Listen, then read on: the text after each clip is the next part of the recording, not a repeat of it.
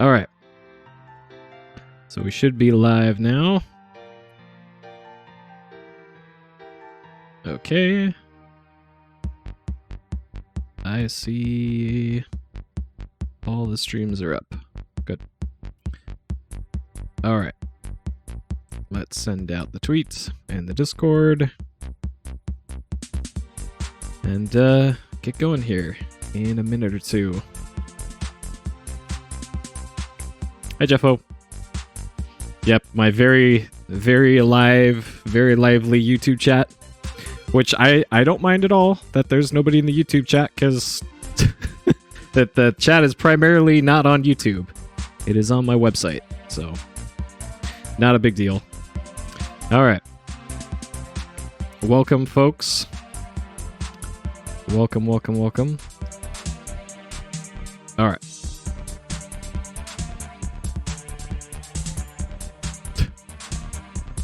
Okay.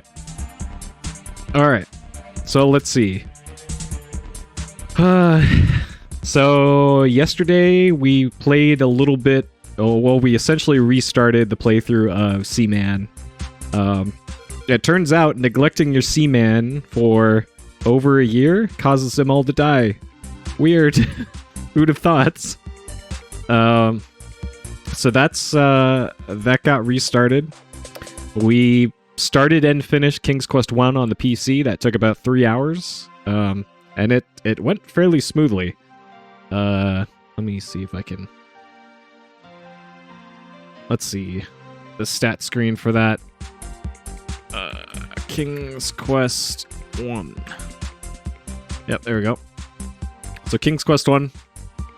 Did it in the last stream. Took just a little under 3 hours, which is way quicker than I thought it would ever be. So yeah, that worked out nicely. So we're gonna be starting at least the sequel to it, King's Quest 2, today. I think they're roughly the same length, but I believe King's Quest 2 is harder.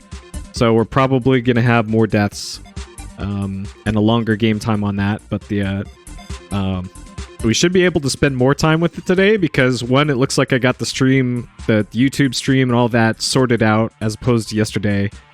And I also learned today that my the enormous amount of scripts that I wrote to do all my VOD processing and coding and posting actually worked properly, except for one minor thing, which I fixed in my code today. So we good on all that. So now I can... instead of spending about 2 hours screwing around with VODs, I spend about 5 minutes right after the stream, let a script run, and then it does it all for me, which is very nice. I'm really glad I got that to work. All right. So it looks like we're just about good to go. Oh, also, I did some more investigation into the audio problem I was having with my DOS computer yesterday, where it was doing this like wrestling / hissing sound only in the left channel, and it was kind of moderately audible. I think there's a component failing on my sound card. So I modified the sound card for digital audio, even though it's built into the card. It doesn't have optical audio, so I had to make an adapter for optical audio. And I think everything's working on the adapter, but something electrically on the sound card I think is failing, like probably a capacitor. And that's what's causing the hissing in only one side. And the reason I suspect that is because I plugged in an analog cable to it, just to see if it was like a system-wide problem with the card. And there wasn't a hiss with the analog card, or the analog connection. So that's what we'll be using until I can figure out how to get everything else working. So yeah, that's good. Oh yeah. We also have an updated stream page on the site. That is courtesy of Andrew. He's going above and beyond, helped me out with some of the website stuff. And yeah, we have this slick new stream page. So it should be very clear now when I'm live and when I'm not now, because it pulls the one of the sets of videos that I put out to see if I actually am live or not. So I guess it makes it slightly harder to watch the YouTube VOD of the stream itself. But one of the changes I'm doing today is that I'm going to have my Discord bot actually do a notification, not like an add everybody, but it'll just post in my Discord when the VODs are up on YouTube and on my site. And those will generally be up and live like 4 or 5 hours after I go offline. So it should be pretty timely. So yep, you can hide the chat. So now it's we're getting a lot more features. If anyone's got any other requests for the stream site, I'll see what I can do. But I think we're in a good spot with how things are operating. Things are working pretty well. All right, so Seaman kind of has the previously function built into it, so I'm not going to be making previouslys for Seaman unless I really feel a need to, especially because the segments for Seaman are going to keep getting probably shorter and shorter. Like, we're probably going to spend no more than 15 or 20 minutes today on the Seaman, so that's what we'll be doing. So let's do it. Let's turn down the music here. And I forgot to turn on my dashboard program. Whoops. That one. There we go. Okay. All right. Let's stop the music just so that we can hear Leonard Nimoy. Oh, I forgot. I gotta change my OSSC. This is still set to PC mode. There we go. Okay. Now we good. All right. So. Previously on Seaman.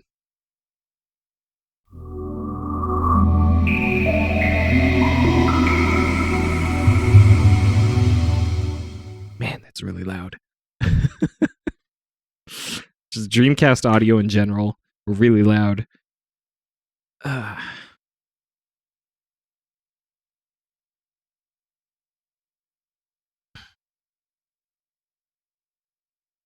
Good evening. Welcome to the laboratory of Jean-Paul Gasset. This is your second visit today.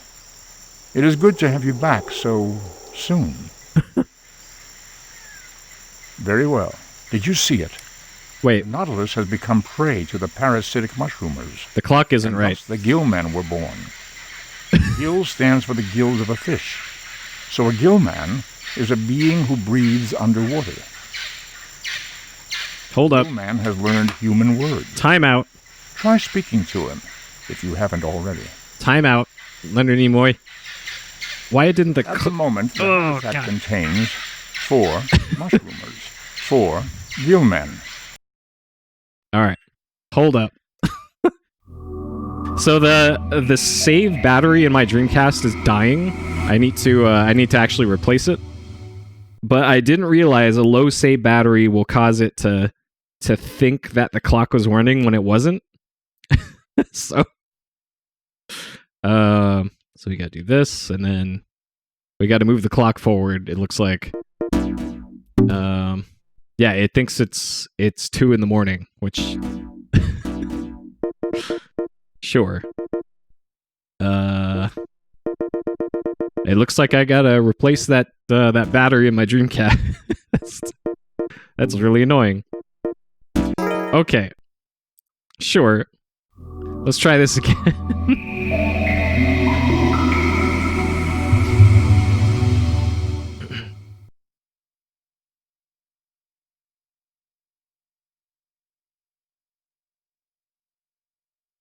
All right. Seaman. All right. What you got to say this time, Leonard Nimoy?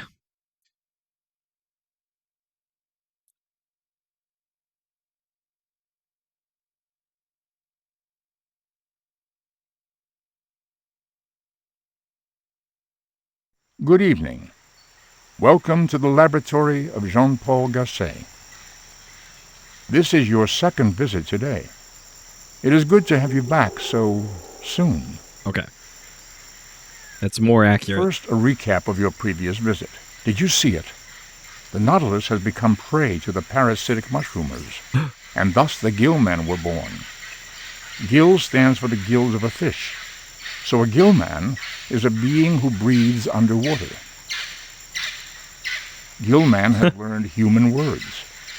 Try speaking to him, if you haven't already. All right, I'll keep an eye out, but there's not much I can do about it. The habitat contains thanks for the heads up. 4 gillmen. They are suffering from the cold. Please use the heater to raise the temperature to a more comfortable level. So let us head over to the tank. All right, let's head over to the tank.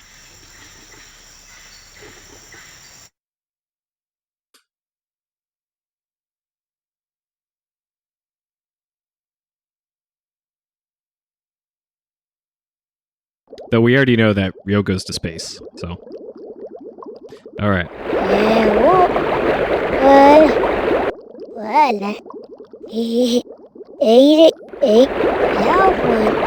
Oh, it doesn't do the thing where they, it floats them up to the surface.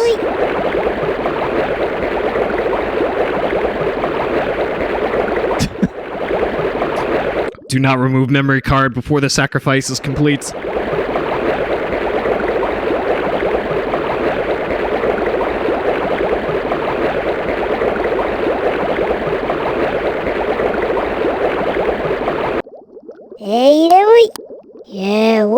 Alright.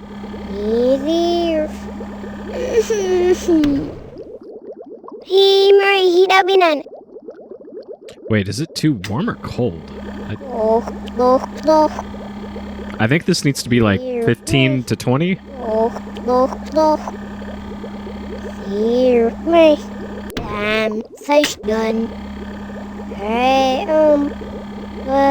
Yep, this is some strong stereo.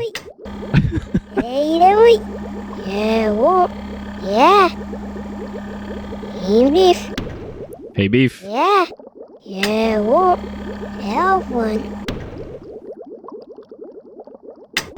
let's go a little warmer. Let's get up to 16 or 17.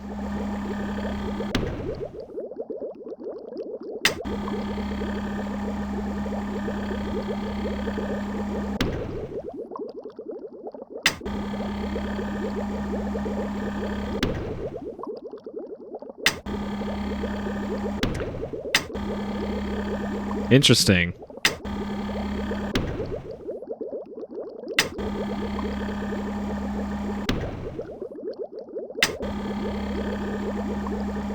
Okay, so we might have to update the pull rate maybe on the live detection. Either that or just disable it.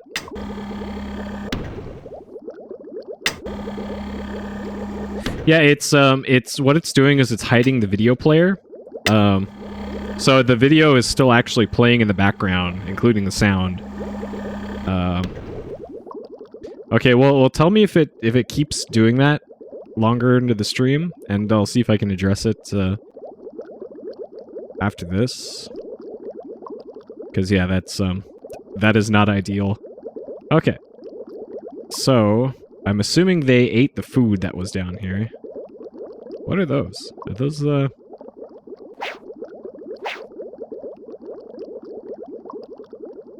guess those are the mushroomers.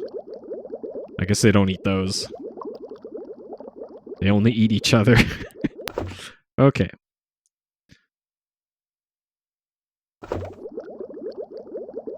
Let's feed the boys.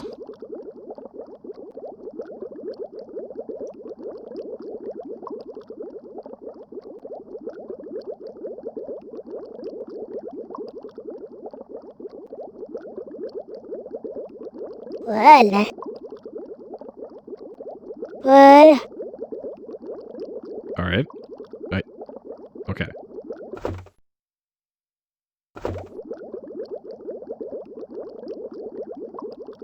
So I guess if they don't eat it, then that's fine. They'll eventually eat it.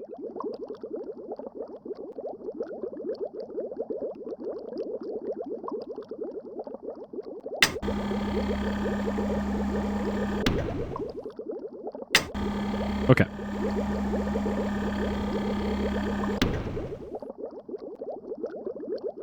Hello, Seaman.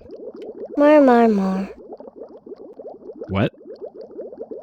Hey, Heeg. Bamboo. Are you Chai from Shenmue? Seaman. Warp. Burp. Bamboo. Bamboo. Seaman. Fork. Yeah. Yeah. Alright, good talk.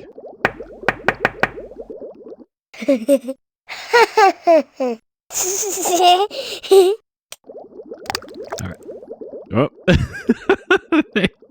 they go towards it like it's food. Amazing.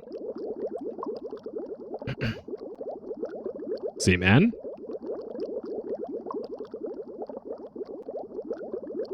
Seaman.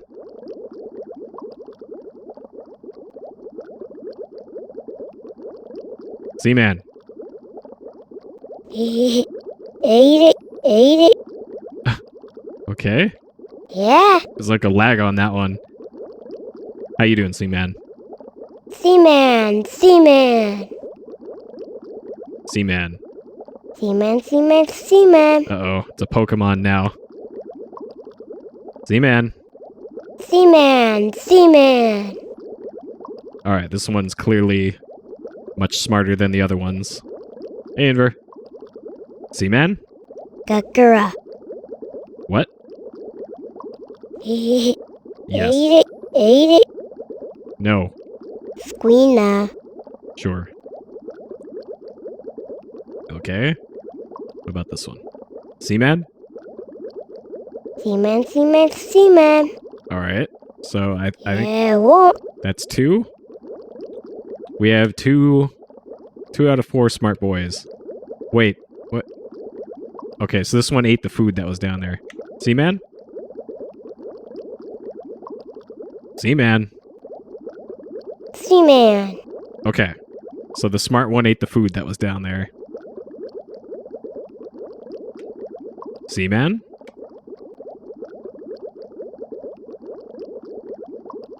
Seaman. Seaman. Okay. I'm pretty sure that's all we can do today, by the way.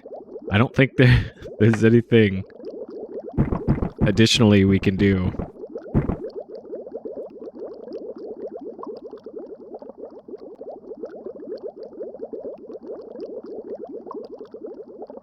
Can't move that rock anywhere else.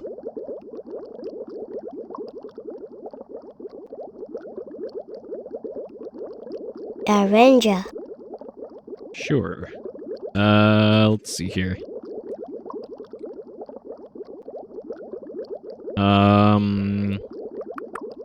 So between 15 and 20, according to the manual, so we're good on that. It says to keep the lights on, except when they're sleeping. So when you leave, you want it to be on. Oxygen level, good. Clean the waters, oxygen. Feed Seaman. So you can put in one more pellet in there, and then we should be good for that. Starting over, yep. Okay.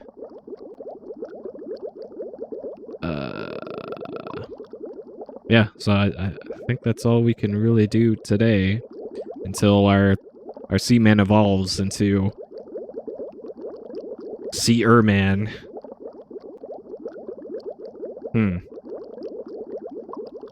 Okay.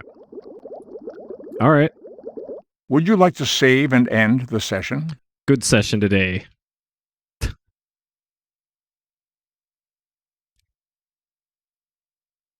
Look at all that Seaman we accomplished.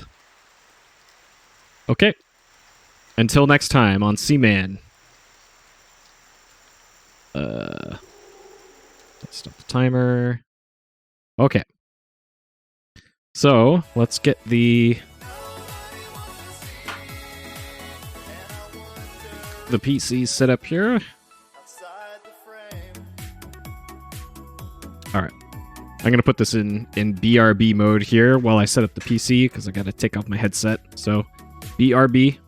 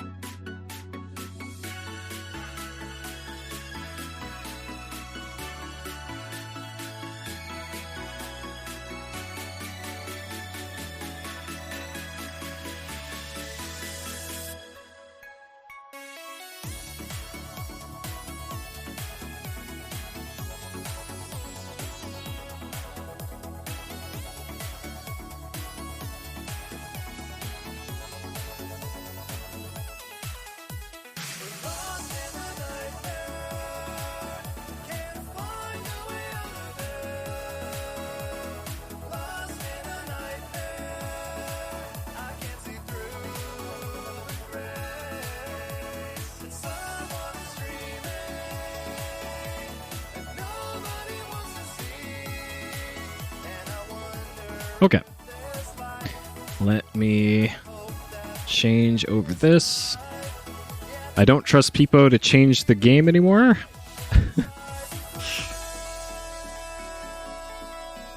Oh man.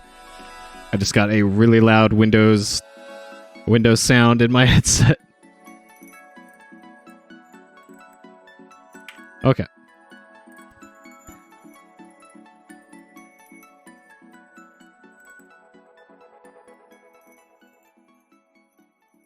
There we go. Okay. Soten song? I have no idea.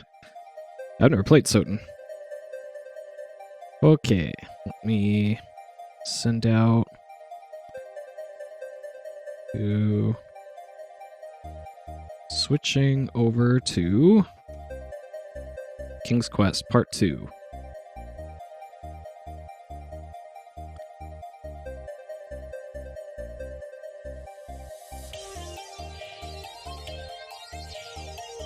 Yeah, it'll be a PS Explosion game eventually. Okay. Alright, so King's Quest 2, Romancing the Throne. Sequel to the first King's Quest game. King's Quest 1 was 1984. So same genre, same developers, and yeah, it's a very similar game. They both use the same engine. It's called the AGI engine, the Adventure Game Interface. I don't know, something like that. Something like that. It's called AGI though, as opposed to SCI. Okay. So this is the remake or re-release cover, I guess. The cover that was released after the game came out. So Romancing the Throne is the title. We got King Graham looking at a tower behind 3 portals, it looks like. He's got a sword, so maybe we're going to be stabbing things again like that dragon. A 3D animated adventure game by Roberta Williams, over 500,000 sold. I don't know if this is just for King's Quest 2 or if it's for the whole series in aggregate. I don't know. I'm assuming it's for all the games in the series up until this point. Perhaps. And brought to you by the fine folks at Sierra Online. Alright. King's Quest 2, Romancing the Throne. The original King's Quest was a landmark in computer gaming. In 1984, authoress Roberta Williams designed the original King's Quest to demonstrate the power and versatility of second-generation computers. Second-generation computers, okay. One of the industry's largest sellers, hundreds of thousands of people played the game and loved it. Alright. Years later, it's still viewed as a cornerstone in the development of computer adventuring. Sure. In answer to the popularity and critical acclaim of King's Quest 1, they created King's Quest 2. It carries on where King's Quest 1 left off, both in pioneering technology and in enjoyable gameplay. Alright. Technologies refines them into an art form. It's like playing an animated cartoon. Sure. All right, the animation and music in the game are unparalleled in the realm of computer adventure. All right, so this better be pretty damn good then, because I was not at all impressed with the the music in the first one. Okay. Continues the saga of Graham, now king of Daventry. His quest is to rescue a princess locked away in a tower that is both miles and dimensions away. Okay. Adventure begins on a deserted beach and will take the player to undersea worlds and into a vampire's castle. The answer to Graham's challenge lies behind a magic door and its 3 keys, which unlock secrets. Okay. So rather than 3 treasures, which is the first game, this is 3 keys to rescue our queen. Players of the original will not be disappointed in the second installment. Okay. If you liked King's Quest, you'll love the sequel. Okay, well, I gave King's Quest 1 a 4 out of 5, so if I don't give this one a 5 out of 5, then we'll see. Roberta Williams has outdone herself, and Quest Busters says the most lushly painted and highly detailed scenery seen since King's Quest 1. So we got some more MS Paint trees coming our way, I guess. Arcade quality graphics. Sure, Roberta. All right, so just like King's Quest 1, this one came on a 3.5-inch floppy disk and also on a 5 1/4, slightly larger floppy disk. That's just how games were distributed back then. And here it is. Here is the 5 1/4 one. So this is the EGA version as written on this label here. So there's EGA, there's CGA, and yeah, don't worry about all that. Don't worry about all that. Course Go California. That's actually not too far from me, actually. And yeah, that's what we got here for that on King's Quest. And then we've got the manual here. So the manual is quite a bit different from the first game. One, it's a lot shorter, and it's written more like a novel. It's weird. All right, King's Quest 2. Designed by Roberta Williams, story by Annette Childs. So since they have a dedicated full writer for this one, perhaps there's a slightly better story that's not just, hey, here's a bunch of folk tales. I love how you can see through my ear because I'm wearing different IEMs today. Okay. So we have so I saw this earlier when I was looking through this. What is this? Is this like a one-legged chicken? What even is this? Huh.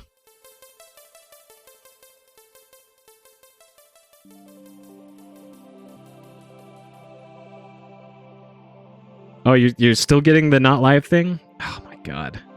Okay, I think I might have to revert to the old live streaming page here.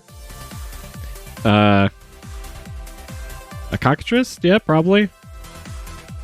Oh my god. I received assurances that this new stream page would be incredible and amazing.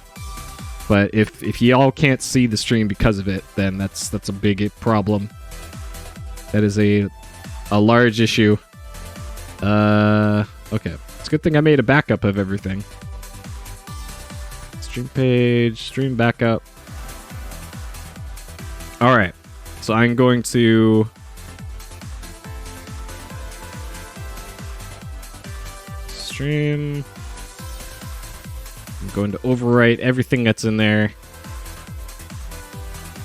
Overwrite. Okay, so refresh your stream page, and it should be back to the old one, and you should be able to see it. Okay? I reverted it back to the old version, so if you refresh it, it'll be back to the old... or no, don't refresh it. Go back to Puri Puri Live, and then load the the stream page again. Not the one I was on before, because it's a different address now. And then it should work. My site's loading really slow right now, because there's a bunch of people on it. But yeah, that should be working again on the old version. Okay. All right, but yeah, this is a cockatrice, I suppose. Yeah. Don't refresh the page. You wanna go back to prairie.live, and then you want to click on the streams link again, because that was one of the changes, is that the dude consolidated all the stream pages into one, and then all right, clearly it's not working as well as we thought it would. Okay, all right. So a long time ago, creatures of myth and magic walked the earth. There dwelt Daventry, King named Graham, won the crown by wit and courage, when he went forth to uncover and reclaim the fear lost treasures of Daventry, ruled over the land, aided the mirror, foretold the future. They prospered. Yep. Okay. All right. Good to hear you guys got it up again. So clearly the stream page needs some more time put into it. Okay, just 1 year after returning from his victorious quest, King Graham arose and looked into the mirror as he was wont to do daily. He beheld the face of Edward, the king, in his succession. King Edward spoke, "Graham, your kingdom is strong now. It'll soon grow weak again if you do not provide an heir to the throne." Okay. Give your people a prince, I'll make it future secure. Sure. Vision faded. Ponder day I find a bride. Consent to... Okay. Good and kind. Yep. Have wisdom. Loving heart. Queen to grow. Host a celebration. Invite all marriageable aged maidens. Okay. Invites sent out. Whole kingdom turned out. Every corner of the realm they came. They all admired the king and wanted to catch his eye. Weird. Word spread, looking for a bride. Yep. For 2 days, it's celebrating. None of the maidens had quickened his pulse. Sure. Great relief that everybody left. Sure. We got this illustration. King Graham has a mustache, apparently, according to this. Sure. Alright.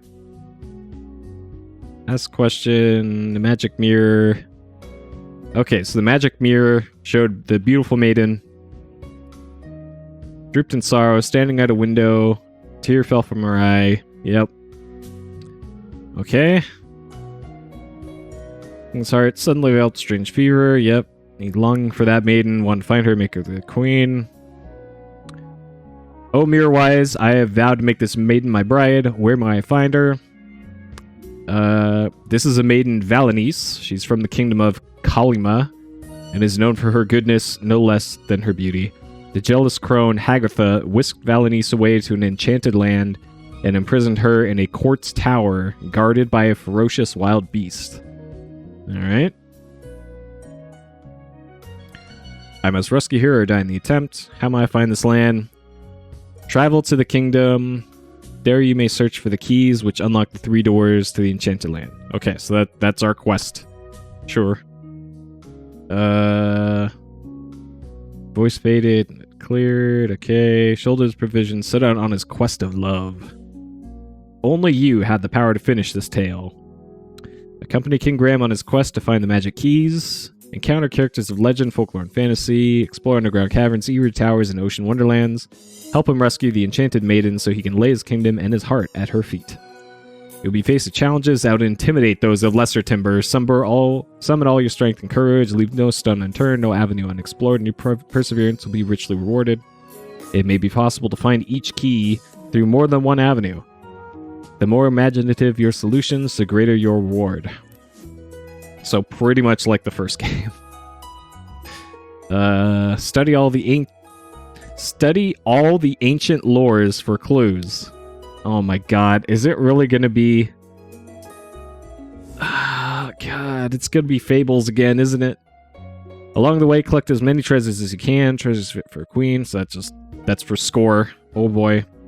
You and King Graham will not be able to fulfill the prophecy without mapping your progress. Draw a map, showing different directions. Yep, dangerous areas. I will definitely be doing that.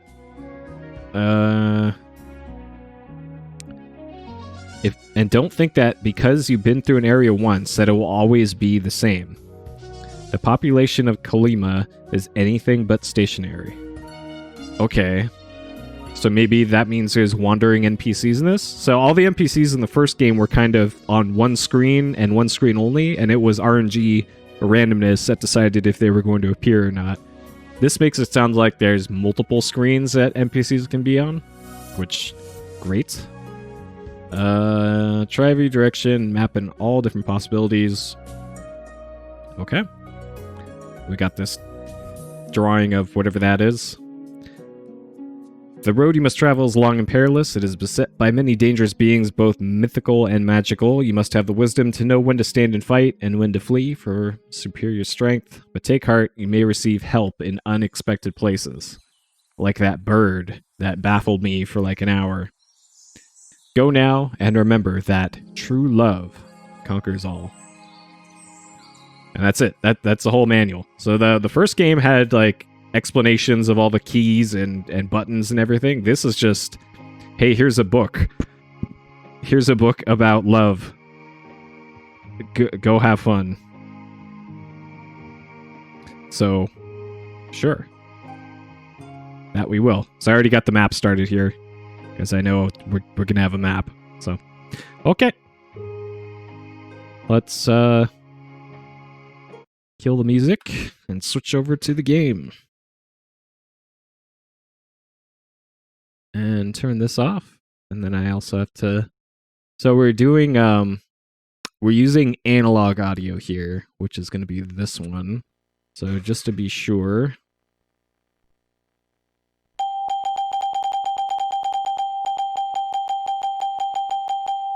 All right. Perfect. Okay. Turn on my fan, because it's actually getting warm in here for once today. Okay. Sierra. King's Quest 2. So here's all the files that are in the game. There's 20 files total for this. The biggest ones... This is 243 kilobytes, this is 187, and this is 47. So this is like 550 kilobytes total for like all the data in the game. Not much to these. All right, let's do it.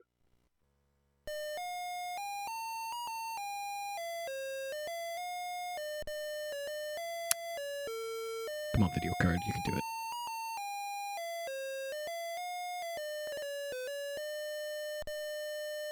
All right, I gotta restart that. PC speaker, shut up.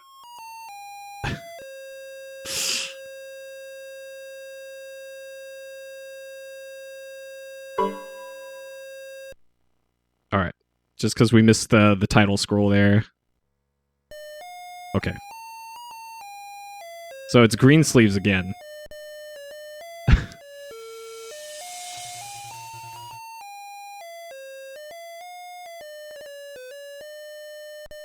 Alright. Sir Graham is now king of Daventry under his wise rule. Daventry is prosperous. He is now loved by his people. So we have an actual cutscene here at the start. There's a problem. King Graham needs a queen for companionship and to provide an heir to the throne. Sure. He has searched high and low for the right maiden, but he remains alone. Aw.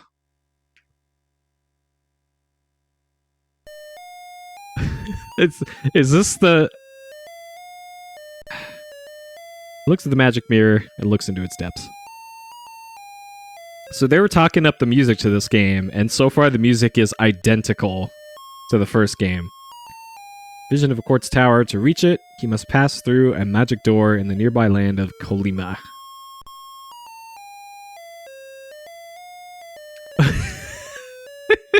That's a beautiful girl. All right. It looks like the dog from that no touch, only look meme.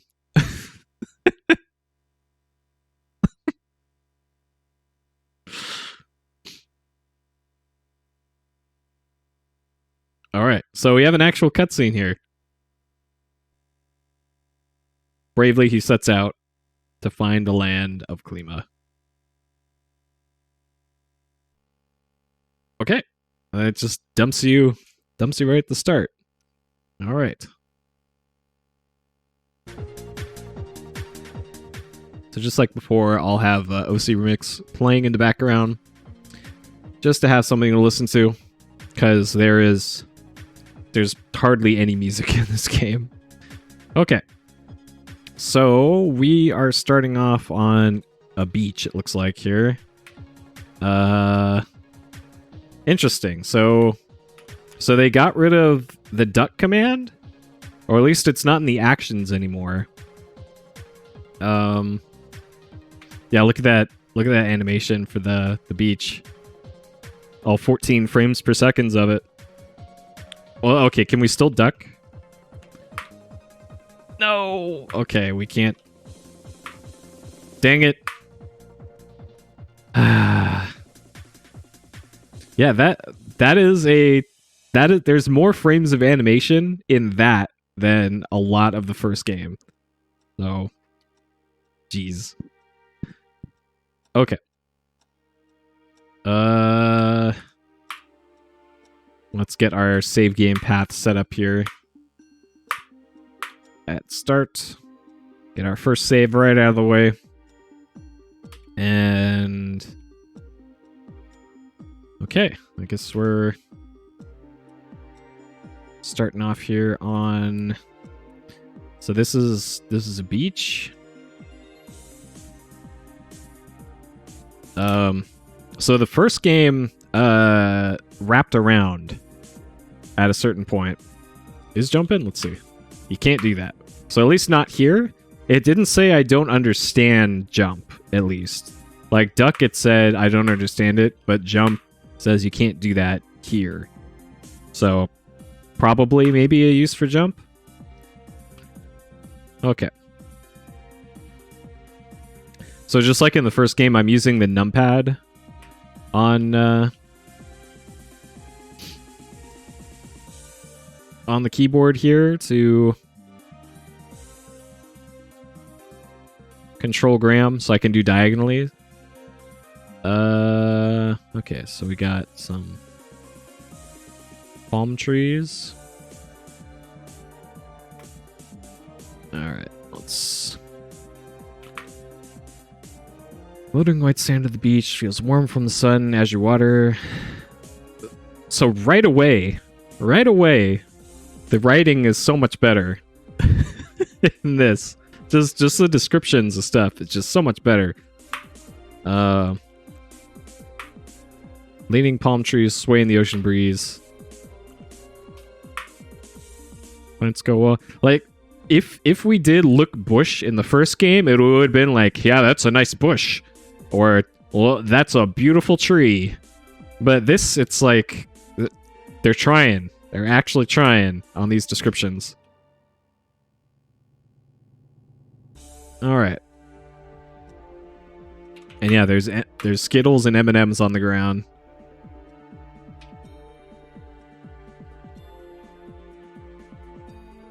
Okay. So south of this is more beach. And this time we got... There's no animations on the screen. Can we fit in between here? Doesn't look like it. Okay.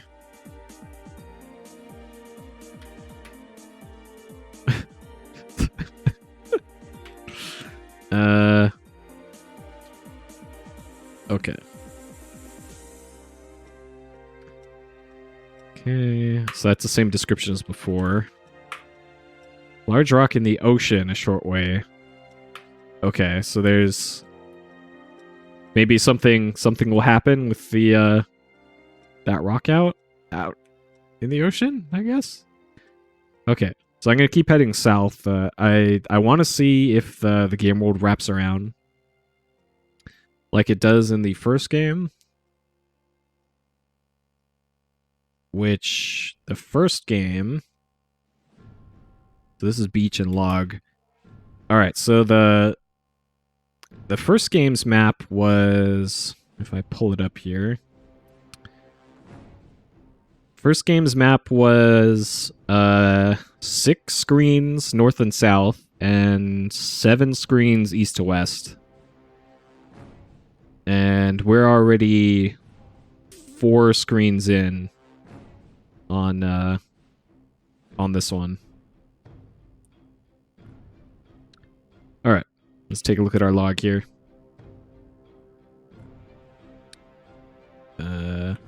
Yeah, if there's like a thicker pixel border around something, like on the log here, that kind of makes it seem like that's a more important thing, or maybe that it animates.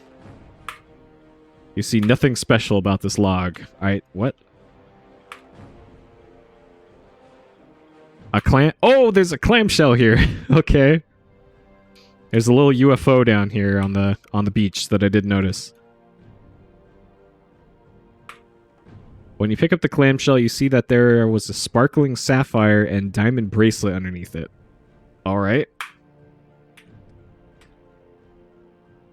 Get bracelets. Yeah, yep. That is the plan to play all the KQ games. We're not playing them all at once and all in a row, because I'm mostly playing this right now because I hurt my finger a little bit a few days ago. And I didn't want to play any console games or any controller games to potentially make it worse before Shenmue 3 comes out, which should be out. We should be, if everything goes correctly, this time tomorrow. I should be playing and streaming Shenmue 3 on PC, because I got the online backer code or whatever for the PC digital download of Shenmue 3. So I plan on installing it pretty much immediately once I get the code, and then I'll test it briefly for a minute or two to make sure I got the right settings, and then I'll put up the stream and we'll do it. We'll play it for as long as I can bear it. I do have an appointment the next day with the doctor, which I can't miss, as I got to get some medicine re-prescribed. So I might have to take a break in the middle of it, but we'll be playing quite a bit of Shenmue 3 in the next 48 hours. Alright, so we still got the same description here. That almost looks like this almost looks like a whale or something. Like a beached whale over here, but I guess that's just a rock. So the screen hasn't wrapped around yet. Alright, so we got... So we got another suspicious looking heavily like black bordered plant, and then we got a trident below it. Beach, trident,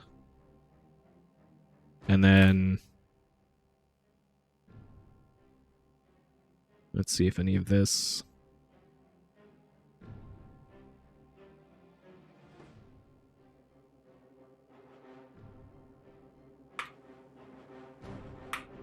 Okay. Oh man, it's doing the... Okay, I gotta full screen this. Okay. Alright, trident, clamshell, and bracelets. Trident is rusty and corroded. It looks somewhat like a pitchfork. That's because it is a pitchfork, right? Clamshell, just an ordinary clamshell. Nothing special about it. We probably need to open that at some point. Bracelet looks like it could fit a small wrist. Circlet of diamonds. Okay. Sure. Anything unusual about this plant?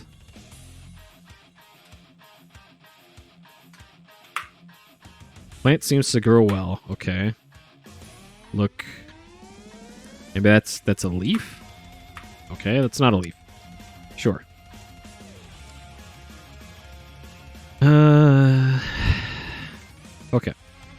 So this is screen number 1, 2, 3, 4, 5, 6. Okay, so this is the 6th screen down from where we started. So if this is anything like the first game, then we'll be back to where we started once I go through this screen here. No. Okay. But it looks like this might be a dead end. Beach with lots of rocks.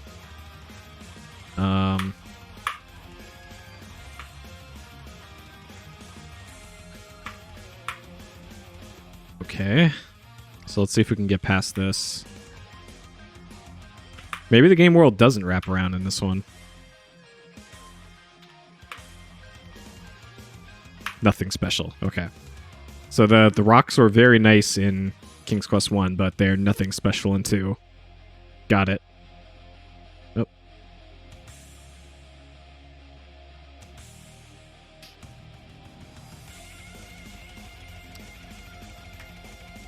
Okay. Okay, so this one, it did wrap around. This is where we started, because there's that sick-ass animation for that rock. Okay, so this is 1, 2, 3, 4, 5, 6, 7. Seven spaces north and south. So already a larger game than King's Quest 1, it seems. Okay. So we can technically go left out into the ocean, I believe. But I don't think I want to go out into the ocean until we have more of a reason to do so. All right.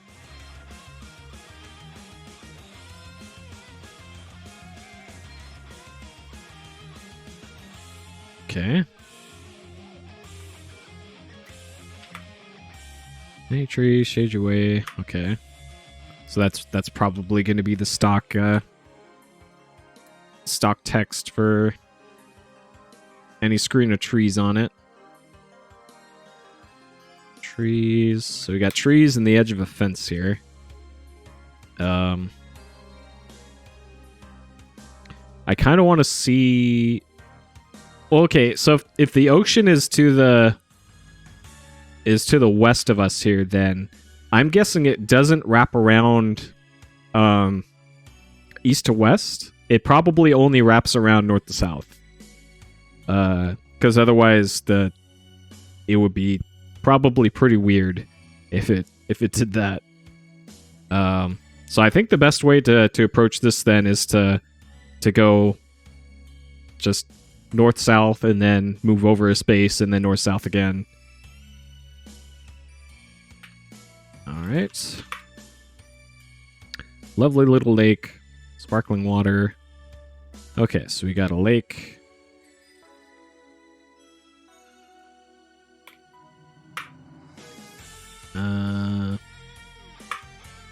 It's the same swimming animation as the first game. Look, tree. Heavily wooded area. Sure.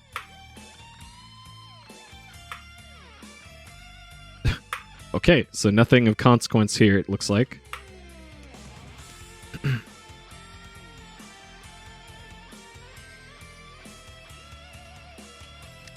Okay. So somehow it looks like they managed to have even less stuff than the first game. Yeah, this, like, the back of the box and all that was talking up about, oh man, this game is so improved in graphics and sound, but the sound is like actually identical to the first game. So this, we got more trees, but we've also got whatever that is in the center of the screen.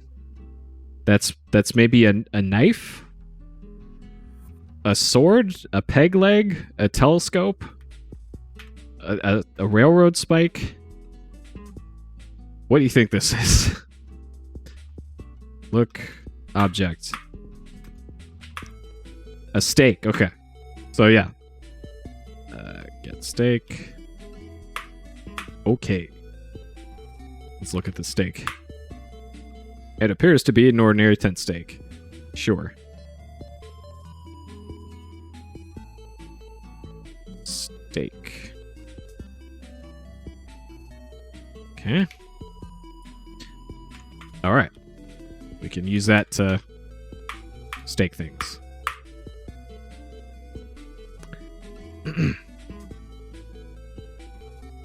It would be plausible for them to have tents in the King's Quest II-verse. Alright, so we got more trees. Surprise. There's more trees. Okay.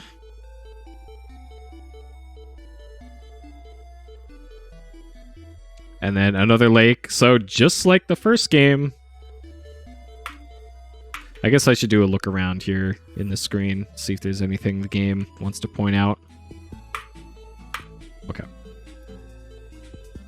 So we got rock. Ah, the usual rocks. Okay, well, I was gonna praise this game for having slightly better art and writing, but it's kind of regressing to what they did in the first game again.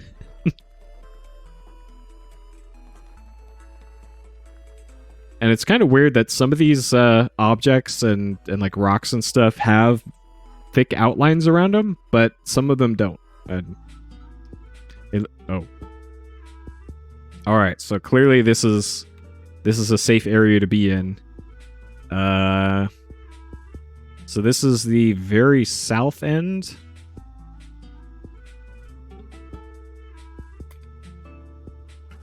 Alright, so we've gone all the way to the north and moved our way south. So the screen should wrap around again once we go south from here. So let's not go in the cave for now, and I'm gonna avoid the shadow too, just in case. So this should be a screen with just basic bitch trees on it. Yep, and then there's the fence. Okay, so yes, this does wrap around. All right, let's go see what's in that cave. I'm sure there'll be nice, friendly inhabitants in there to greet us. The home of Hagatha, the wicked old hag. There are human skulls on stakes at the entrance. This is not a reassuring sign. Okay. Well, can we take a skull? Well, sometimes you need a skull for something. Jeez. Come on, game. Sometimes you need a skull. Alright. Look around the Druid Cave. Fear grips you. Human skulls, yep. Stringer Bruin muttering to herself. Nightingale in the Gilded Cage. Okay, so maybe we need the Nightingale for something later?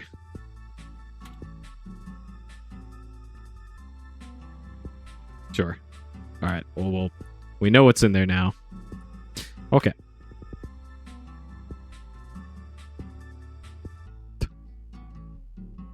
No, I'd like to avoid deaths as much as I can, so I'm gonna try and avoid the obvious ones. I'm sure we'll die plenty of times anyways. Alright. So now we're back on the north end of the map that I've made, at least. I have not played any of the Ultima games yet. They are on my to-do list. I'm not sure which ones I want to play, though. But those are a very different kind of game. Okay, so we got... What does the game call this? I think this would be a cottage. Look, trying to type with a pen in my hand. Cottage, yep. Cottage. Okay. Yeah, with this enormous mailbox.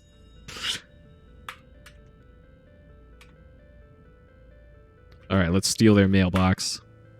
Lo and behold, you see a basket of goodies, okay? It's mine now.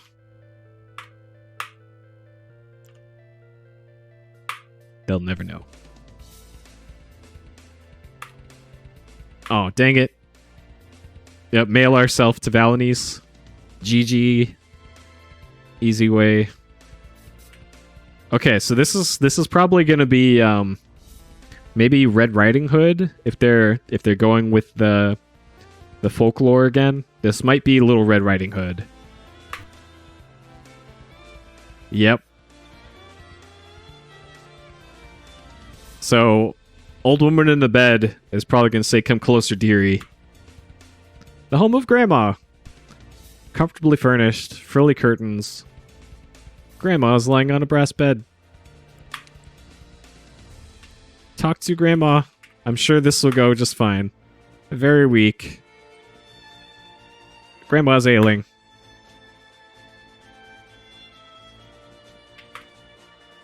Pale and weak. Alright. I'm sure Grandma won't mind if I go through her dresser here.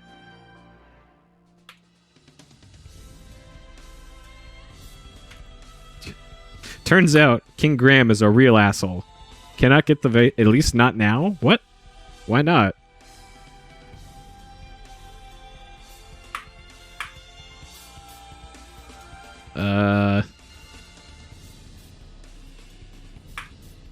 Not right now. What? All right, fine. Let's just get this over with. I think we all know how this is going to go.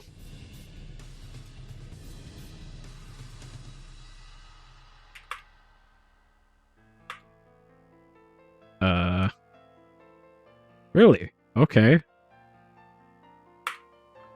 At least not now. Huh.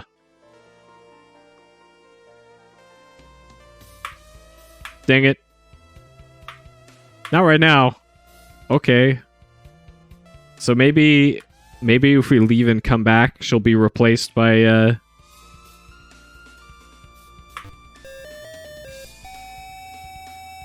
Yep. I knew it. What? All right,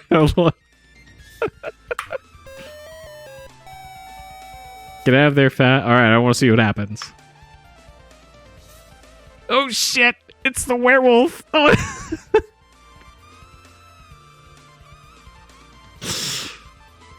Okay, werewolf moved a little faster than I thought he would.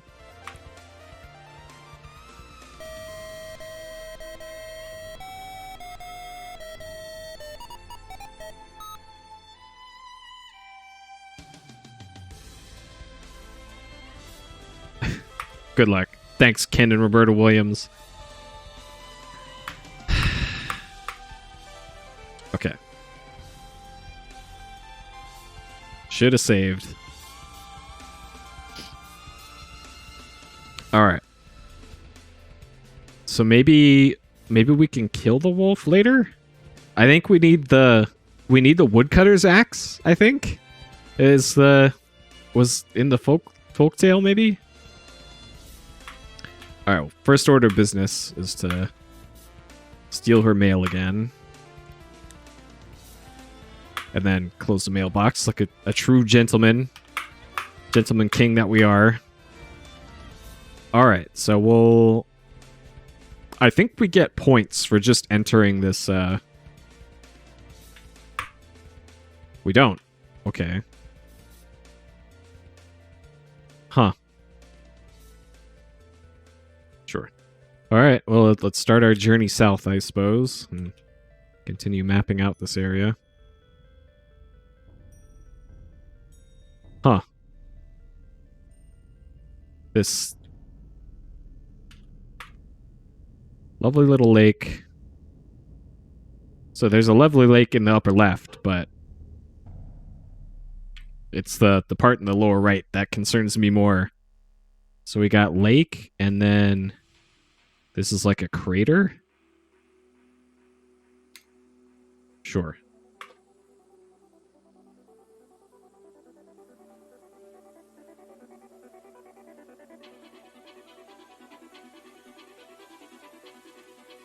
Is this maybe a river?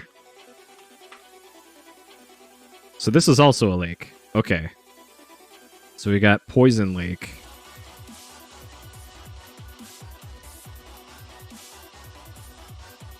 Sure. Hmm.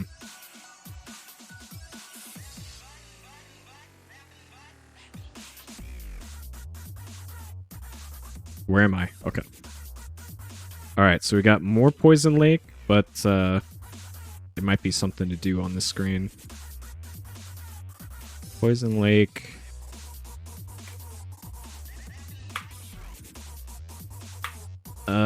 Look tree. Look stump.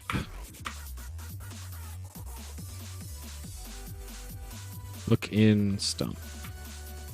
Okay. Okay. That looked like there might have been something there, but I guess not.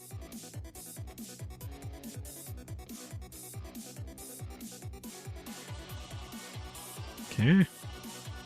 Oh man, it looks like we got to get across the Poison Lake somehow. Lake is found stinking. Okay.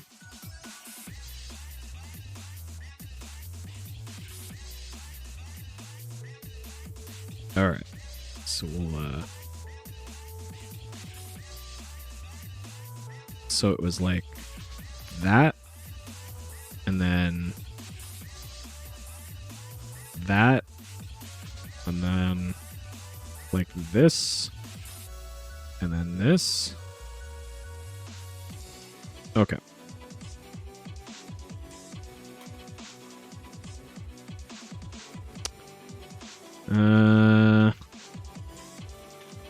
So far it feels like there's less stuff.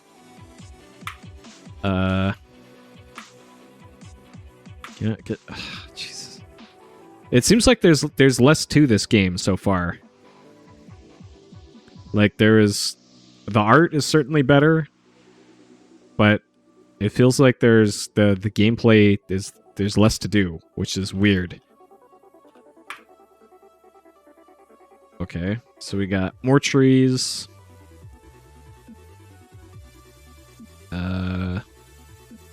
We got a lake on the left side. And we got trees.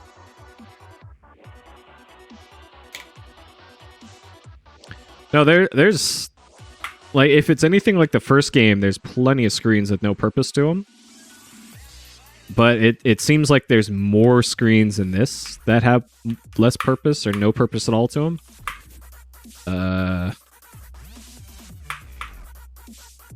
But maybe that's because the game world is larger in this one. You see a flashing necklace. Okay, so we already got a bracelet. Now here's a necklace. Get necklace. Okay. So this is where the necklace is.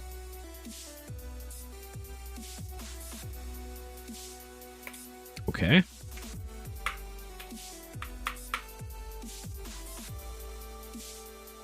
Alright, so this should be the last screen to the south before it wraps around again. Okay. Pieces of scattered wood. The wood is of no importance. Just then...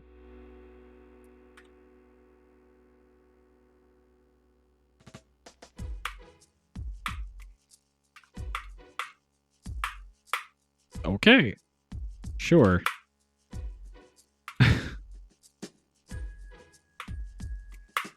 All right. So just another pointless screen, it looks like. And if I go south from here, it's going to bring us to the cottage again. Yeah. Okay. So we went through like 12 different 14 screens in the last 10 or so minutes. And 2 of them had anything on it. Sure. Alright. What's over here? Okay. More trees.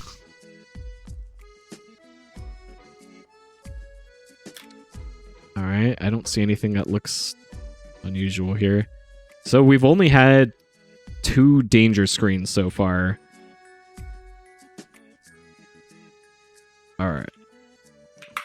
So I have a feeling we won't be able to do anything with this lake until much later. So this is kind of like this. Alright.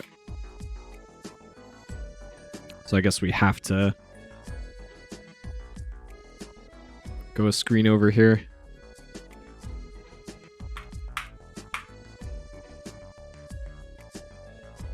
Okay.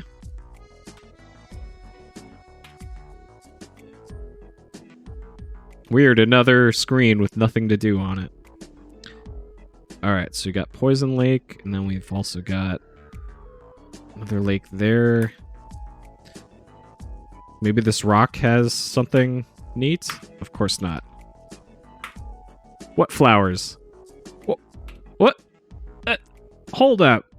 Roberta Williams. Look at flowers. Oh. Is this contextual? Interesting. Okay, so it gives you a different... Okay. So in the first game, if you put in a command, it would apply to like the whole screen. And in this... Okay.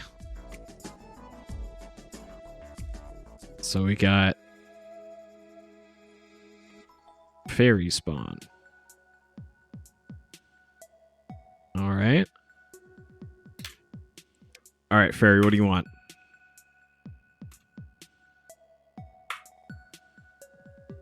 She's there to help us with your quest. Okay. To what end?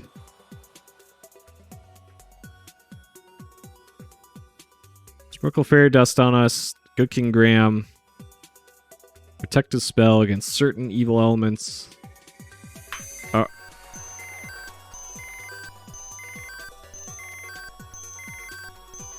So it's just like the first game. Okay. Alright. And if the back of the box is to be believed, then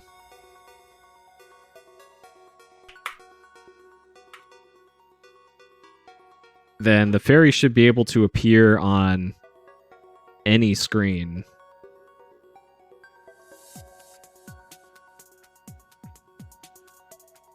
Okay.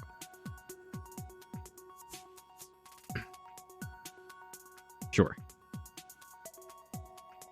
So, I'm not sure if the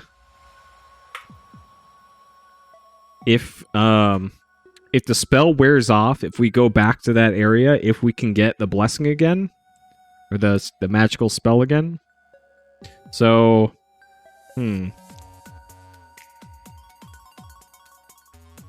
because I don't think we ever ran into that issue in the first game, where we could potentially be soft locked by something like that, but it is a possibility. So we got to keep that in mind during the playthrough here. All right. So what's all this then?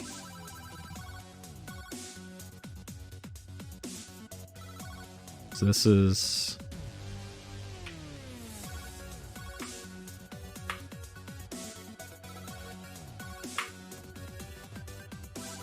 I don't know if is this a hole underneath the tree?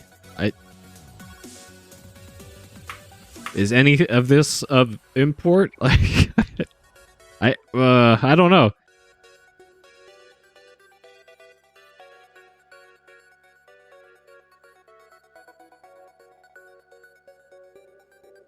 Okay.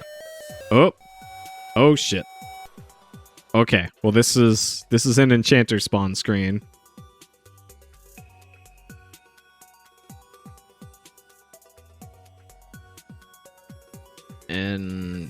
Enchanter. Okay. And the enchanter looks suspiciously like the wizard or the sorcerer in the first game. Weird. Like, exactly like him. And then he just poofs away. Okay. Yeah, it's a good thing we know that it just happened to make the sound effect that all the evil encounters make.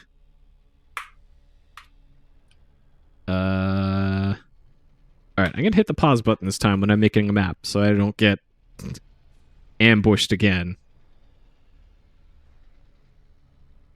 Alright. So there's that, and then there's another edge of a lake, like right here. And then there's a whole lot of nothing. Alright, so north of this screen was the Enchanter. North was nothing except poison. North of that was the fairy spawn. And then we couldn't go to the... Or we haven't gone to the one to the far north yet, but we will get to that one when it wraps around. So we've got 2 more screens to the south of us before it wraps around. Or should wrap around. So there's a black dot in the water right there. I don't know if that's significant. Or how I would even investigate that.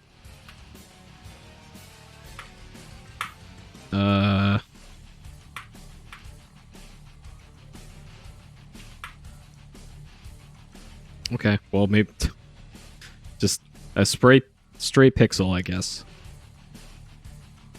Okay. So we've got surprise, more trees.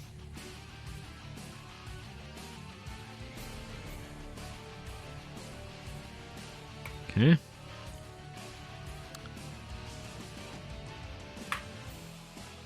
Okay. Peek into the hole, you see a mallet. Okay. All right. So this is where the mallet is.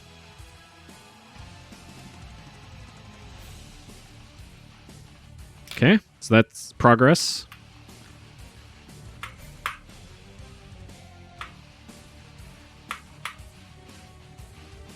All right, we can use that to do something.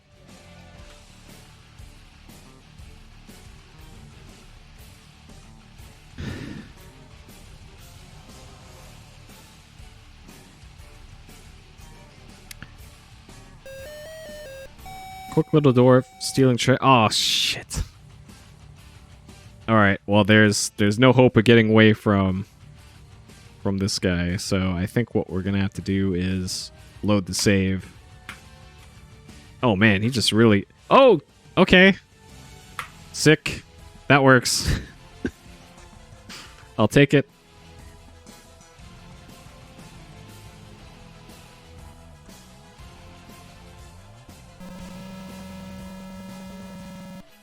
Okay, so this is...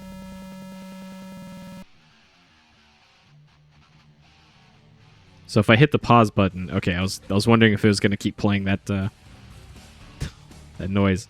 Okay. So we've wrapped all the way back up around to here. So this looks like a mission, maybe?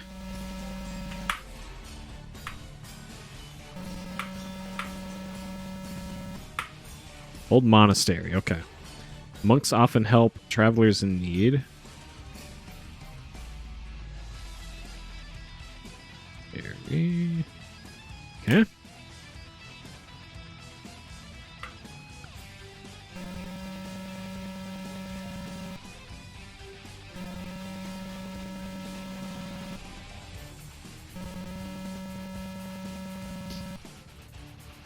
Well, this is kind of in the same style as the missions are in California. And it probably looks like that because the people who made the game are from California and they'd be familiar with the missions. Let's knock on the door first. See, okay.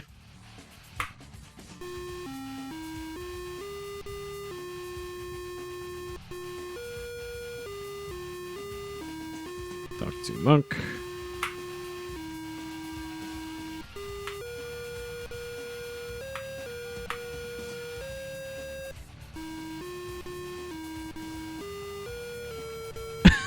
Dang it.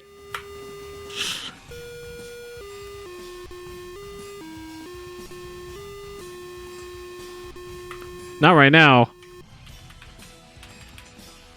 Monk, come on. I ain't got all day here.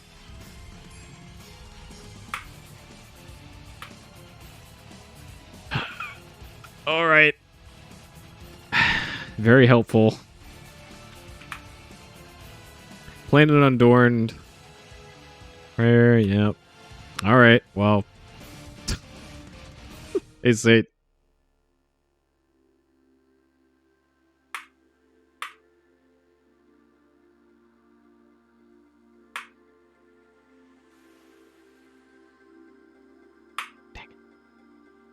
Okay. Well, we got this trident. We got a mallet and a trident.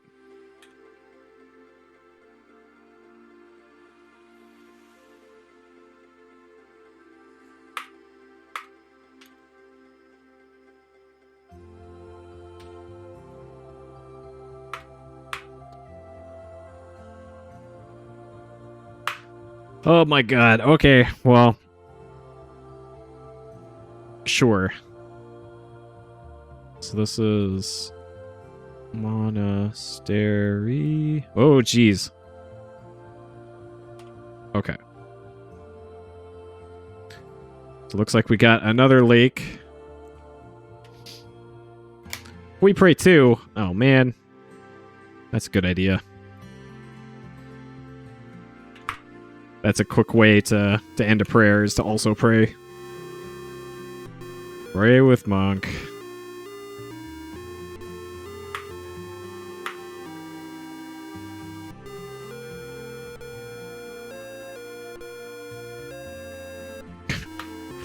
Alright. Talk to Monk. What name do you go by? Peepo. My name is Peepo. King Graham. Give you a cross. Here's my cross. So protects you from evil. But we already have a fairy dust. Alright. Oh, yeah, over there. My bad. Sure. Yep. This particular monk has not heard of the Gospel of Peepo yet. Unfortunate. Alright, so we got another happy little lake here. It goes off over there.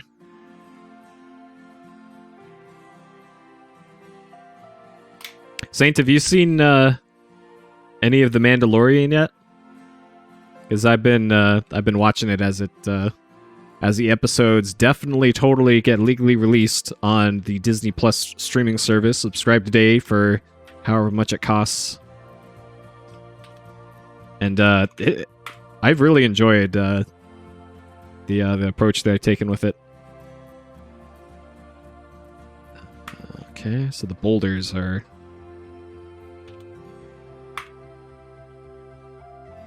small. Oh my god. Okay, going back up here.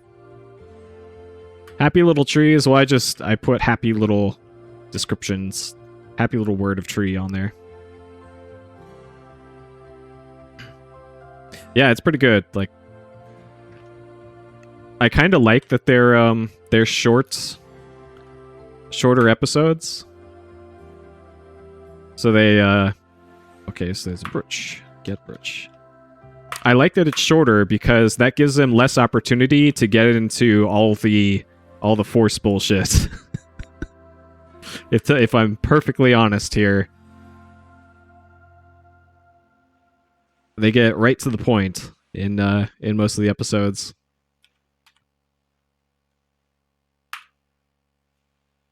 Okay, so this is the... Before we leave the screen, this is where the brooch is.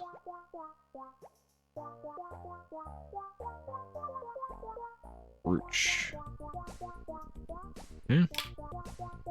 Still haven't gotten that many quest items. There's stuff that seems super useful. Yeah, it kind of gives me the same vibe as the Tales of books. from the 90s, like Tales of Bounty Hunters, Tales of Jabba's Palace, Tales of the Cantina or whatever it is. All the short stories. It feels like that.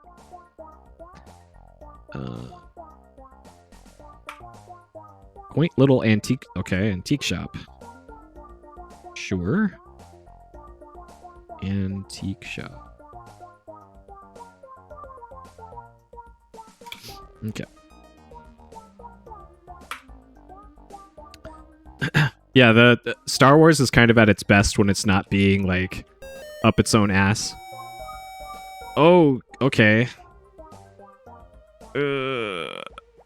So this is an enchanter spawn. Hopefully this door is unlocked. Okay, so like I suspected, in the first game, the spawn areas of bad dudes was confined to one screen.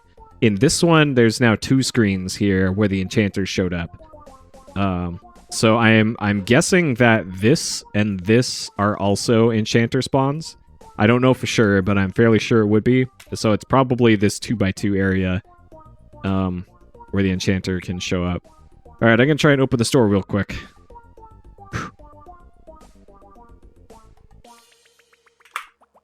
No! Oh god, okay. Alright, let's book it, King Graham. Okay, hit the pause button there. Alright, so we just got more trees. Alright, I'm gonna go back up and look at that sign that was up there. Because maybe that will tell us if and when they open.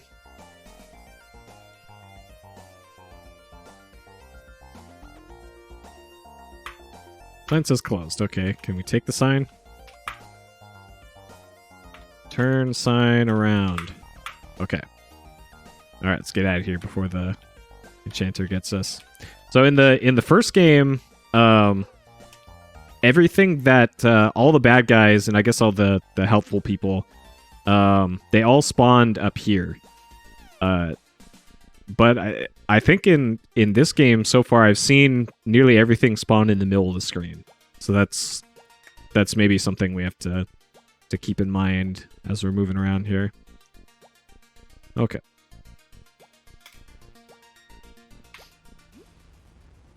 What do I think of the new movies? So episode 7, Force Awakens, I thought was pretty good. If I had to give it a number, it's like an 8 out of 10. It was very fan servicey, I thought, but very good. Force Awakens, just like I have similar thoughts to that one that I do to Avengers Endgame. I feel that it should have been more heavily edited because I think there's a lot of unnecessary subplots in Force Awakens, and they spent a little too long dwelling on some stuff.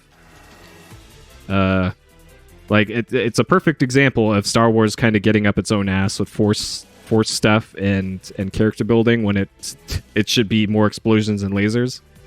But I was still largely positive on episode 8.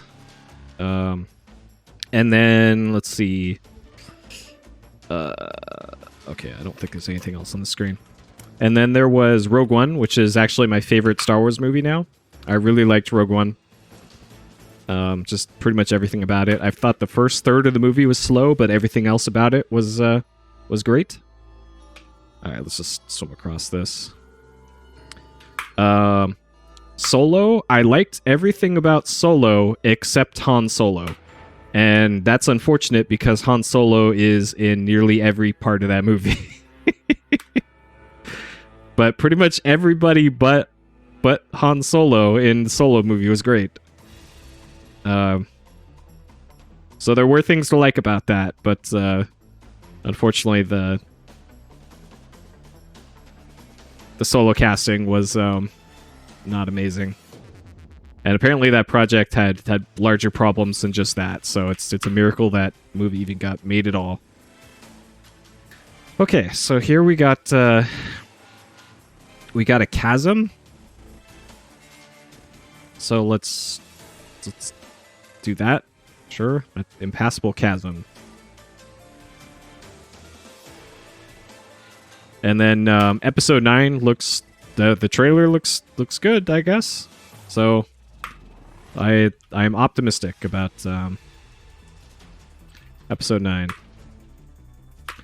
Okay. All right. So there should be one more screen to the south of here before it wraps around, and we're back at the monastery. And yeah, Endgame had a similar problem to Force Awakens, where there was just a lot of time spent on what I felt was unnecessary character development stuff. And then it picked up towards the end, but you don't need an hour of superheroes hugging other superheroes, you know? But to each their own, you know? Okay, so here's a bridge. A happy little bridge across the chasm.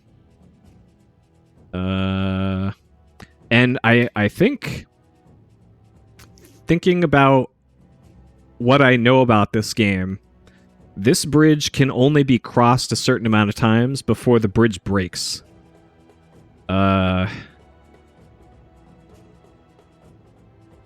So I...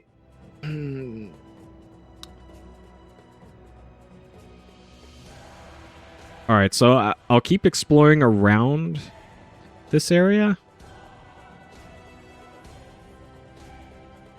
I haven't, I've missed an area, it looks like. Alright, hold up. So we're on this screen right here in the center. There's a dwarf spawn to our left, but there's 2 spots here that I don't have marked for anything. And I don't know why. I don't know if I missed those or what. So I'm gonna go north and then west too, and see if I missed anything. Hey, Gander. Good to see you. Good evening. You're here for hype King's Quest. So I suspect this is also a dwarf spawn screen, so I'm going to hang out near the bottom of the screen here, just in case.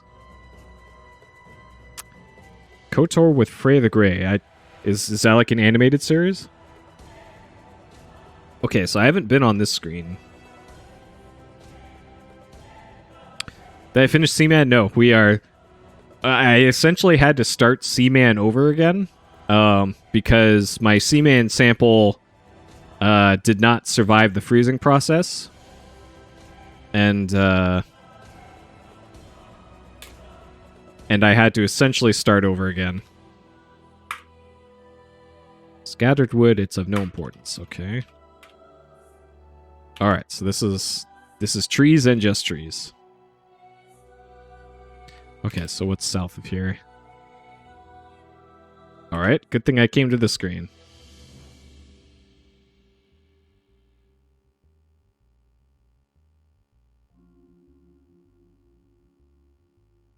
Yeah, one year of neglecting my sons was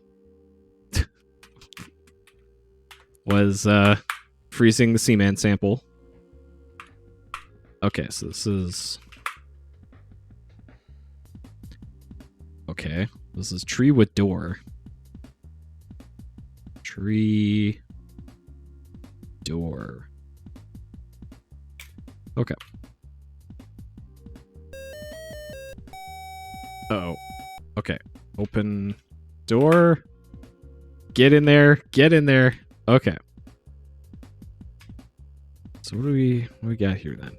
Yeah, Leonard Nimoy was very upset. Was very upset with us. So yeah, we had to do all of that over again. We are on day 2 of the Seaman. Okay, hopefully I don't have to... Oh, geez. Okay. So this kind of works like a staircase does. Inside tree. All right, I have a feeling whatever we need to do in here, we probably can't do it with the stuff we have on hand. So we got trident, stake, brooch, basket, clamshell, bracelet, necklace. So like the mallet and the cross, trident, stake, and basket are probably things we can use to solve puzzles, perhaps. Can we open the clamshell? Can't do that. Okay. Sure.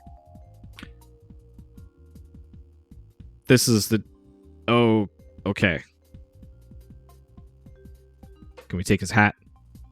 So this is where the dwarf's hangout is. Open chest. Earrings. Oh, this is okay, so if your stuff gets jacked by those hats wouldn't fit you.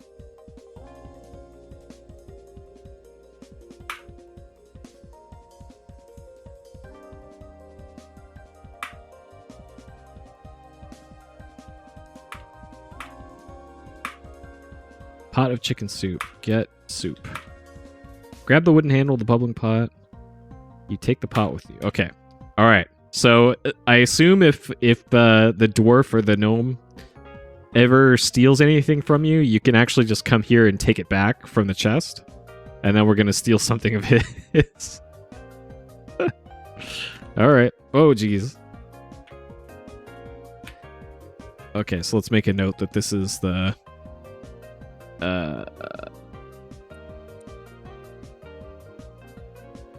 dwarf house. Okay. Sure.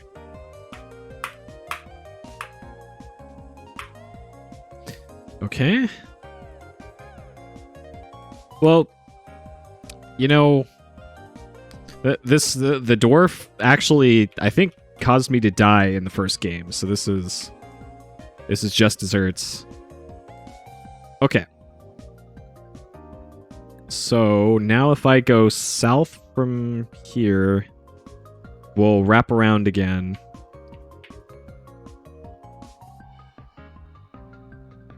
To the monastery. Yeah. And then on this screen over here, this screen is... This is the monastery. Oh, what? What? Oh, I was a screen off. Okay. All right. So if we go 2 screens to the right of here, we'll be back into unexplored territory. So we've fully explored, or mostly explored, 6 columns. And the first game was 8 screens wide. So if this is anything like the first game... Oh, I just realized I was stuck on something there. So if this is anything like the first game, we'll have explored a decent amount of it. But we can go into the ocean in this game too. So I have a feeling there's one of the beach screens had a suspicious rock on it, like a flat rock, like you would have, I don't know, a mermaid or something perched on it, perhaps. And this looks like the other world. Okay. Alright, set the pause screen. Look around. Deep chasm off to the north. Okay. Alright, so here we got...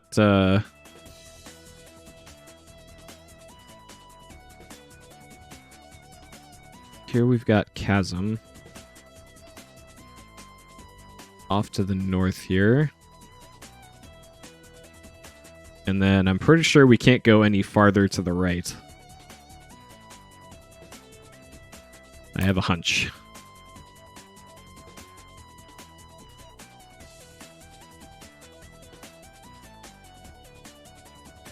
Yeah, okay. Lovely pine and spruce tree. Okay, so we got a new tree description.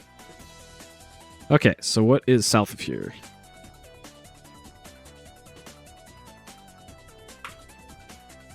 Rocks and more rocks. Is there a hole here? Nope. It's a very little lake. Okay. So we got a little lake. And then it looks like impassable wall here.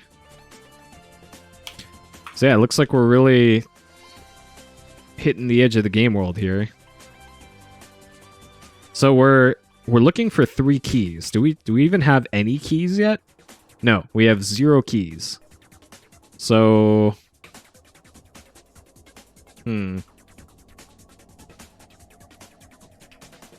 Okay, so this is behind the antique shop. And it looks like we can't go anywhere else here. Okay. I wonder when the antique shop opens.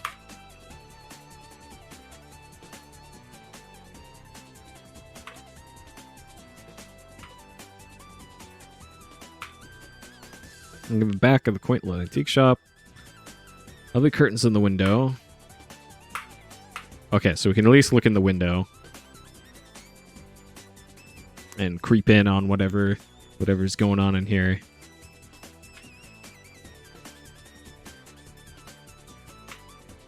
See inside. Hard to tell details though. Okay, well. Sure? Okay, maybe the shop's open now.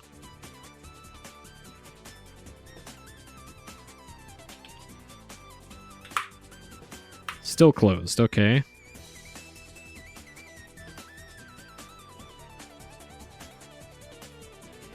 Alright, so south of here is... So this looks like a screen where something can spawn and chase us around the rock. I'm gonna hang out near the top of the screen here in case something does spawn.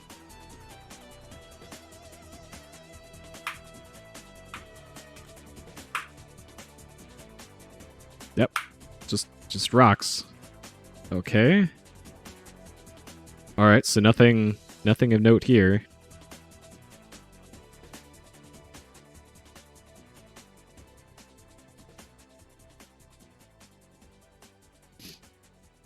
So we're getting close to the chasm should be here. Yep.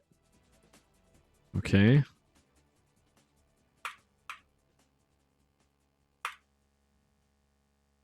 Lovely little lake. Okay. So on this screen, we got impassable canyon, but then we also have chasm, which is this one. Chasm kind of right here. And some trees. Okay.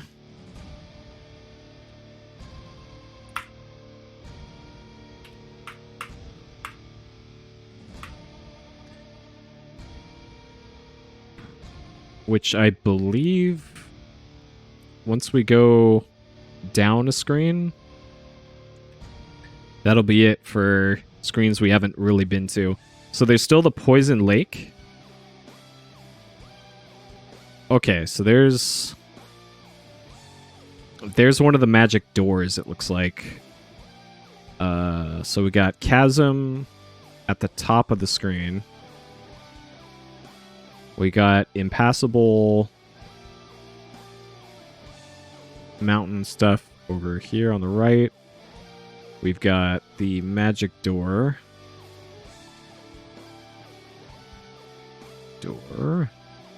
Okay. So we don't have any keys yet. So I don't think we can do anything with that. Can we look in the hole in the tree? Nothing special. Pine and spruce trees. Okay, so since we don't have a key yet, I don't think going across the bridge is really going to help us, but there is according to the map, there is a screen that we have not been to south of this one. So there might be something important down there. And I'll just load my save if there isn't anything. Could be very careful not to fall.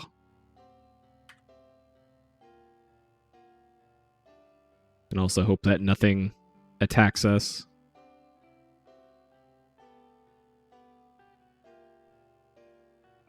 Okay. So before I go across the bridge, I'm going to save, and if there's nothing over there, I'll just load the save because I know that this is a limited time use bridge. Okay.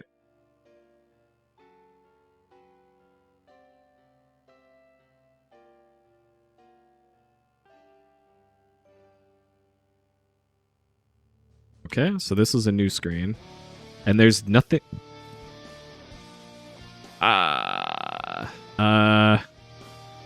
Huh. Interesting.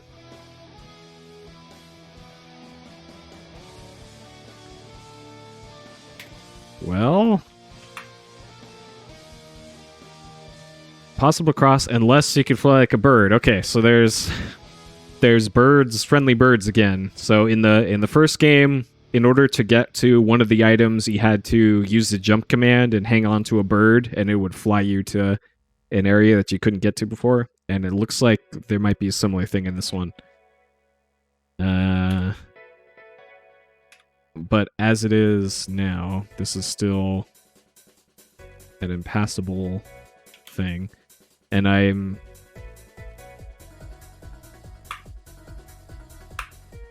Oh, I was looking at the stake in our inventory. Okay. So I'm pretty sure that this wraps around to the north end of the map. Yep, okay, so this is the same one as before. Okay, so that does indeed wrap around. Okay.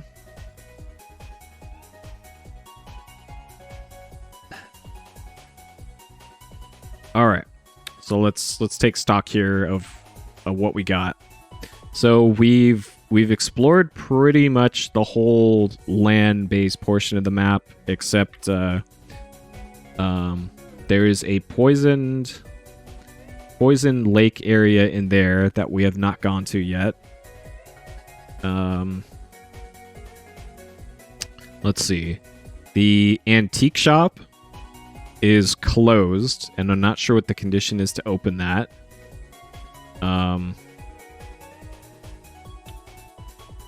So there's all this out here is the ocean. So I don't think we can do much with that yet, but that's kind of the next place to look. I'm also not sure about this screen right here.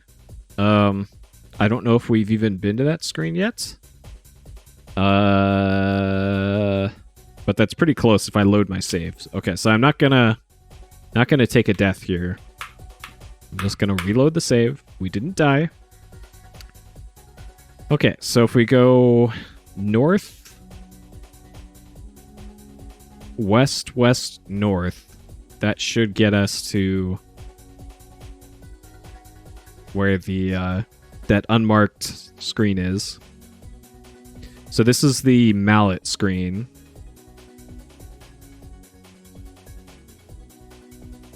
So another thing that we haven't done yet is there's the witch's place, the witch's cave. We haven't done anything really with that yet.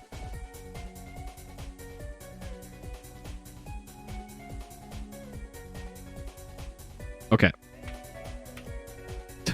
So clearly this is going to be an important screen later.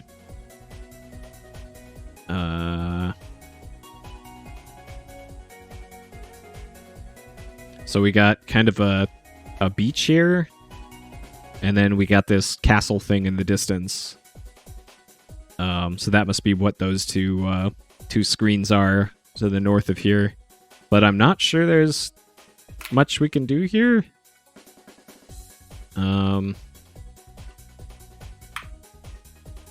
Lake is found, stinking, poisoned. There's a desolate island in the middle of the poisoned lake. Okay.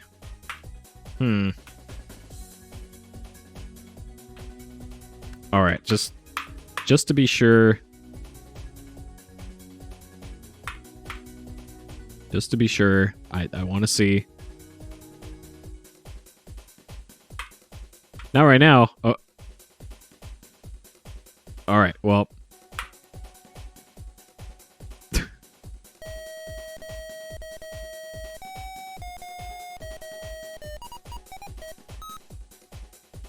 Great. Thanks, Roberta Williams. Okay. So we know for sure now that that's a no-go. Yep, we died of extreme poison.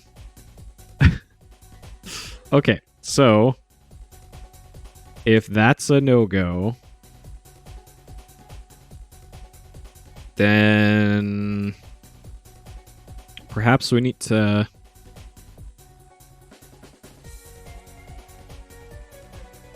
Oh, this is the witch cave. I was wondering what that was. Draw... Witch cave. Okay. So we probably have something to do with that nightingale. So, okay, just thinking back, inside the witch's cave, she had the nightingale off in the corner. Is there anything here that we could use on the witch or the nightingale? Like, we might be able to use the stake or the trident on the witch, but the manual mentioned a vampire, which I'm assuming that that castle in the middle of the poison lake is probably going to be where the vampire is, and generally you want to use a stake on a vampire. So I think that rules out the stake for the witch. And that's probably also what we need the mallet for, too. Probably mallet and stake go hand in hand for our vampire solution. And the cross, probably, too. Basket of goodies. Like, maybe we can fill up the basket of goodies or the chicken soup with the poison lake and then give it to Grandma. Like, there's still Grandma's house, too.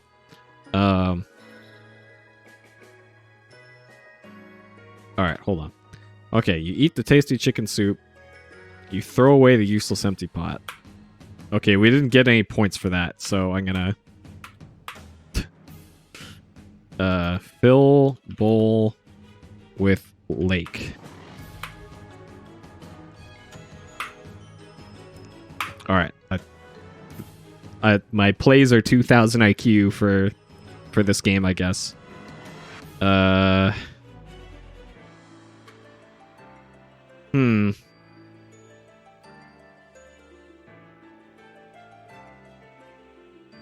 not sure.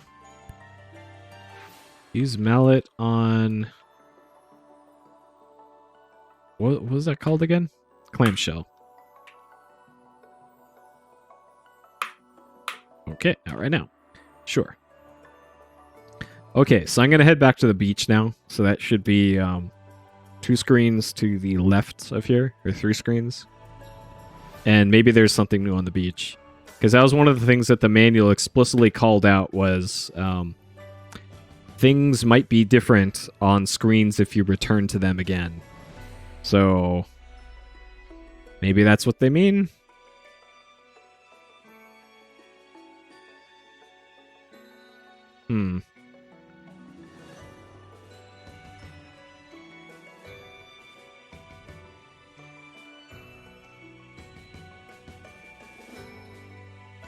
Okay, so nothing new here, and we know that this wraps around north to south.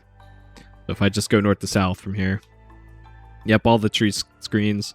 But I'm pretty sure a lot of the tree screens they're just there to be there to fill out the game world.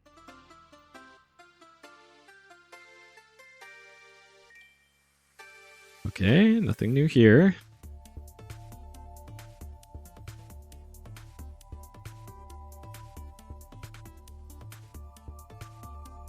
So the screen with the suspicious rock on it was This by the way looks like Half Dome, the Sierra logo.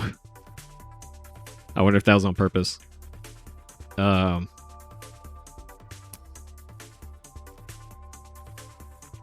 suspicious rock screen was this one down here. Or no, it was the other one. One more south of here.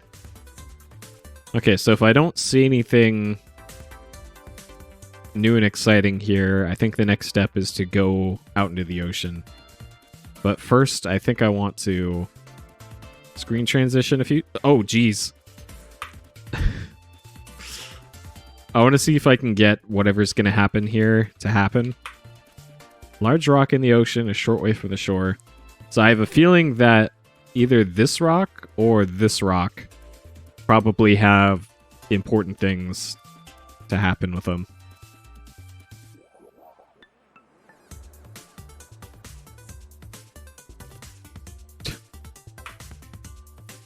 Maybe I have to get on the rock?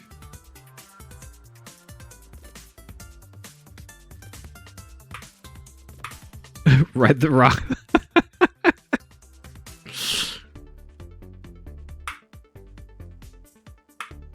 Okay. Riding the rock. Sure. You're not able to ride the rock at this time. What? Alright.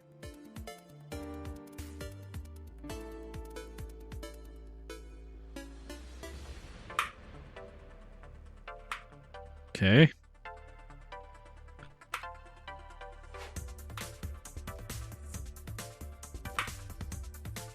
Okay, can't do anything with that.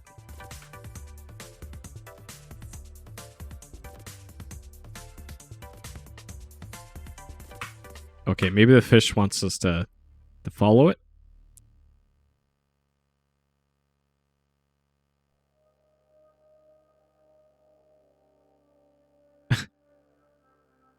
Oh.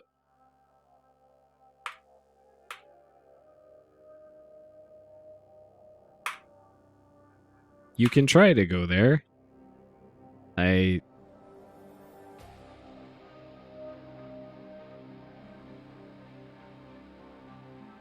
Well, I think we got jebaited by this fish here.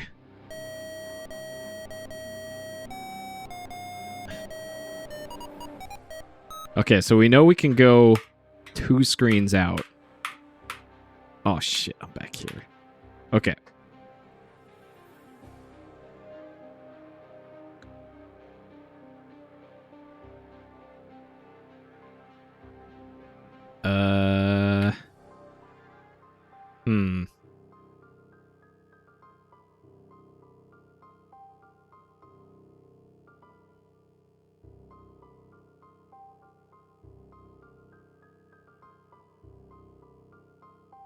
Yeah.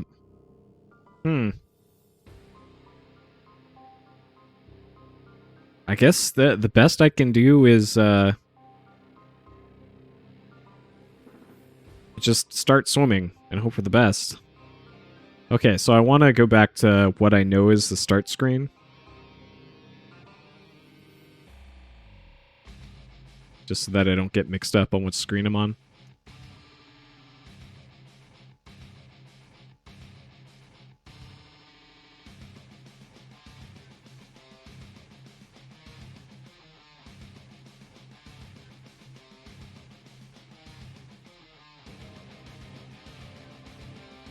So it should be the one just north of here.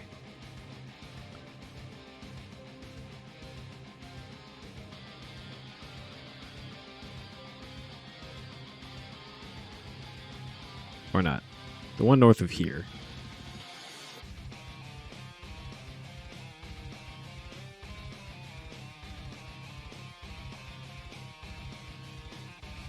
Okay, this one. All right, so we'll save here. Beach water exploration. Okay. All right. So We are up here. We're going to start by going left 2 screens. Make sure I saved.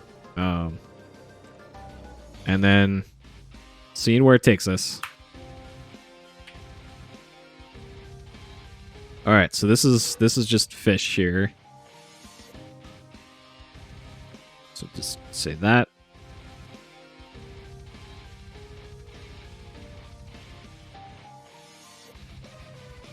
Okay, so we got also fish.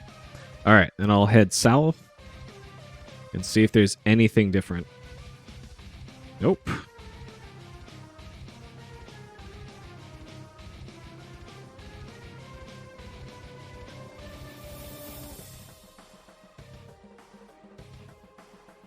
Nope. Just this fish.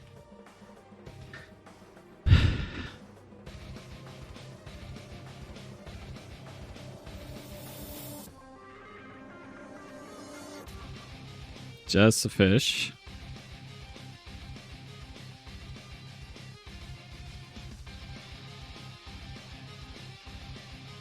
Still the fish.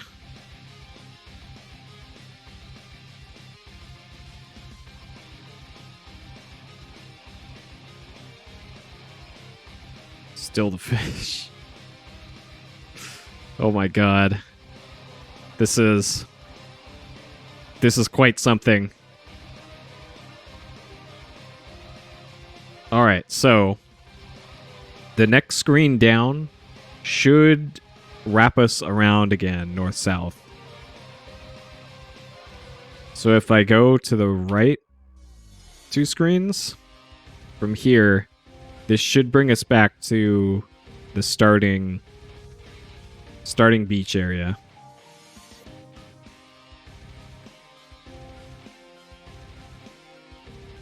And it does. Okay. So now knowing that, let's see if there's anything out of the ordinary in these other ones. Yep, all these Seaman. Now you know where Ute Saito got the idea for Seaman. From the incredible King's Quest 2. I'm not sure if this fish like means anything.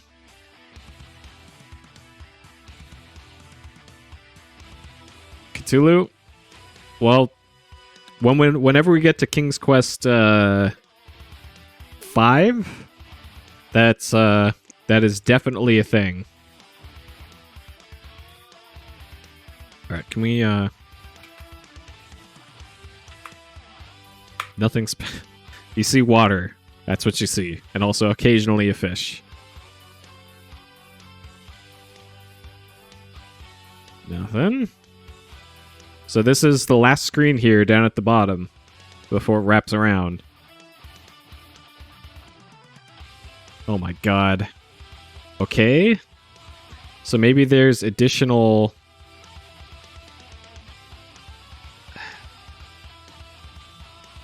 screens to the left, but only in some screens? Alright, so I'm going to get out to the left side of this screen here. I'm going to make a different save. And then we're going to have to trial and error.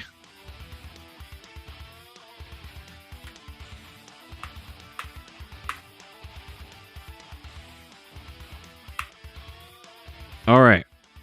So this is either going to kill us or it'll kill us. Okay. Alright. So this one is a no-go. So this is how I'm marking things here. So you can't actually see it because my let's do this. Can't do that. Alright. Hey, Hidden. You're just in time for the thrilling ocean segment where I forget to save the game as I trial and error.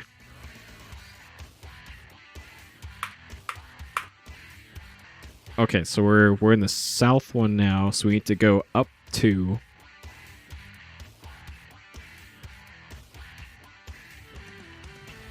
And then we'll be on this screen. And I need to remember to save the game before we try this one. Alright, so let's get here.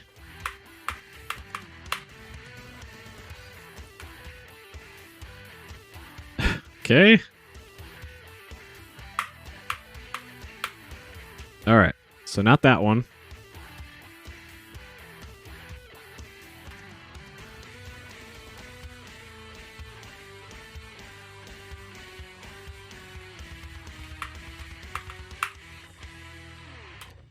What we got here? We got death awaits us out here. Okay. Nice. Yeah, good old Crusader Kings. Did I mark that last one? I can't remember.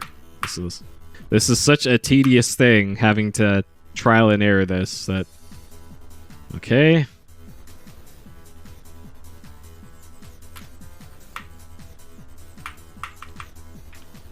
Not that one.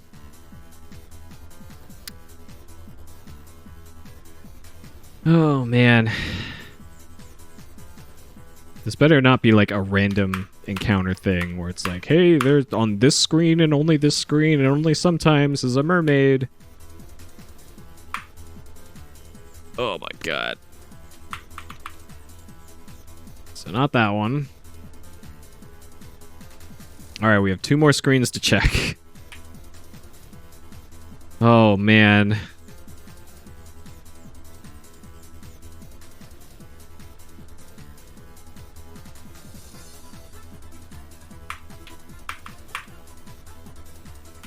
Alright.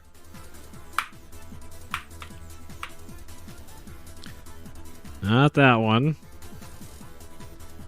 Alright, last one. Yeah, Death Mountain is getting there.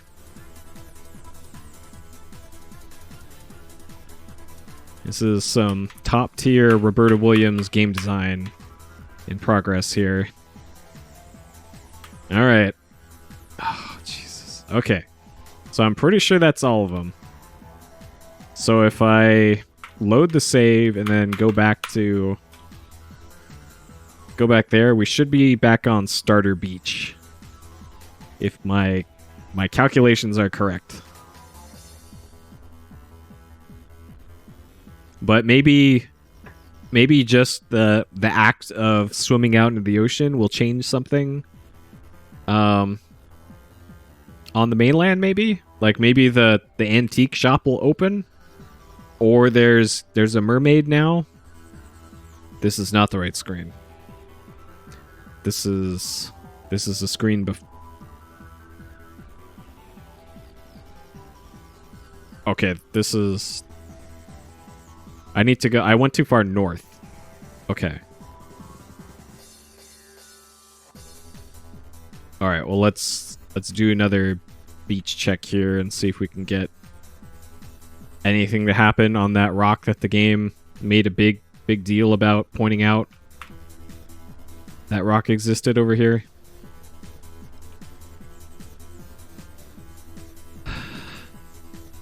So this is where we got the trident. Near the start of the game.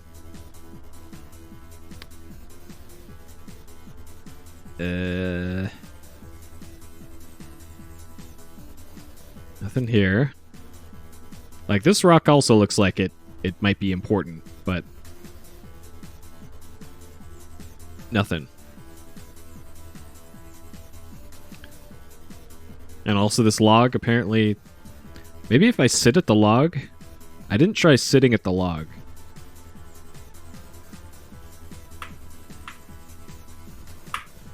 Okay. Can't do that. So yeah, still nothing here. This is... There's a large rock in the ocean, a short way from the shore. Small waves lap at the edges. Maybe you have to...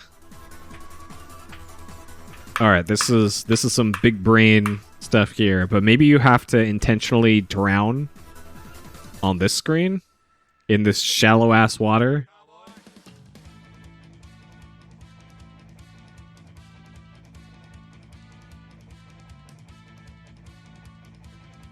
Eh?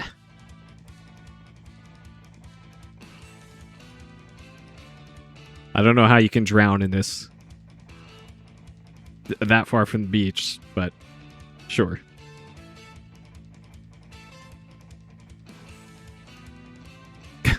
Okay. Well, that theory did not work. Okay.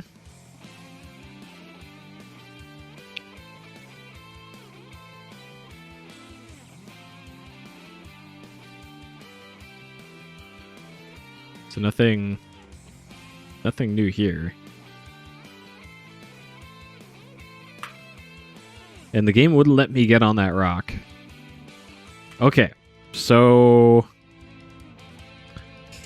let's take stock here. So the ocean's to the left here, and we already checked to see if we could go any further out, and we can't. I didn't see anything of consequence in the ocean parts there. So we are currently on this screen right in the center. So I think the next place that I want to investigate is the Witch's Cave. So as far as places where I have a hunch there might be something to do. So we got the Witch's Cave here. That's clearly unresolved. We've got the antique shop, which was closed every time we went to it. We have the magic door, which is kind of a quest thing. Yeah, bury me with my money. Monastery, I think we've already done. We got the bridge already. We're not able to cross the poison lake yet. And I assume you do it there.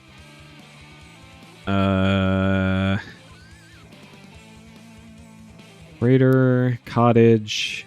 So maybe something here at the cottage with Grandma and the wolf. But I'm not so sure about that one. We have a bunch of lakes kind of just dotted around the place, but none of them looked particularly interesting as far as the game. Oh. But where the fairy spell has worn off. That spell lasts a lot longer in this game. In the first game, the fairy spell lasted like 5 minutes, and then it was gone. Okay, so...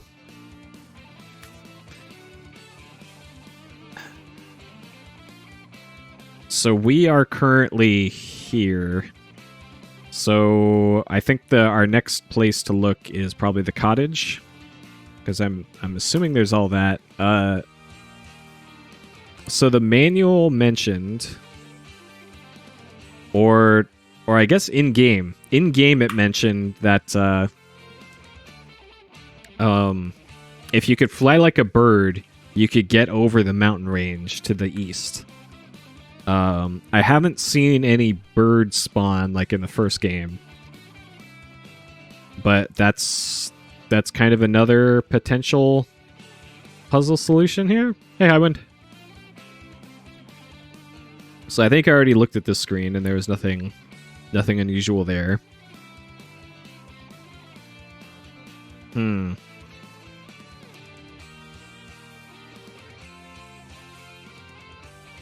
Little Red Riding Hood, okay.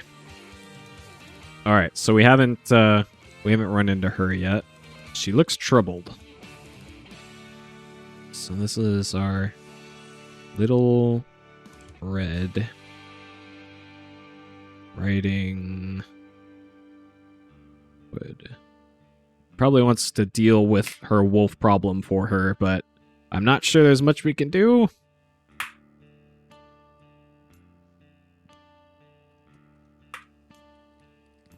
No response from... What?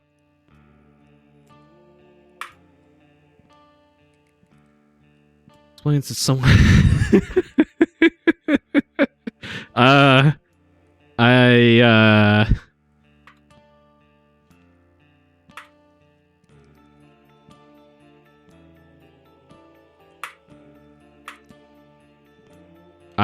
I wonder where her get basket to her.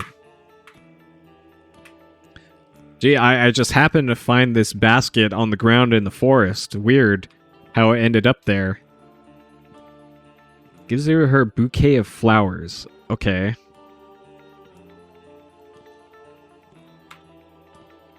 Oh man. Look at that animation. Well, I'm kind of morbidly curious what happens if we go to the next screen. Got bouquet. So I have a feeling the bouquet is probably a Valenice item, and not like a progression item. All right, is she? Okay, so she despawns from there. I wonder what happens in here after we did that exchange.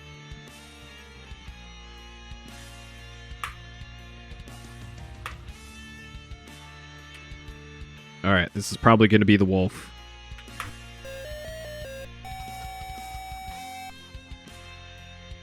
Okay. What? It... What?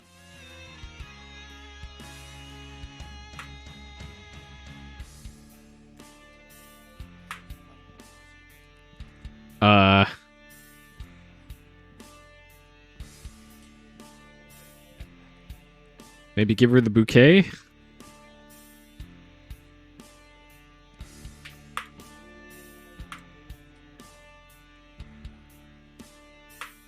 What? Give bouquet to Grandma.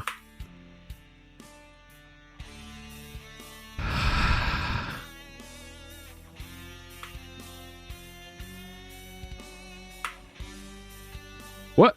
What? So why? What?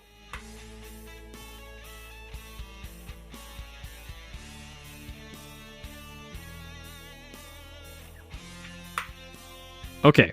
Feed hot chicken soup to Aileen Grandma. In return, I have something for you. Look under the bed. Okay, good. Is there a wolf under the bed? Got your hands, a large ruby ring, and a black cloak. Okay. Interesting. So black cloak. That looks like a vampire cloak to me. Why does Grandma have this? Grandma, what do you get up to after dark? Ring is gold and enormous star ruby. Initial CD. Okay. Alright, I'm not sure what those will accomplish. But I believe we have resolved whatever issue there was there. Okay, so that means I can probably mark the cottage as done, let's say.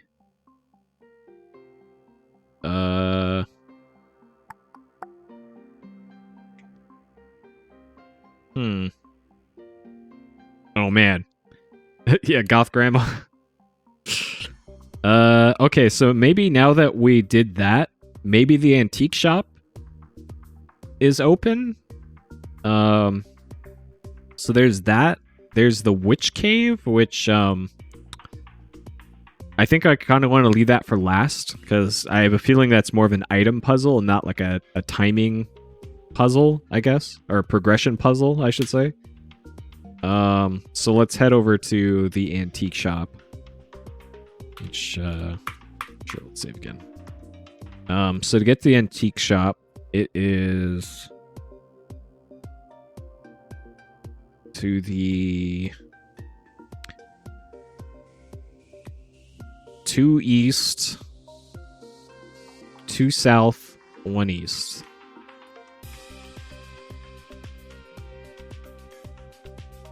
gotta make sure to go along the edges of the screen, just because you never know where baddies can spawn in this game.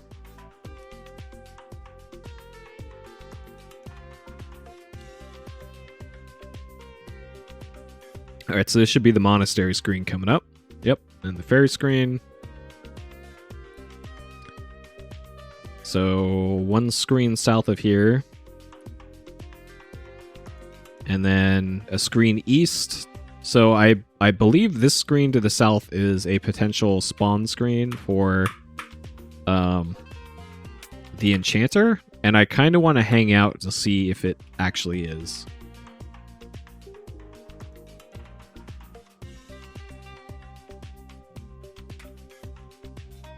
So if we just hang out right here, I have a sneaking suspicion that he does, because we're currently on the screen to the west of the antique shop, and the enchanter can spawn there. It can spawn to the screen to the south of us, but apparently not on this screen. And I just want to be sure if that's actually the case. Because it did take a while for Little Red Riding Hood to spawn. But it looks like he's not going to spawn. Okay. So I know that the entrance to the shop is kind of at the lower end of the screen here. So I'm going to enter it from this direction. So I don't have to screw around with trying to get through these bushes again.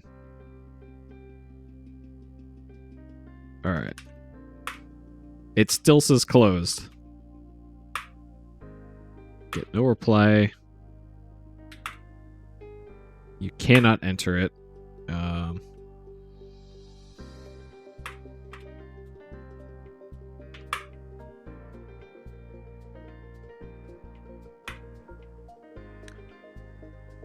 Okay.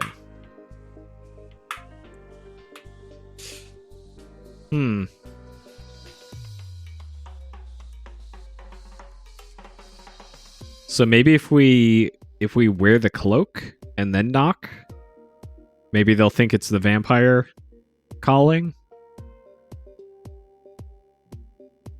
I don't know what else we could really use out of this inventory to potentially get in there.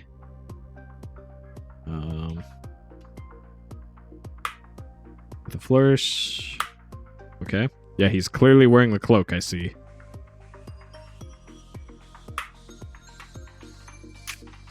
Okay. Well, we're wearing the cloak at least. Despite our sprite not looking any different.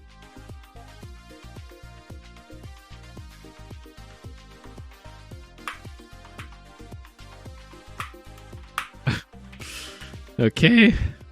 This better not be RNG.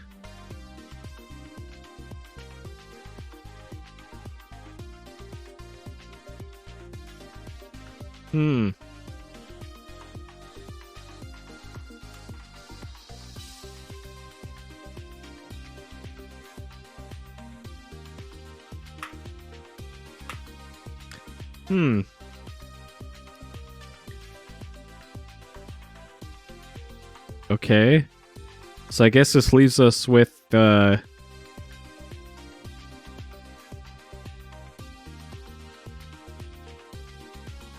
the antique shop's still a no-go. Maybe now that we have the cool cloak thing, maybe like a boatman can meet us to take us across to the vampire place. Now that we're okay, so this is also an enchanter spawn screen. Got it. Enchanter. Okay. So yeah, they're absolutely different screens that enchanter can show up in. Okay. So I think what I want to do is I want to head to the south end of the Poison Lake to see if something changed there. Maybe there's a boatman there. Can take us across. So we'll head south. Alright. Please don't spawn here, Enchanter.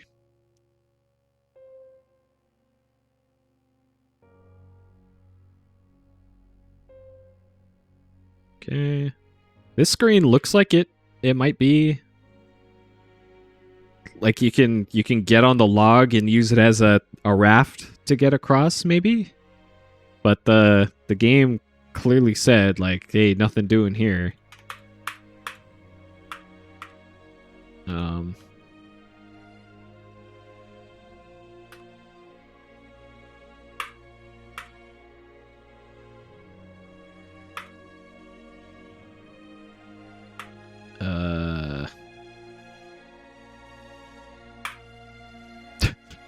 Alright, fine.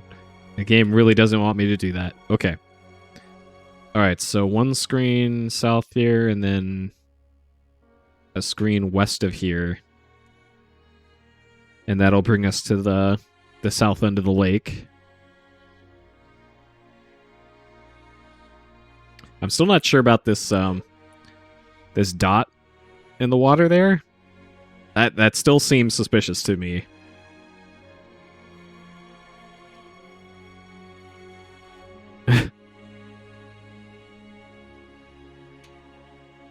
Okay.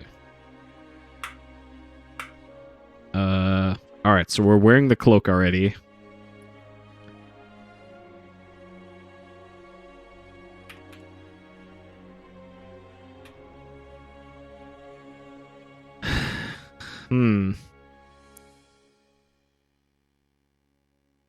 Earrings, mallet, cross.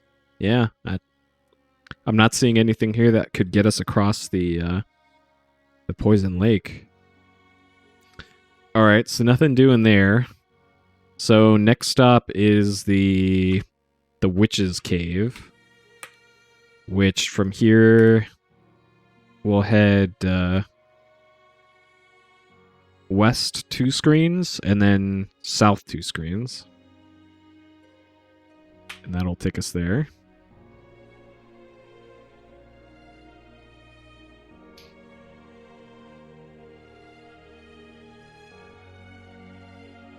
Okay.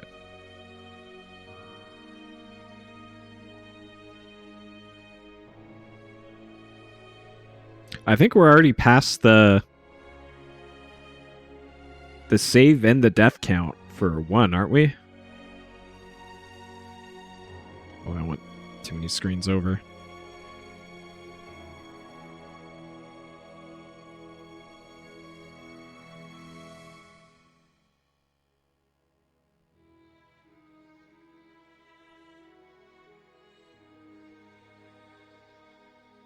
Okay, there we go. I haven't tried going through this arch.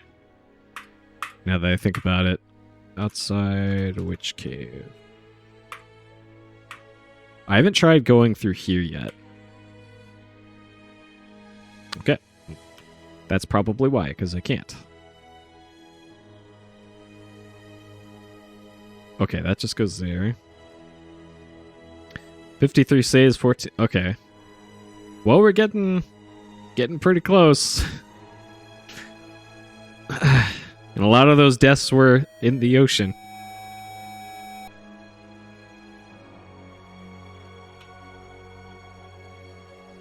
Yo, can we,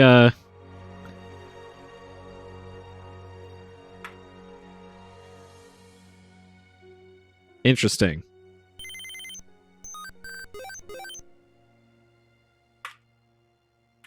Okay. So we can just take her bird and then peace out? Perhaps? Okay.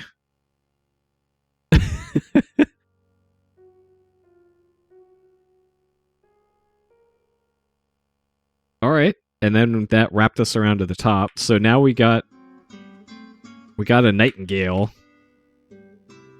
So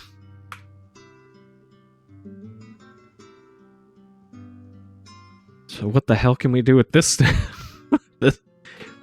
King's Quest II has a lot more nonsense puzzles, it looks like. Like, we've solved 2 puzzles, I think, so far? Maybe? Like, we solved the grandma puzzle. And then everything else was just crap we just picked up off the ground, right? Huh.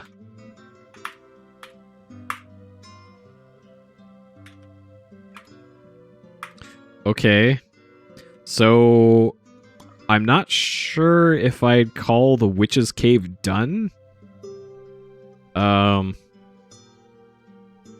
But we did, I think, everything we could do there, so I'll just make this smaller first. I think this is gonna be a question mark, though. Like, I think we did everything there, but I'm not sure.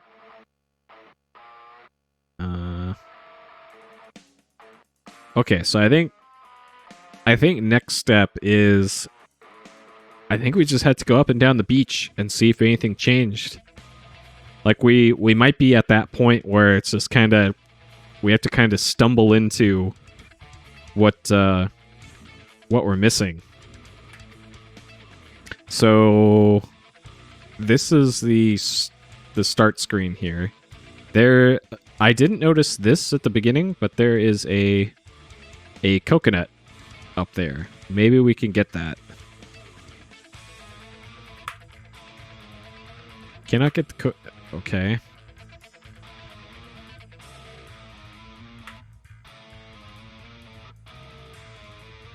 Well, what if I want a coconut? Can we throw a trident at the coconut to get it?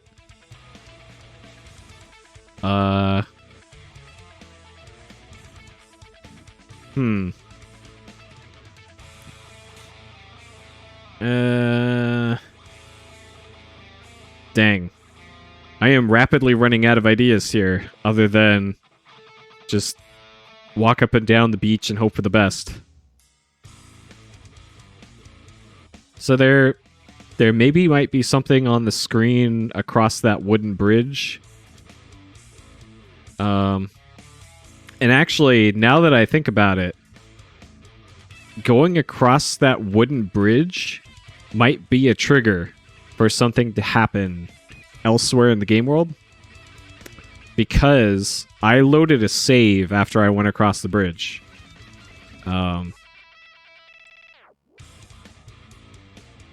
And maybe you are supposed to go across the bridge, see that there's nothing there, and then to go back the way you came. And then something else unlocks. Like the shop opens or something. Because, yeah, I think I might have played myself by loading the save there after going across the bridge.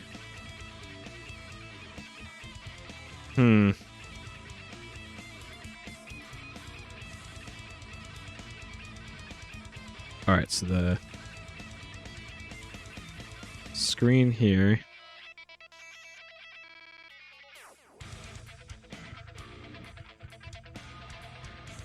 Okay, so if we go up here and then go past the witch cave. Alright, so I'm making a beeline for the bridge now.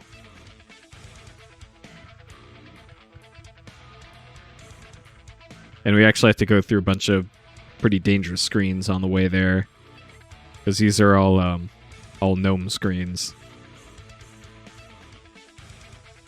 So that's why I'm hugging the bottom of the screen here, so if I do have to escape, that's quick to do. Alright, so here's the gnome's house.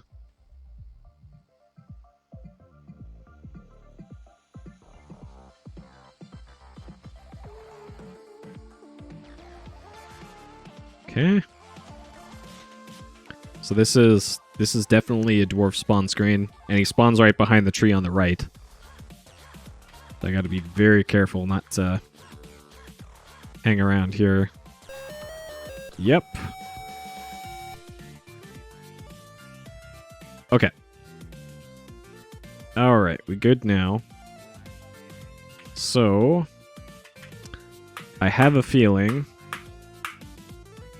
that after I go across the bridge and go and, like, examine the door, I think, that maybe some sort of flag will be set in the game. And also, I'm looking at the score too. Our score is 58. If the score changes, then we'll know for sure that something happened. Okay. Anything over here? Nope. Okay. Alright, so if we go up to the door and look at the door, that's probably the trigger for plot stuff. Okay.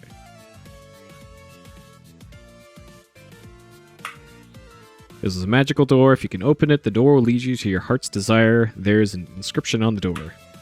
Read inscription. Whoever chooses to seek the key for this door will undoubtedly make a splash. Okay. So we didn't get any score for that. It was worth a try. So...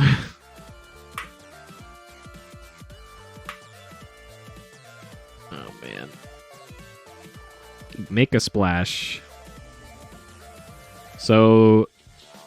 the key has something to do with a lake, most likely. Okay. Alright, I'm going to take a short break here.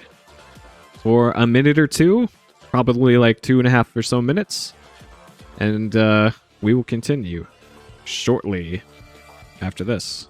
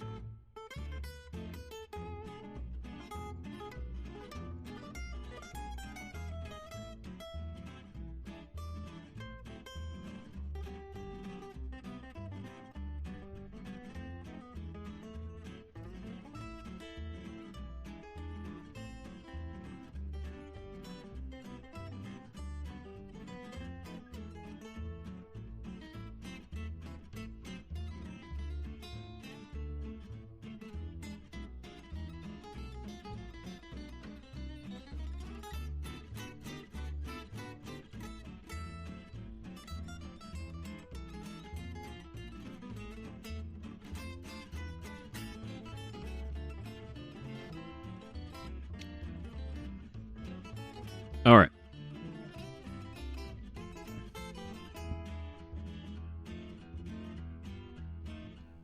Back at it.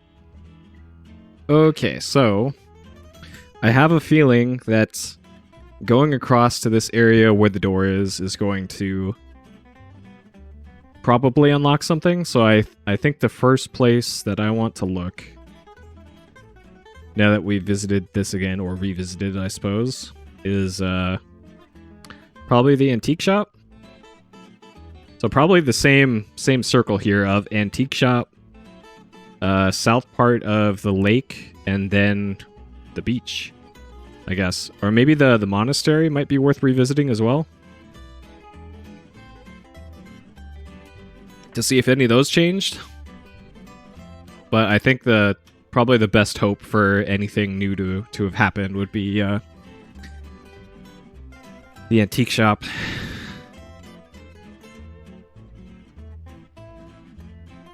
Is maybe the antique shop doesn't open until you've opened a magic door or something.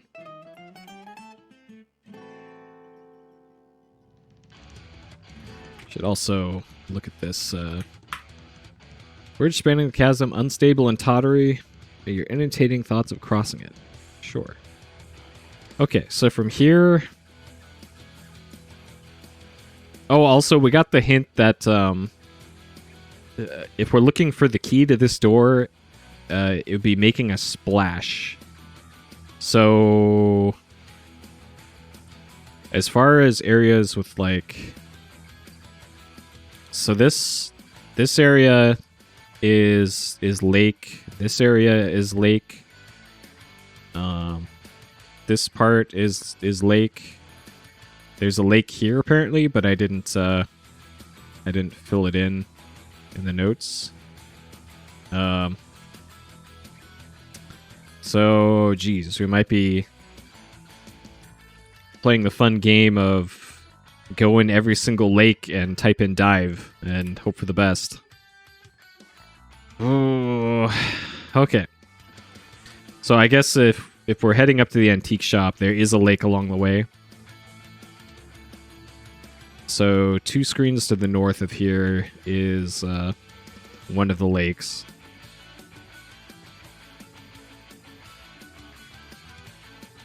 And then we can just look at the... Oh, no. Alright, we gotta... Shit! Oh my god. Okay, I didn't have this area marked as a dwarf spawn, but this is...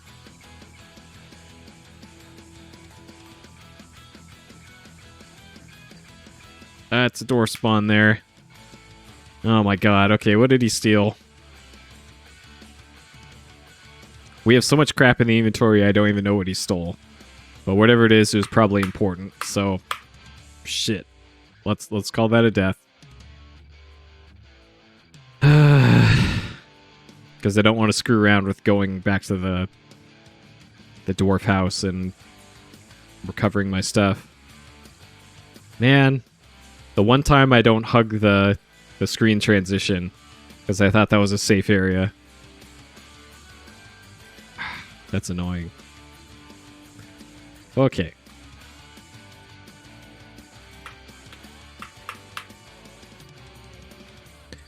Alright. Gonna hug the left side of the screen this time.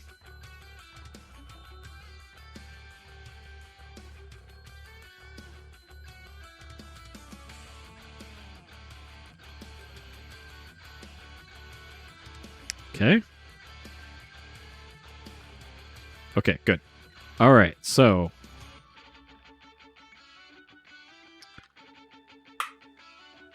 Lovely little lake, clean and fresh. Okay. So perhaps... So... Make a splash. Maybe by make a splash, they meant the ocean as well. I didn't consider that until just now. That...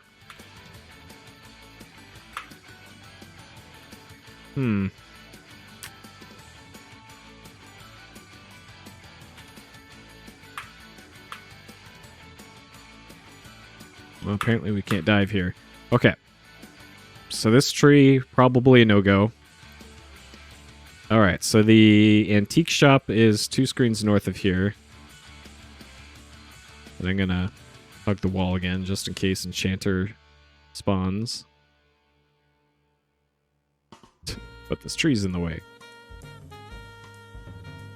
Oh my god. You can't tell what's background and what isn't here. Antique store is closed. Okay. So antique store is still very much closed. So step one, we're going to get over to the edge of the screen just in case enchanter spawns. And then there's a lake to the north of here.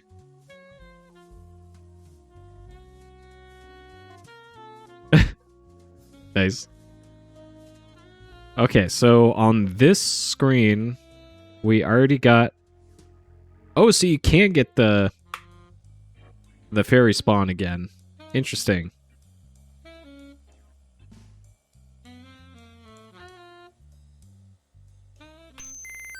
Okay. Fairy's making it rain on us again. Okay. So just for thoroughness here. So we already got the brooch from that the rock hole in the rock. And we can't dive here. Okay. So this won't let us dive. So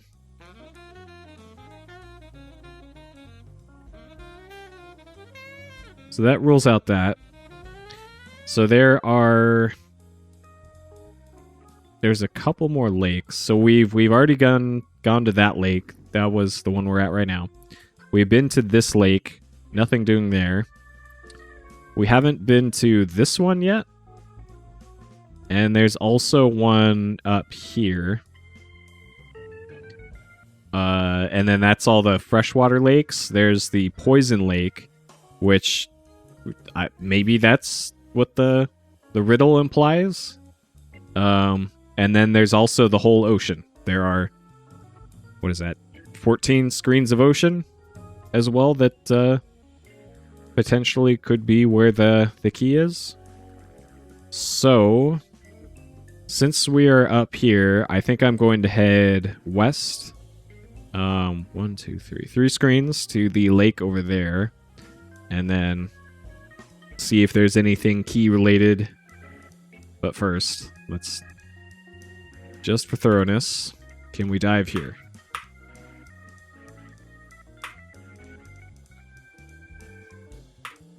See nothing special. Okay. Alright, just for thoroughness. Okay. So the poison lake is to the south and southwest of us. So there's likely nothing here. The only thing on this screen is just poison lake. And I get the feeling this is probably an enemy spawn screen. Okay. So over here on the left side is a lake.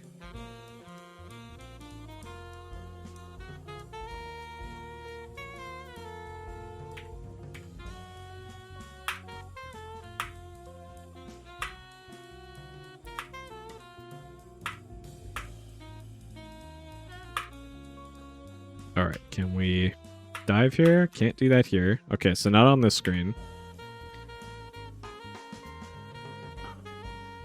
So this is like that. And then on this screen we got lots of lake. Okay. Look lake. Look in lake. Nothing special. Okay.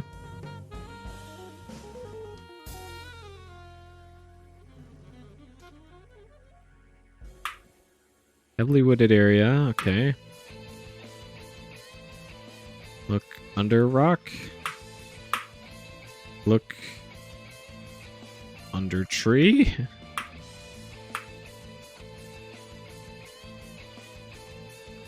At ground. Look at island. Roll rock.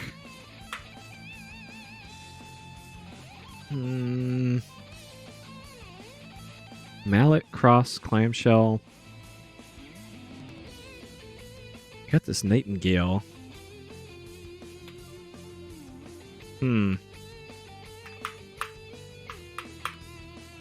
So what if I open cage? You open the bird cage, nightingale swoops out, bird is gone. Okay, did we get any points for that? We lost points. Okay. Alright. I'm not going to count that as a death. But...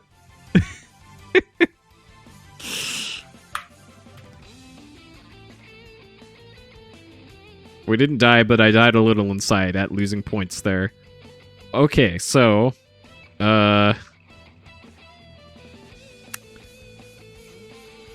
So we've looked at nearly every single lake that I have mapped out here. There is one lake left down there, and then just the beach. So we're currently one screen south of the starting beach area. So just for thoroughness, let's go up north here. And then walk around to the middle of the screen, because that seems to be how the random events just kind of start here. But I don't see anything. Do we, Okay,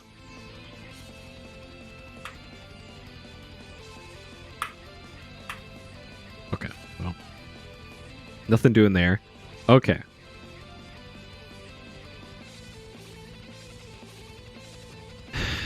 I'm really hoping there's something different on this beach. Because I think the step after this is probably going into the water again. Oh! Well, hello there.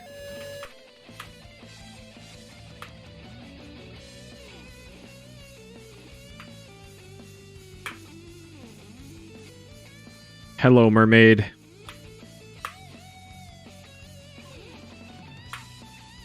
Does not reply. Quizzical look. I'm waving her fishtail. Give flowers to mermaid. Maybe you have to drown here.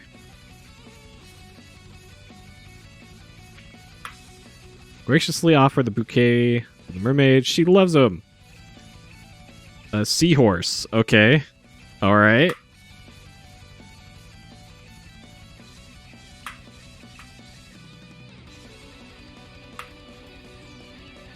Glides under the water with you. Oh, God. Does Seahorse know that we can't breathe underwater?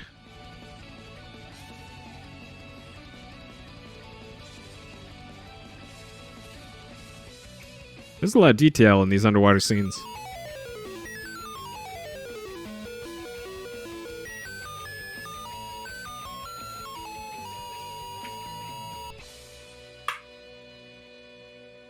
King Neptune. Okay, give trident to Neptune. Reverently accepts his lost trident. Gives you a bottle. A large gold. Okay, sick. We got our key. Okay.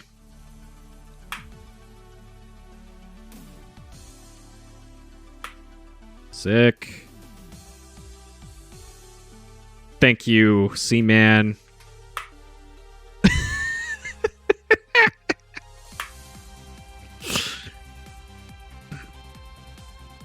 All right, let's get out of here.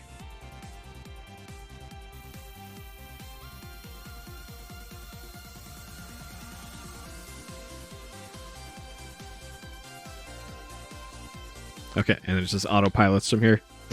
Nice. So King Graham is just holding his breath here. All right, so we got a bottle. Let me check our inventory first. Okay, so we got a bottle. And we got the gold key. Okay. Good. Progress. So we got 1 out of 3. Oh, shit. Magical keys. Okay. Got gold key 1. Okay. Alright. Take a look at this thing. It is a shiny gold key. Okay. And then this bottle. There's a large cloth in the glass bottle.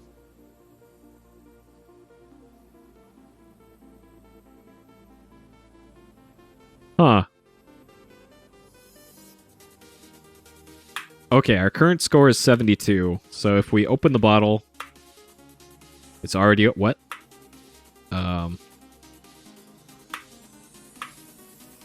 Get cloth from bottle. Do we have to make this into like a Molotov or something? There's a large cloth in the glass bottle. So we got this from Neptune, underwater.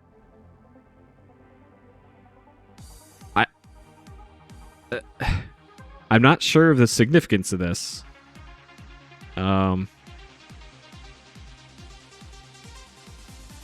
Interesting. Okay. All right. So I think our next order of business here is to go back to the magic door and just go unlock that thing. So, the quickest / safest way to get there again is to just head north to the start screen. Head east, past the monastery, and then go north one screen, and that'll ensure we don't run into any evildoers on the way there.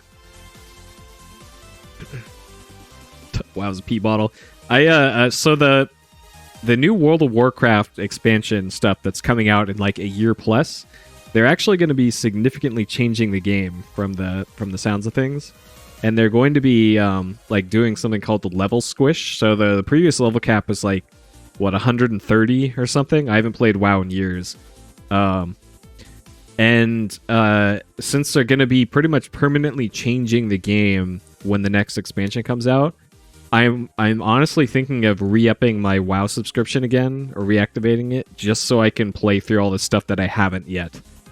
Because the last time I played WoW was the end of Wrath of the Lich King, and I haven't played since then. And I know I could do like a private server emulator for something like that, but those don't quite work correctly. Like I know I've used the server emulator for Wrath of the Lich King before, and that works fine. But for the recent stuff, it doesn't. So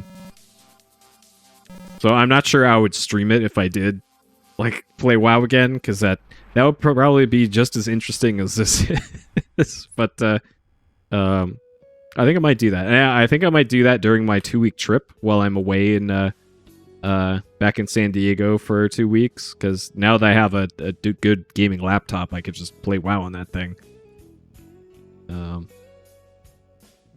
Oh shit. Okay. Whew. Yeah, there's apparently a whole bunch of content that's been released since Wrath of the Lich King in live WoW.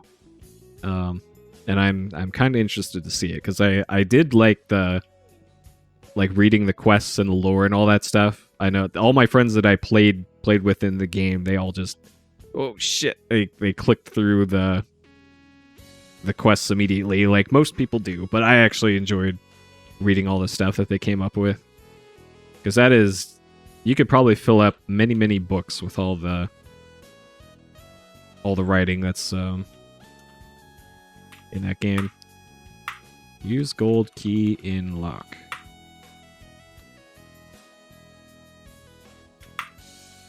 What?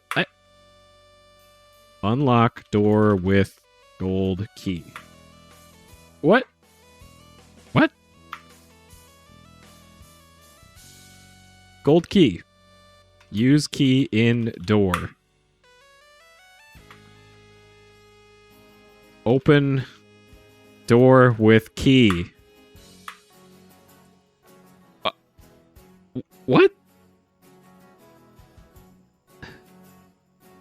Unlock door. Oh, okay. Overthinking it. As usual. Presto, door opens and key disappears, revealing a second door with another inscription. Okay. Read inscription. Whosoever chooses to seek the key for this door should set their sights high.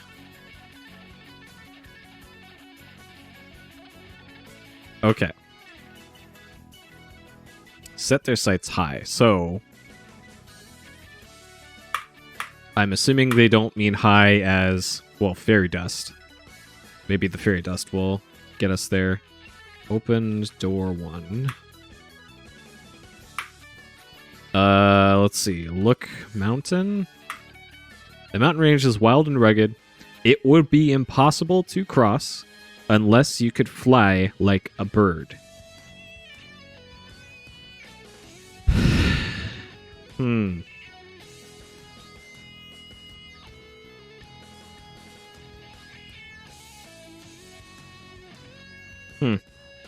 Yeah, I don't know.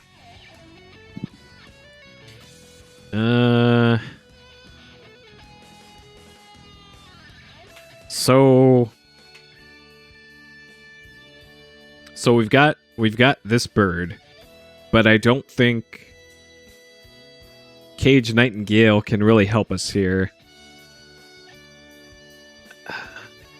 Okay, so as far as possibilities, so whatever it is, it's probably in, just like the seahorse. Whatever it is, it's probably over here somewhere.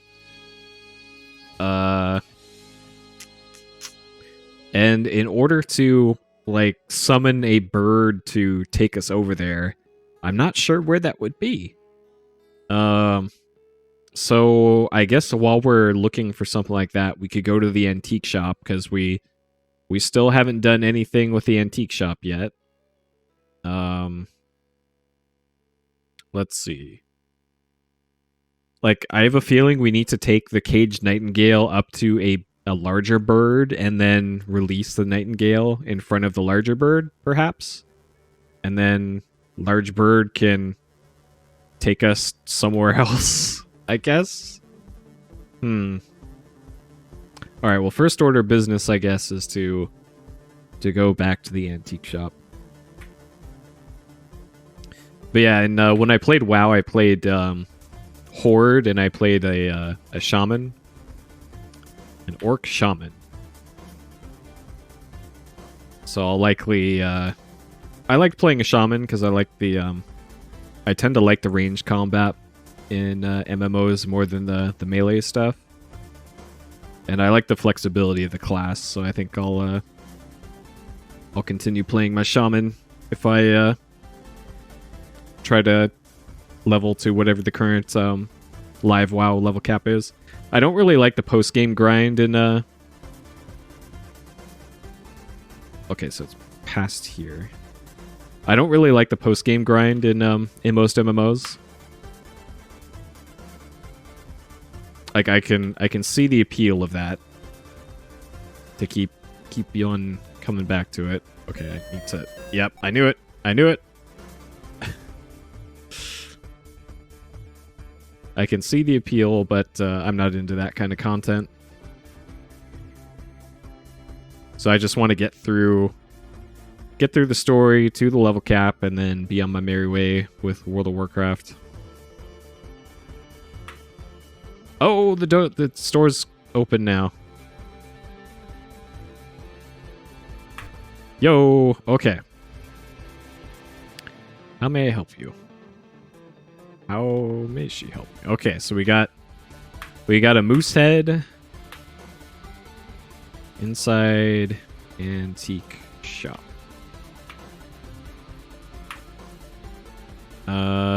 Look, moose head. What? There's clearly a moose head above us. You see nothing Alright. So what about this lamp? You are not carrying it? Alright. You can't just take the lamp. Alright, buy a lamp. The oil lamp is expensive. It will cost you 2 treasures. There is an alternative. Stole the Nightingale. Oh. Well, I just happen to have a Nightingale. So there's our use for the Nightingale. Give bird. Give Bird to lady. Okay. Gratitude, she gives you the oil lamp. Good luck. Hastens you out the... Okay, and then she just boots you out. Sure. Wait, it said she ushered me out of the shop. Oh, okay. All right. Well, just in case. Wait to go back to that. Got lamp. Okay. So now that we got the lamp, so we lost bird, but we got lamp. I love lamp. There's a spout at one end and a round handle at the other. The lamp is empty inside. Okay. So I have a feeling if we rub the lamp on a screen that maybe we can wish to fly. Though realistically, Graham should just wish for Valenice, and then GG, quest complete. But I assume it's not going to be that easy. All right, so I'm going to go over to a screen over by the mountains here, like this one. And just in case this horribly backfires, let's go down here to see any cool animation it'll do. Alright. Rub lamp. Okay. Oh no! Enchanter, get out of here. When you rub the tarnished brush lamp and hear a poof, genie appears. I'll leave a gift for you. Magic carpet. Okay.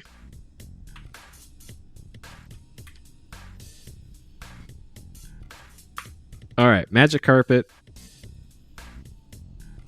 Okay. Ride carpet. Okay. So I have no control here. It's just doing this on its own. Okay.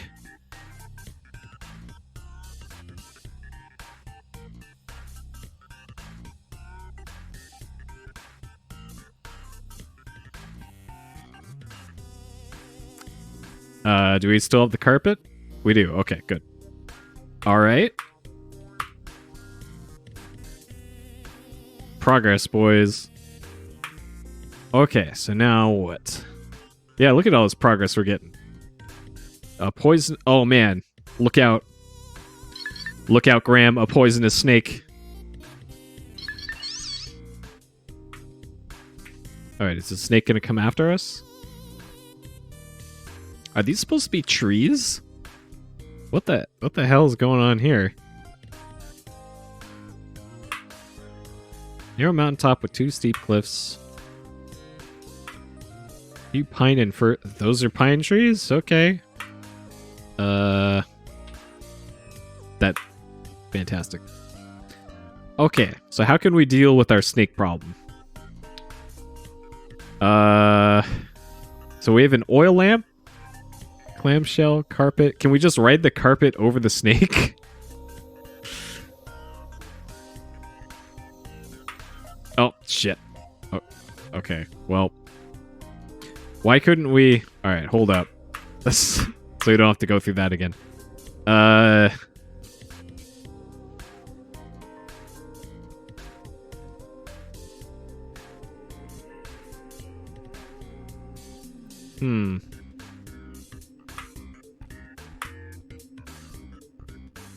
Yeah, it would be way too easy if we could just take this carpet over the snake.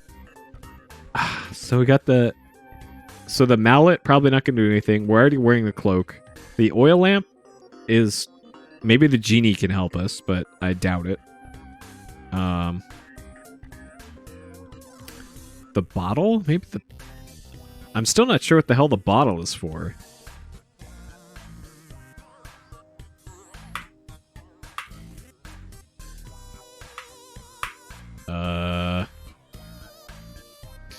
Alright, maybe the genie. Rub lamp. Hey, Genie.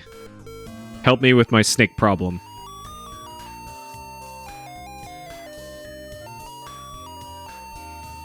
Oh, a sword. Okay.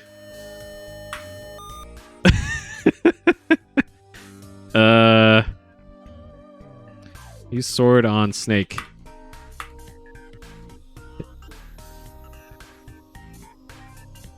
Hit sword with snake. Oh. Throw sword at snake. Use sword. Use sword. Sword on snake. What? What? Alright. Genie. Oh. It's lamp, not Genie.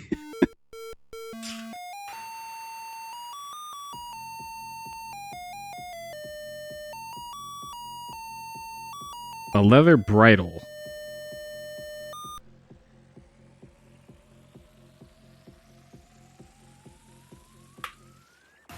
The lamp has disappeared. Okay. So we got...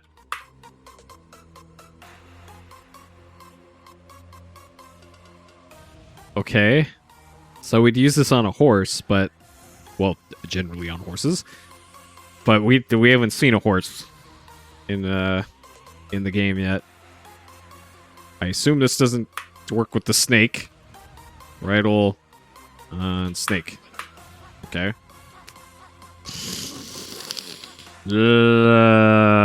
Well, maybe the snake is friendly. You never know. This could be a friendly video game snake. That if we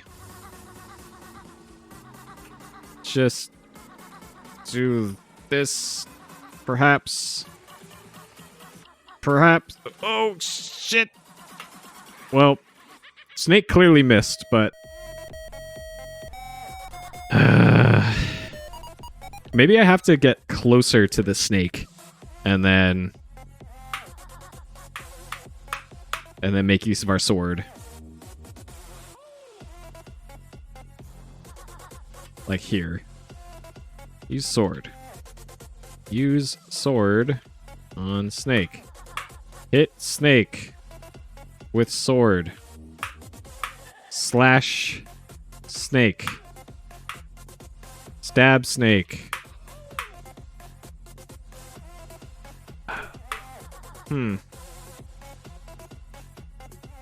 Oh, is this a Banjo-Kazooie song? Banjo-Kazooie's on the N64 to-do list. Alright, let's ride the snake. Not able to ride the snake at this time. Okay. Sure. Use bridle on snake. Not right now. Well, how the heck are we going to solve our snake problem? Maybe snake...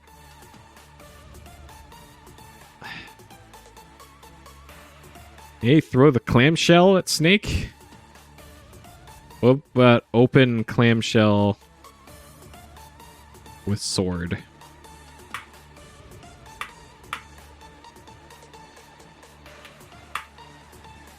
Throw clam at snake.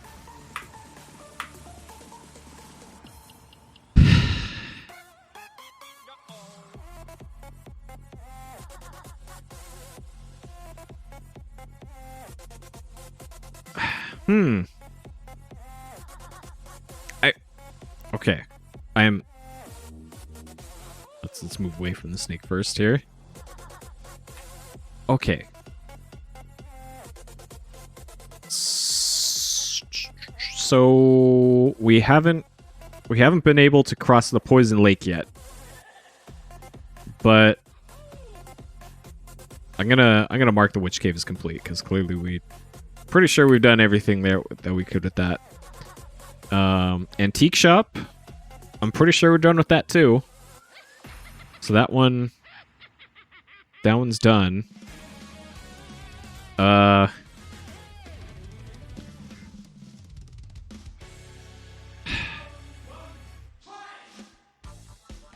the hell are we gonna deal with the snake? So there's Witch Cave, Trident. I don't think I've done anything out of order here.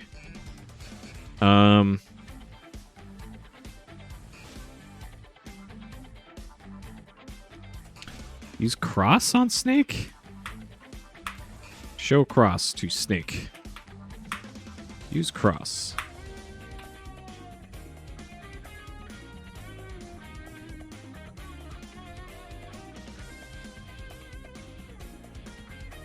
Alright, what if we put on ring? Okay, so we're wearing the ring. What if we rub the ring? Okay, well, all that accomplished was putting on the ring. It gave us some points, though. Can we put on the necklace? Can we do dress up? Put on necklace. Oh, dang it. Wear brooch.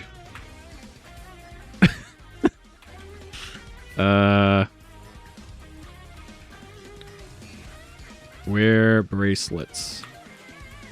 Too small for my wrist. Okay. Wear earrings. More delicate ears. Okay.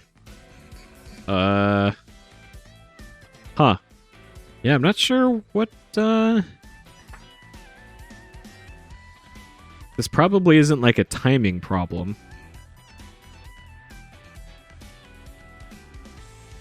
Okay, maybe I need to investigate the lake again.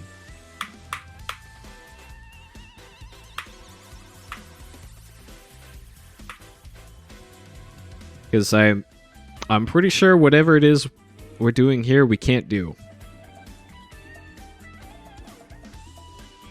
Yeah, we need to accessorize before we get bitten by the snake. Okay, so where does this take us?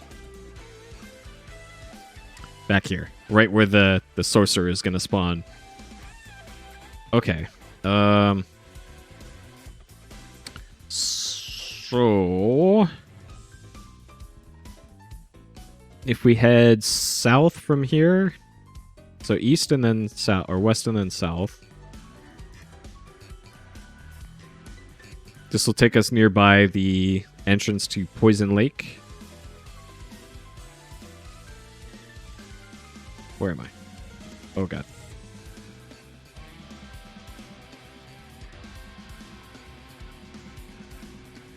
Okay, we gotta hug the wall here, because I know this is a spawn screen. Alright, I'm really hoping that there's something new over by the Poison Lake screen. So what other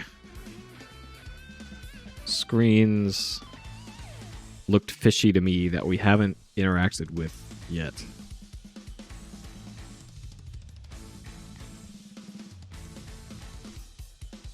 Alright, so clearly nothing new here yet.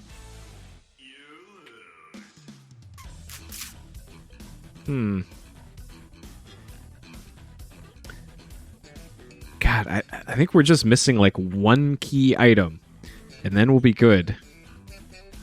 Maybe there's something new in the dwarf hut. So that's 2 screens to the south of here. Maybe the dwarf stole some snake repellent.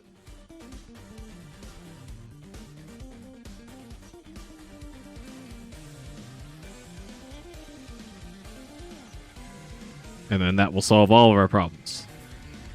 I'm hoping.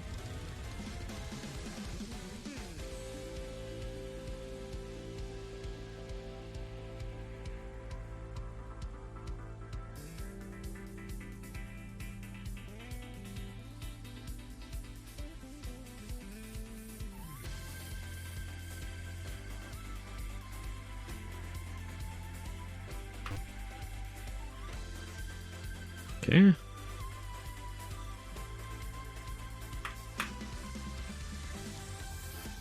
Alright, don't die on the ladder.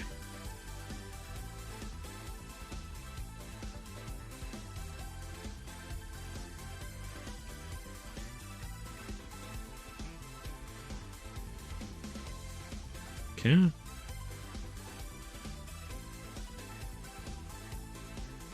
So I don't see anything here that could potentially deal with the snake. Can we take the chest?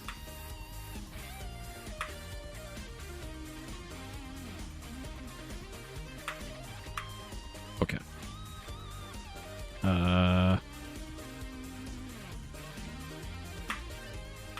Can we take the fire? Let's see. So we have a sword. Shining sword is not large, but is very sharp. It has a snake carved into the bronze. What?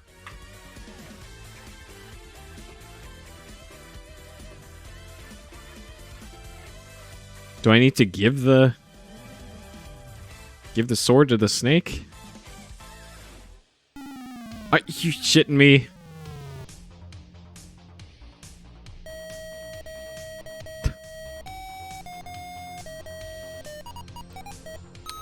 I tried to save a frame there, and I lost it all. Alright, well, might as well just do that. Not able to ride the car. Okay. Can I ride it over here? Still not able to.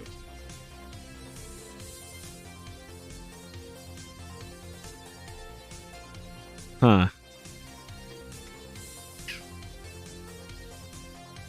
Aperture.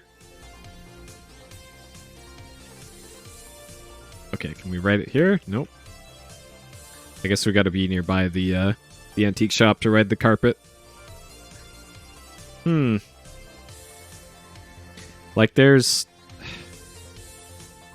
gotta be like a new NPC spawn or something is what we're missing here. Just in one of these random ass screens there's gotta be a new friendly NPC wandering around.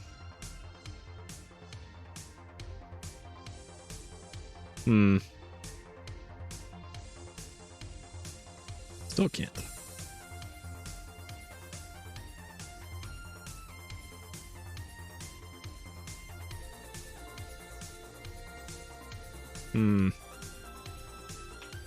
What? I still can't?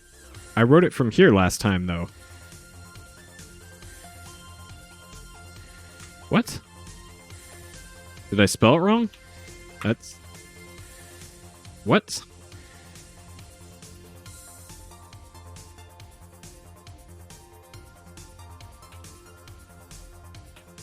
What? Did I... Uh-oh.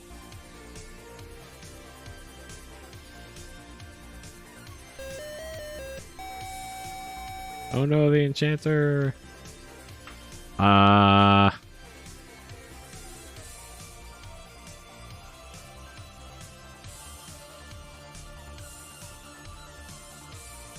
Why can I not ride the carpet anymore?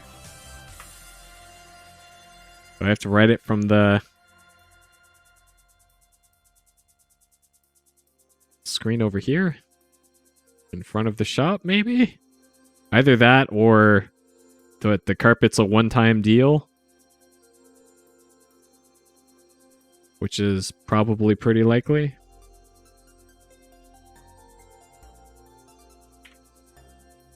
Uh-oh. Okay, well...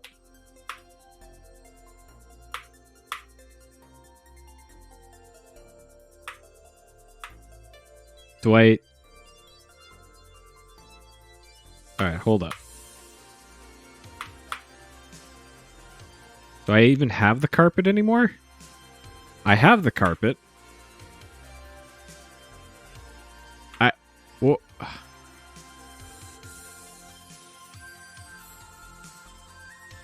What the hell's going on?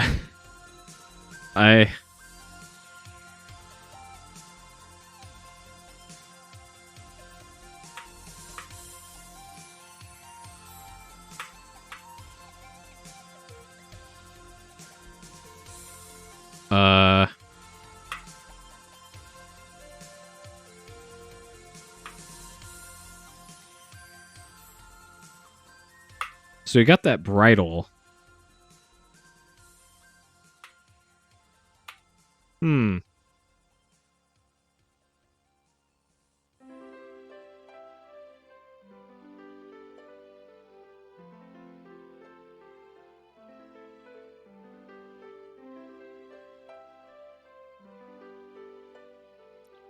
Huh. I think I'm almost at the point of just wander around aimlessly. So we're on the cottage screen.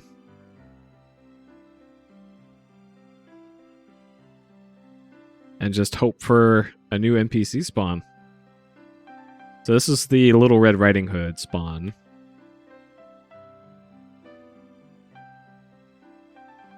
Shit. I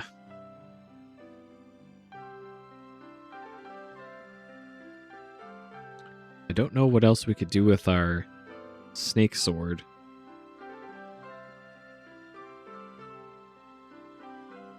God, I just have the nagging feeling that I just used the wrong wording for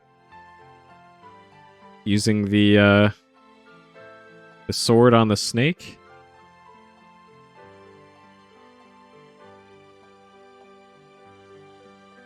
All right, so this is all just trees for here on down. So this was the screen that we got the stake from. And the witch cave is a screen below this. There are 2 screens below this one.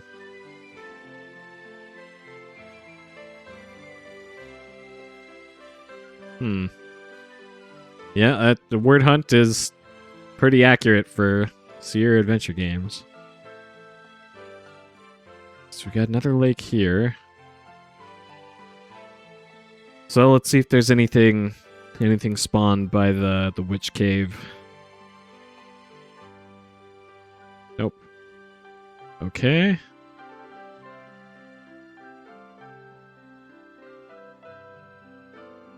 So Poison Lake. And I'm still really concerned that I soft locked with the by taking the carpet back.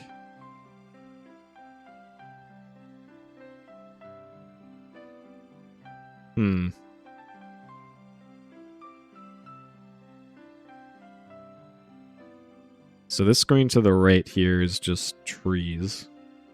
Yeah. And the screen to the north is the south end of the Poison Lake. Yeah. And nothing doing here.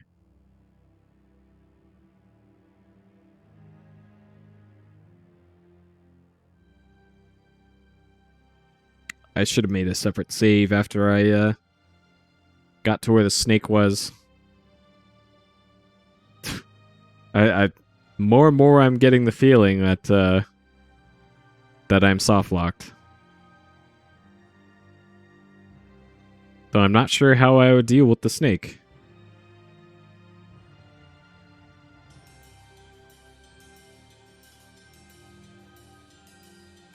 Alright, let's go across that bridge again.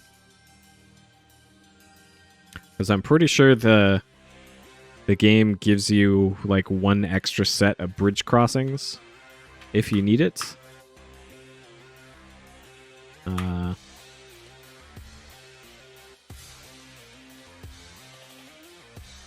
Third time. Okay. Because maybe there's an NPC over here?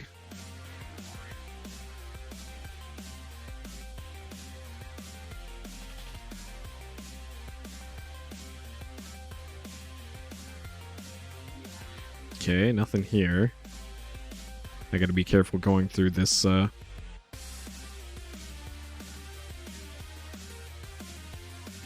this screen.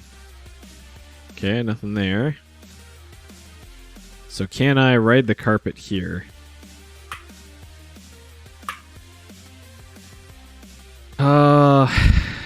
I wish that message were more descriptive on if there was what the reason is why I can't take the carpet.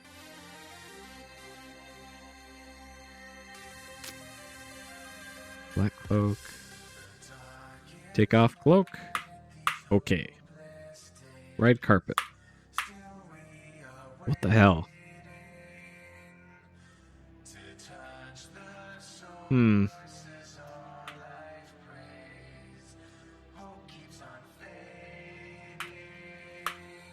Oh my god. Okay.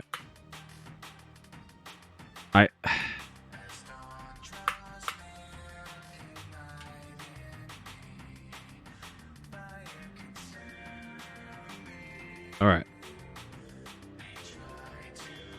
Rub lamp. So I'm going back 2 saves here because I think I might have soft locked. So all right, magic carpet, sword,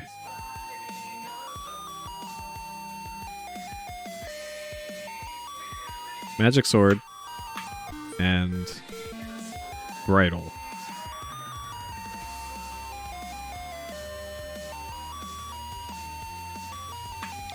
Okay. And then if we ride carpet. Alright, peace out.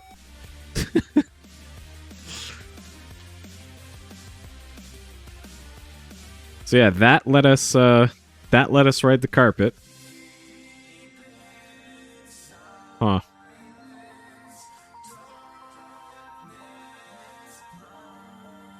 Okay. And look out, Graham, a poisonous snake. So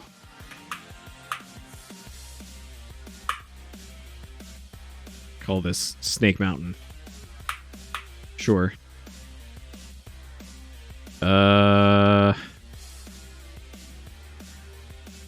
Look, sword. But is very sharp.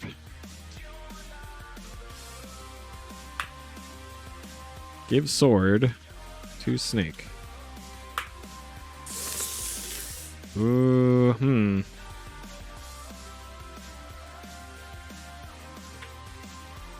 No way. I was so far away from snake.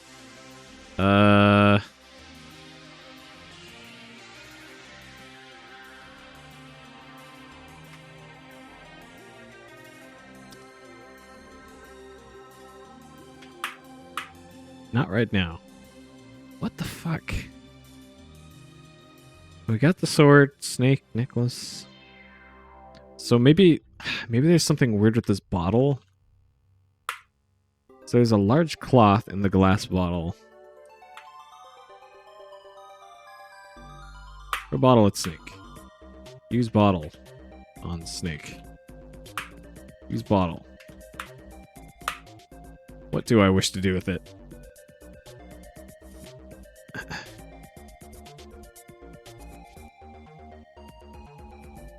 Bridle, cross.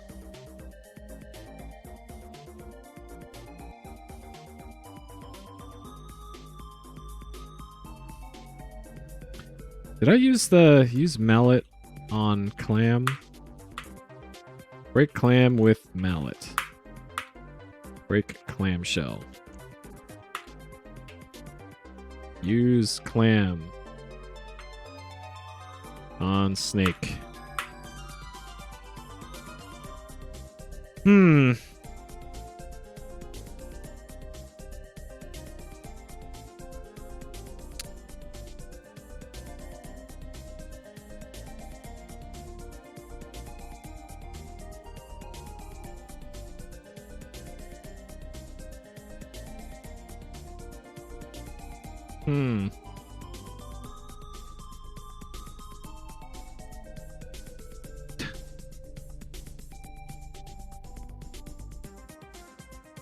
Man,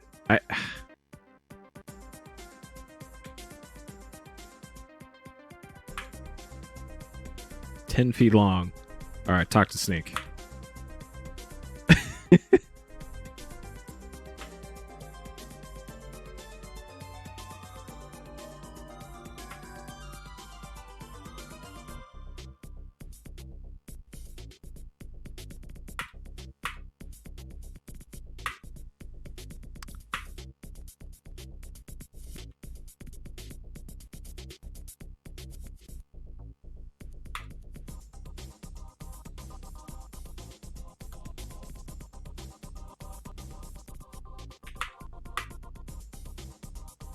Hmm.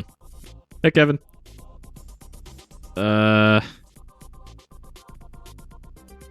Huh.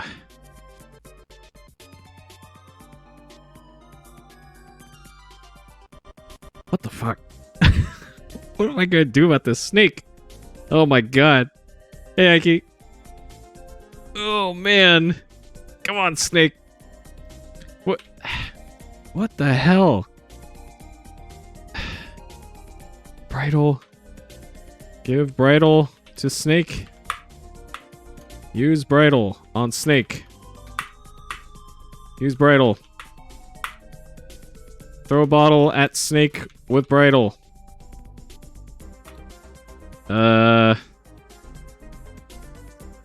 Open bottle with sword.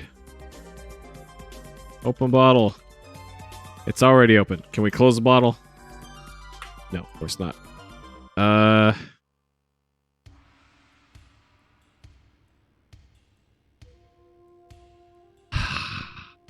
gotta be missing like one thing.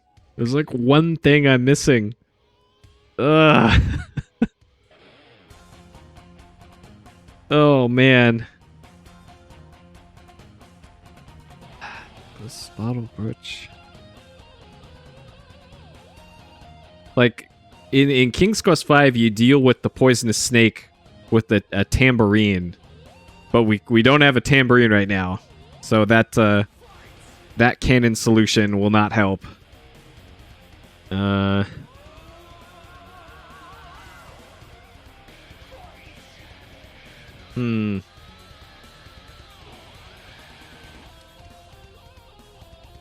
Make the snake a vampire. Not right now.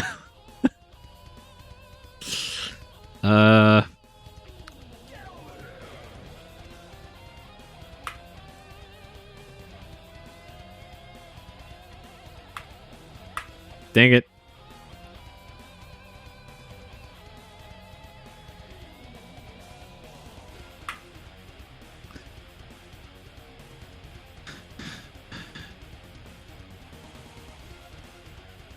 I'm pretty sure I'm already wearing the cloak. Yeah, I'm already wearing it. Maybe I need to take off the cloak and then approach the snake. Snake is still mad. Maybe I can... Maybe there's like a gap in the rocks here and I can just walk past the snake. Is it that simple? Might it be that simple?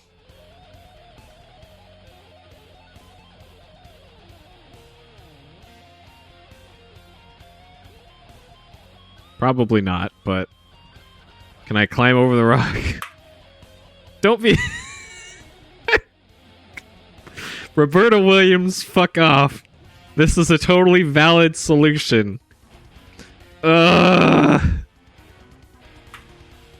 damn it. That rock is like knee high at best.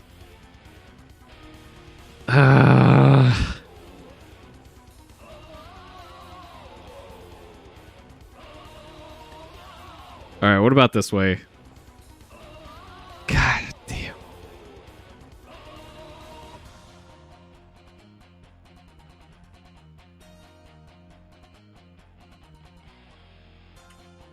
Okay. No, we can moonwalk here.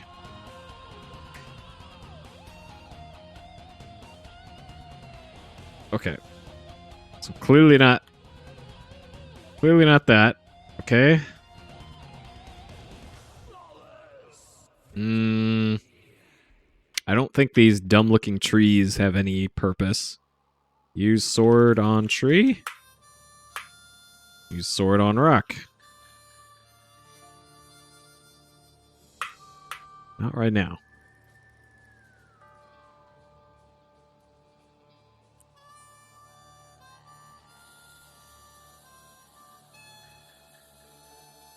Man, I got nothing. Like, clearly we should be able to stab the snake.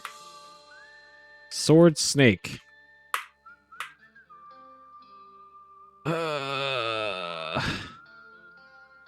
Yeah, it's the vagueness of these status messages is just so annoying. Like, sure, but not now. A good idea, but maybe later. Like, come on, game. Just give me a no. Just give me a no. So in the first game, it was throw dagger at dragon. And I guess the game really doesn't want you throwing a sword around. I have already tried hit snake, attack snake, slash snake. We need to wield sword, equip sword, hold sword, use sword. What do you wish to do with it? Use sword on snake. Use sword with snake.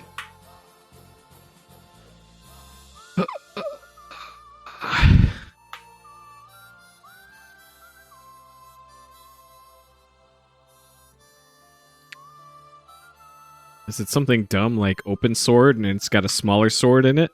No. Look at sword hilt. So there's a snake carved into the handle of the sword. So yeah, maybe show sword to snake. Not right now. Okay, what about here? You can't do that. But it said not right now over here.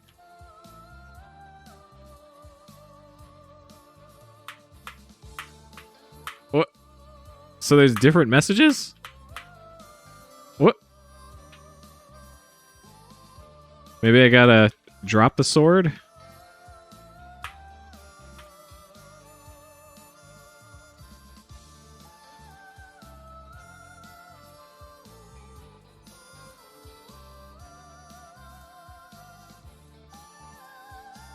Man. I don't know. Hey, Slamwich, you're welcome for streaming tonight. Oh, yeah, reminder. Shenmue 3 comes out tomorrow. So it'll be like 16 or so hours from now. I should have the game and be streaming it.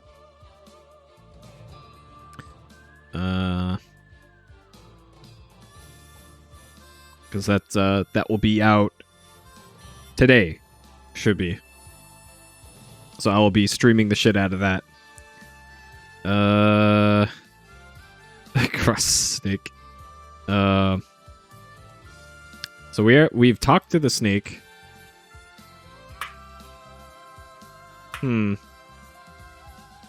Aquas. Yep, some good snacks. I'm assuming the PS4 is working for you. My packaging of it was a little sketchy with how I had to put the controller in there, so hopefully it made it to you in one piece. And if it didn't, then oh well. I'm not going to lose sleep over it. Okay, good to go. Good. Hopefully you get your copy in the mail in a timely fashion so you can play it for yourself. This bottle is also bothering me. Like, and it says, so the game says the bottle is open, but clearly there's a cork in it. So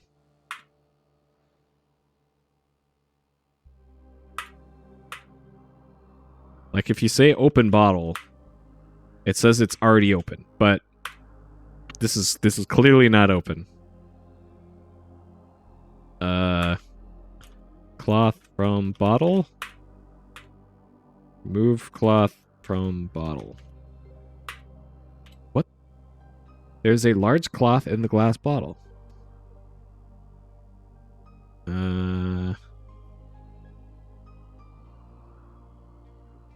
Oh, delivery tomorrow? So you mean the 19th, I guess? I think I already tried breaking the bottle.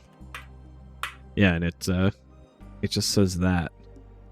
So I'm really reluctant to leave this area up here because once I did last time, the game didn't let me come back here, even though I still had the carpet.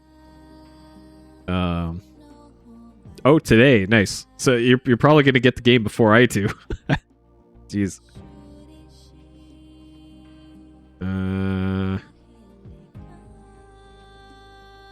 Oh my god. Okay, so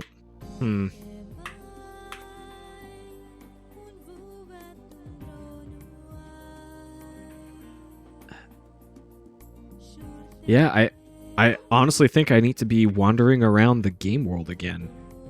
Because there's got to be just a random encounter with an NPC that will help us solve our snake problem. I guess we could go back to the monastery up here and ask the monk what to do, perhaps? So I think what I'll do is I'll ride the carpet out of here. And then I'll walk around up to the monastery and see if there's a anything we can do up there.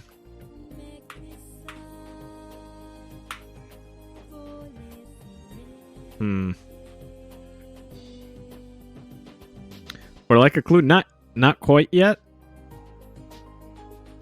I want to see if there's anything at the monastery, but I am very close to requesting a clue. I this part is, it's probably some complete bullshit thing too.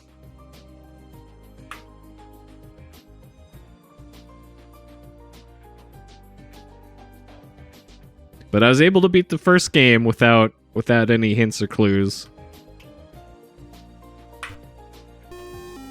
Oh, Monk is just gone. Alright. Well, there goes that idea. So cottage, probably nothing going on there. Lake. Ferry.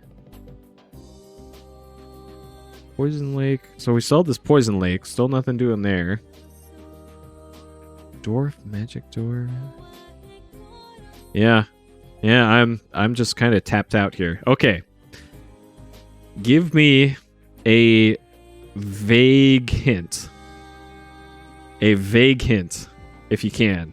Just don't outright say what to do. Try to be as vague as you can, and I'll try and figure it out from there. But I think I do need a hint at this point, because I am tapped out of ideas this far into the game. We already have the item in our inventory. Interesting. Okay. So that's how we deal with the snake problem. Alright, so I'm going back to Snake Mountain. You have to put it very specific. Okay. Alright, so we're back to playing word games with Snake. Okay, so we already have the item, and it's a very particular command.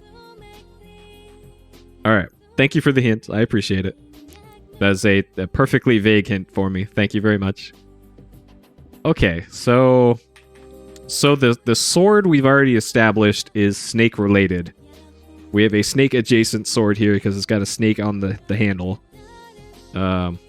Maybe it's present sword to snake.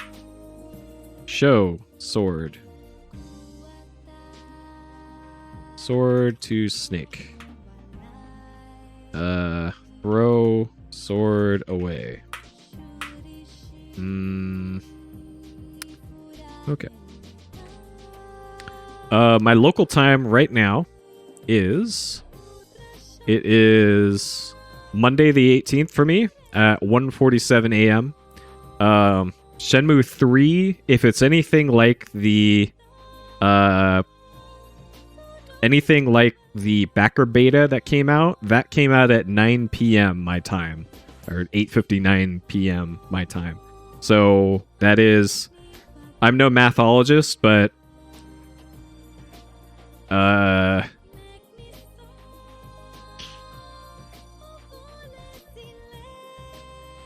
17 hours from now? 17 hours. Final answer. Something like that. Okay.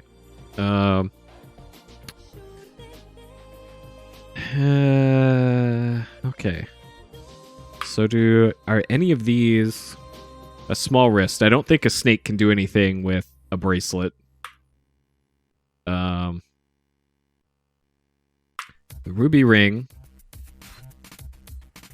Probably not. Earrings. A snake could use earrings, I suppose.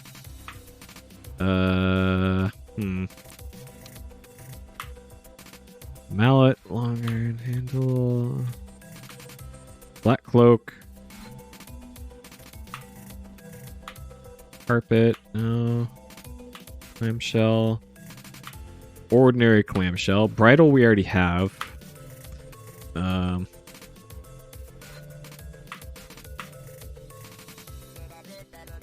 Attach bridle to snake.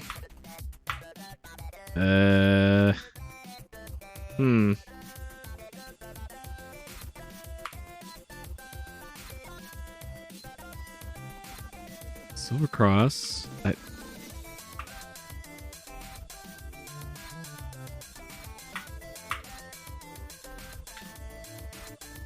So if this requires a very specific command, then it's probably not going to be something like use.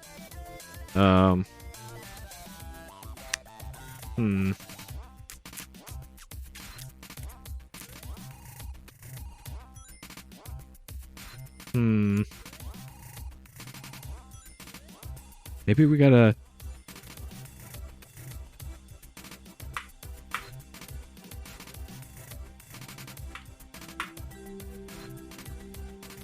Put sword in rock.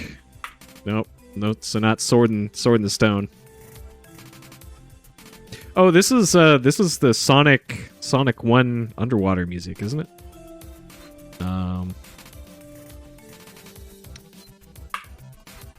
Alright. Center large glittering sapphire. It's probably not that.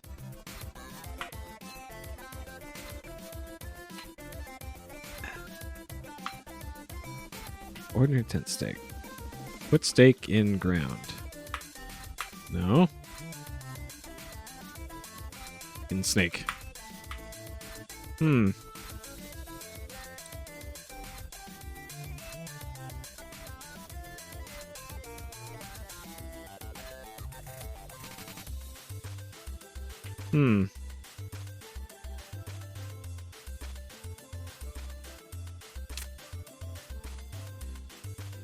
Yeah, I think I would like to know the first word of the command. Because, oh my god, I'm running out of ideas here. Maybe I can intuit what it is from that. The word is put. Okay.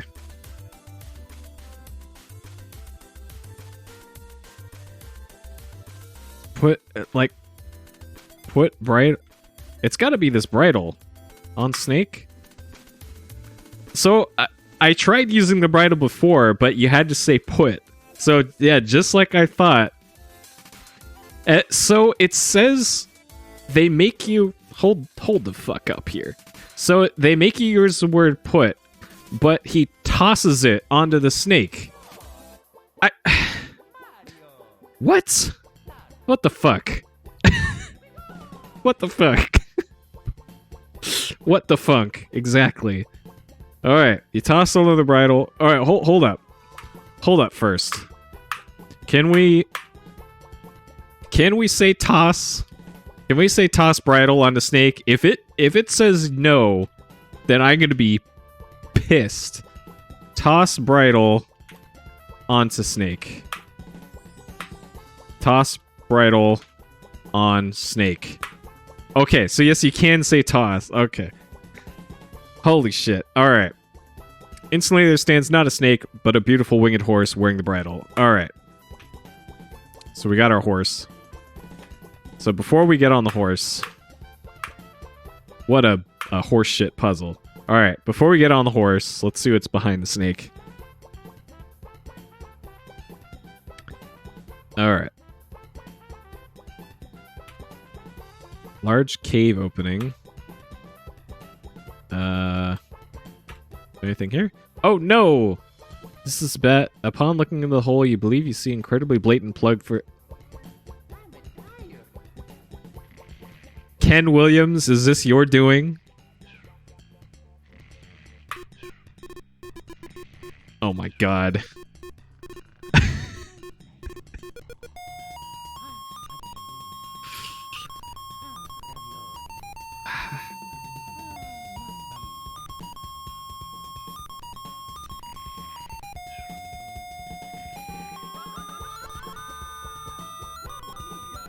So there's a promo for Space Quest 1 in King's Quest 2.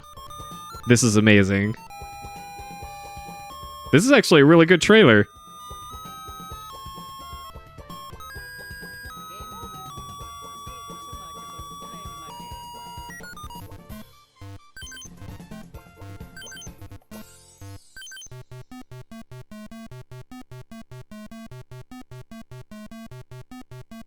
There's more music in this than there is in the rest of King's Quest 2 combined.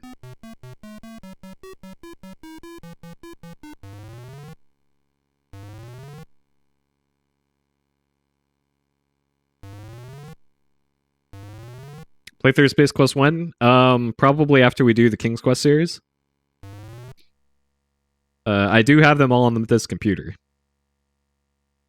Get through with the quest before. Okay. All right, and yeah, actually, as an aside, let me just exit out of this real quick. Which save was it that we did? Snake Mountain is the save. Okay, so I'm running this on an actual DOS computer. I don't use DOSBox anymore. I actually do this on a real-ass Windows 98 machine. Let me put this in 640 by 480 mode here. Because I decided a while back that I'm no longer going to emulate anything that I stream. So it's been an enormous pain in the ass trying to do capture for all my stuff, but I don't know. Some of it's fun. Okay, so on here, this is actually going to take a second because it's looking for a network connection for my PCI PCI network card. All right, so on here we got actually it'll be easier to see on my computer. Oh. All right, so here we got a bunch of games: Blake Stone, Diablo, Doom, Duke Nukem, Quarantine, Rise of the Triad, Sin, which is a Windows 98 game, Wolfenstein, Zilliard. I know Hidden knows this one. Adventure games, we got a bunch of non-LucasArts and Sierra stuff, including the Amazing Hugo series. LucasArts, I have pretty much all of them. They're just not on here. Let's see. Sierra stuff, we got pretty much everything. Like amazing games like Black Cauldron and Codename Iceman. Got all the King's Quests, both Laura Bow games, all the Leisure Suit Larry games. I plan on playing through all of the Police Quest games except for the SWAT games because Police Quest turns from an adventure game to a shooter at some point, and I'd rather just play the adventure games. All the Quest for Glory games, all the Space Quest games, Willy Beamish. So if you see a folder on here, it's potentially a game that we're going to play through. Yeah, 12 gigs free. I actually have an SSD in this machine. So that's all that. And then, let's see. Edutainment, platformer. So platformers, we got the Commander Keen games, Duke Nukem, Jazz Jackrabbit, and all those. RPGs, we have the Krondor games, we got Daggerfall and Arena, Castle of the Winds, the greatest roguelike ever made, Jones in the Fast Lane, the best also roguelike ever made. We have all the Ultimas here, or at least all the ones that matter, including the 2 Ultima Underworld games. I've never played any of the Ultima games, so they're all new to me. Let's see. SSI, most of these are viruses, so I'm not going to go into any of those folders. System Shock, of course. And that covers most of those. So as far as the specs of the PC, I'll show it to you in a second. Let me load up my webcam here. And then bring it up. Alright, so here's my stream setup, by the way. It's kind of ridiculous. This is how I got so much stuff here. Okay, so here is the DOS/Windows 98 machine. It's down here. So we got a up here is a Roland MT32 with a hard MPU card for sending the MIDI data. We have a Roland SC55 Mark I. I also have an SC88 and a XV5080, but I'm not going to be using those because they're overkill. Inside the machine, we got a 450 megahertz AMD Athlon. Or not an Athlon, it's a K6 III. We have a Sound Blaster Live video card, or no, audio card. We have a Voodoo Banshee video card. I also have a bunch of extra video cards as well. We have a 32 gigabyte SSD in there, and I'm using a SteelSeries mechanical keyboard and a trackball. For display, there's a 24-inch... it's the step-down model from the really expensive FW900. This is the model just below that. It's also going to a 55-inch OLED TV over here. This is an LG B8, 55B8. So it's a very nice TV. And it's all going through an OSSC via VGA. So it's going into this VGA splitter box and then into the OSSC to HDMI and then to my capture. And then for console stuff, I got a, this is a 20-inch Sony BVM, which is RGB compatible. And I also have another one back over there, which you can't see. So I got a pretty okay setup here. So, yep, it's a lot of adapters and cables. Like this is all the stuff that you have to do to make capturing. Like for example, just the audio to make all this work. Here's the audio interface that I have to use, and there's so many cables going in and out of it. So there's two boxes here. The box on the bottom processes the digital audio that I use, and then the top one actually goes to the computer and transmits the audio to the stream. And then this is not even getting into how many PCs I use to make the stream work, because there are just in here 1, 2, 3, 4, 5, 6, 7, 8, 9. There's 9 computers just in my house that make the stream go. So yeah, that's all that. Back to the game. Back to it, because I think we're getting close to the end of KQ2 here, and I used the wrong bat file. All right.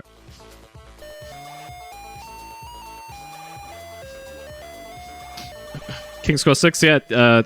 King's Quest 6 is very good. I think it's my second favorite. My favorite is 5, because 5 is amazing in a lot of ways.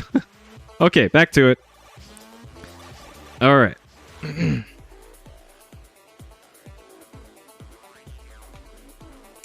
Yeah, and I also I didn't point it out, but I also have a Windows XP machine that I put together above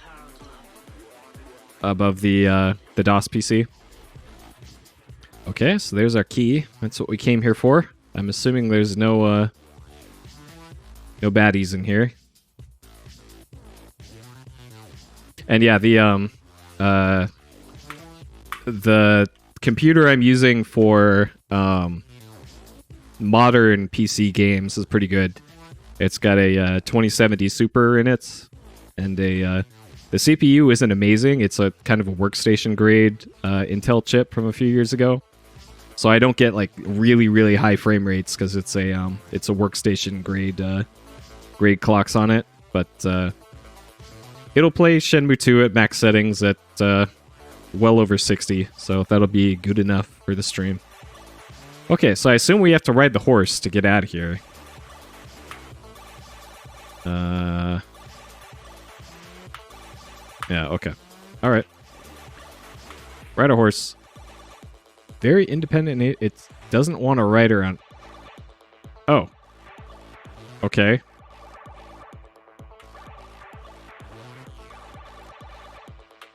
We don't get a point for that. All right.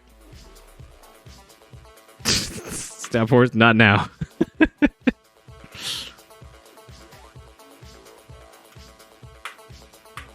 All right.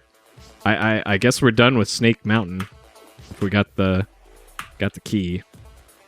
Got key 2 on Snake Mountain. All right. Oh. I love the power glove. It's so bad. It's so bad. All right. Red carpet. Let's go unlock that second door. And then I'm betting the third door is probably a vampire has a third key. Good luck. I'm betting that's what the third door is going to say. Hope you brought your stake and your cross. Yeah, well, just keep your power gloves up her. Pow, pow, pow, pow. This remix is pretty amazing. Okay. So where exactly are we going again? It's been so long since we've actually had to move around the map here. Okay, so we are just south of Antique Shop. So it actually would have been quicker to just go north. But mistakes were made. All right, so we're just heading straight south, past all the dwarf spawns, and hoping for the best. Okay. But yeah, like I mentioned earlier in the stream, the plan is for Shenmue 3 is it's probably going to be out 9 p.m. local time for me, which is generally when I want you swim, which is generally when I stream anyway. The plan for the first playthrough is to kind of rush through it on normal difficulty, so I'm not going to go out of my way to look for secrets or anything like that. And then since the game has multiple difficulty levels, those separate playthroughs, those will actually stop and smell the roses, so to say. That'll be the plan for that. So tonight at 9, I'll probably be starting the stream for that, and then I'm probably just gonna keep going until I have a doctor's appointment at 2 o'clock. 2 o'clock that day on Tuesday. So yeah, I think I might just keep playing until we either beat the game once or I have my appointment. Use key indoor. Unlock door. Okay. Key the second door fits easily. Turn the key in Shazam. Get another door. Okay. I bet this one says vampire has it. Good luck. Whosoever chooses to seek out the last key must have a stout heart. Okay.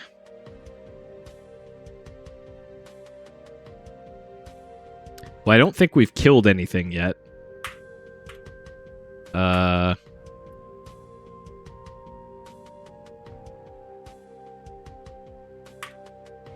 So...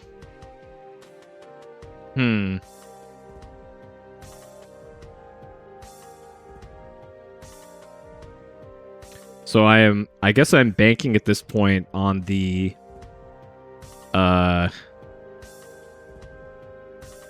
like a boat to appear, maybe on the poison lake, because beyond that I kind of got nothing. All right, so we're gonna go north for a couple screens here.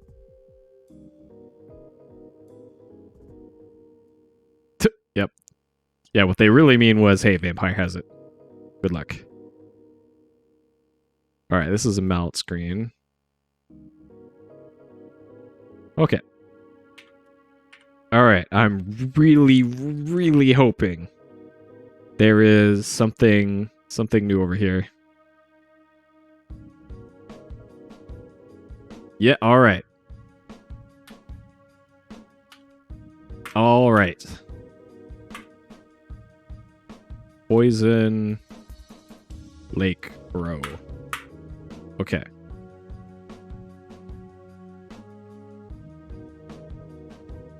Look at dude. Look at man. All right. We're frightening. No more than claws. Face completely hidden inside the shroud. Standing in a small boat. Talk to man. All right. What if I wear the cloak? Get in the boat. Payments. Okay.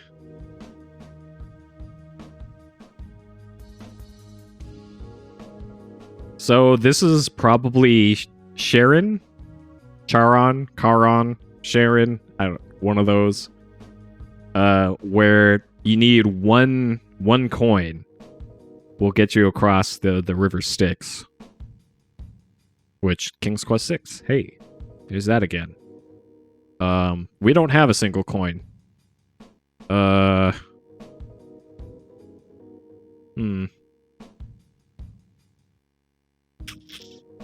So maybe he wants a sword. Sir, will you take a sword in payment?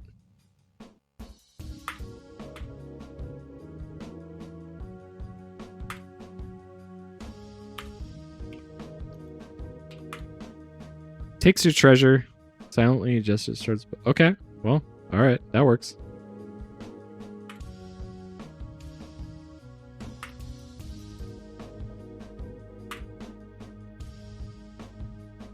One less thing for Valenice, I guess, but she'll have to make do with having a whole kingdom to herself. And a treasure chest filled with gold coin.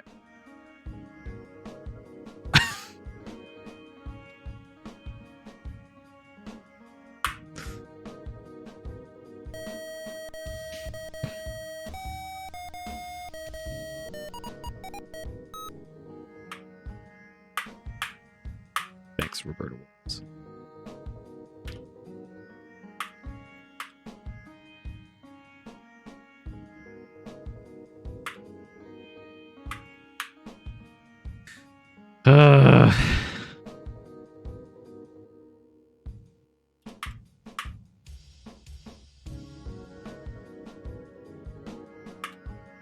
Okay. Just now that I know that. On Poison Island. Okay. Alright, now we gotta be really careful with this. Luckily, this isn't as dumb as the, there's a movement...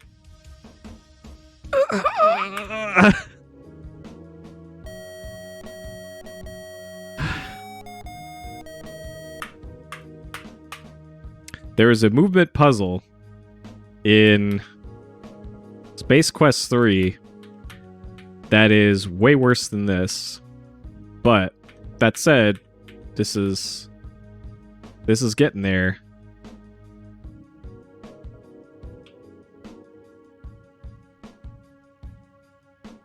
Okay. See, that wasn't so bad. 2 spooky ghosts. Spooky ghosts. Oh, man. Alright. So how can we deal with our spooky go? Alright. Use cross on ghost. Show cross. Wear cross. You're already wearing it. These are pretty spooky. Use bottle with ghosts. Maybe you could just walk past them. The ghost won't let you reach the door.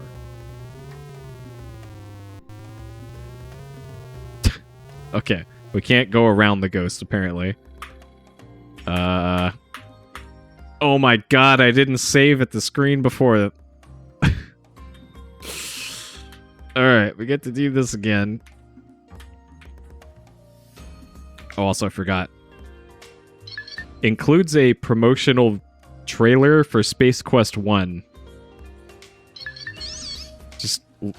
Just literally in the game. That's incredible. Okay.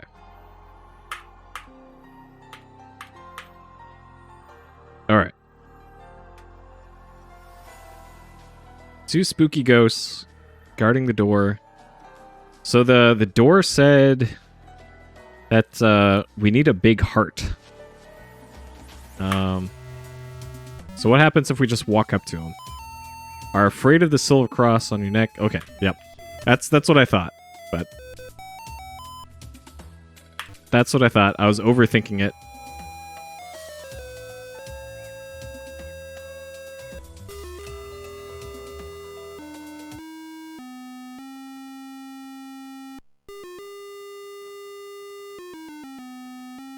Just gonna do this for the whole time we're in here.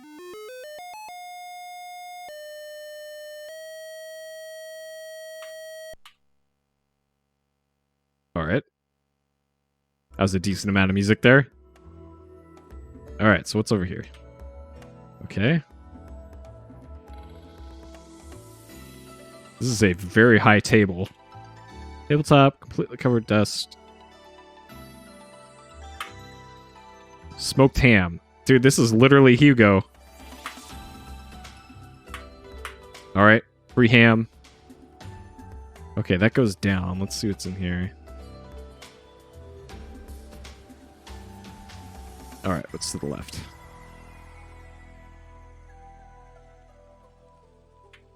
Catacombs in 6? I don't know.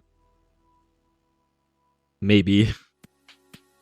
Once we get to 3, apparently there's a lot more indoor areas in 3. Oh, geez. Okay.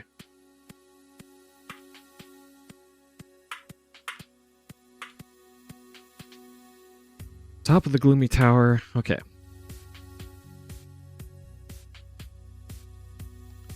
This looks like a great place to fall off and die. Alright, can we take the torch? Firmly attached to the wall. Okay. Alright, I tried. Couldn't take the torch.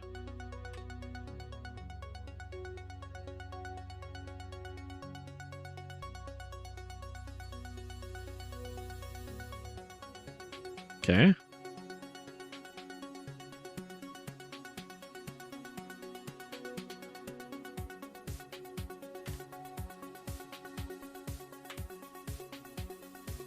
Okay, get a candle.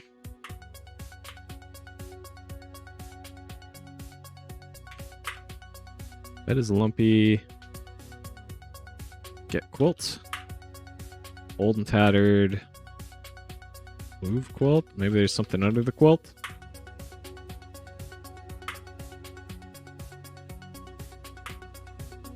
Okay. Alright, I think we're done with that. Musty bed chamber, top of the tower, smell of mold and old mothballs, sagging bed and old dresser. Okay. Thorny Island, Foul Lake. Okay.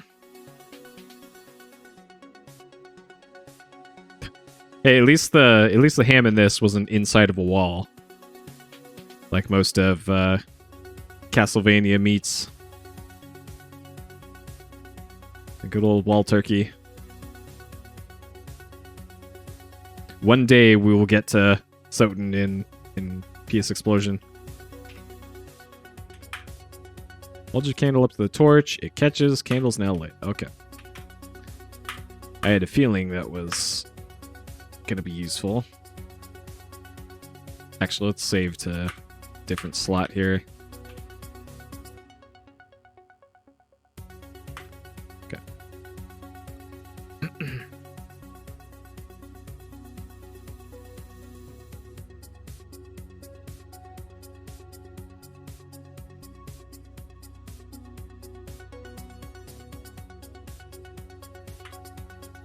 Castle really creepy. Chili draft. Okay. Alright, I'm assuming nothing on that. Nothing has anything to do with that bookcase over there. Okay, so this went up, I think. This looks especially dangerous.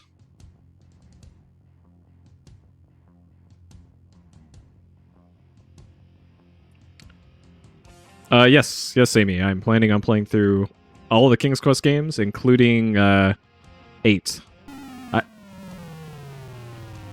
And that's how I feel about 8, by the way. Oh boy. Because I got all of them. And I played... So here's the King's Quest games that I played through before. I played through 5. I played through 6. I played through 7. And that's it. Prior to yesterday, I'd never played King's Quest 1. Prior to today, I've never played King's Quest 2. And we're near the end of it, I think. I played like 2 minutes of King's Quest 3. And I died like 4 times. So King's Quest 3 is gonna be a real pant load. So look forward to that one when we get to that. So once we're done with Shenmue 3 stuff, PS Explosion will be restarting, or we'll be doing those again. How do I get up here? Oh, okay, it's this way. Like I was trying to figure out what this perspective was for the staircase. We're gonna be playing through a lot of adventure games. Is the best I can say, but open chest. Locked shut. We need to unlock it. Pretty sure we don't have a key. Yeah, okay, so we need a key for this. And I might as well just load the save that's over here. So all the King's Quest games, all the Quest for Glory games, all the Space Quest games, both Laura Bow games, Codename Iceman, at least Police Quest 1 through 4? What the hell is this perspective? Let's see. And then for adventure... Okay.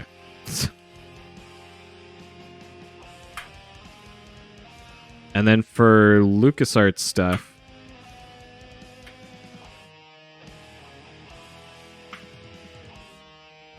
You don't see a rat. Well... Okay, sure. I guess his back is to the rat. Then LucasArts stuff, I will mention which ones we'll do for those in a second here. Beautiful ornate coffin, dust is everywhere. Okay. Coffin. Get in coffin. That is truly crazy. Close coffin.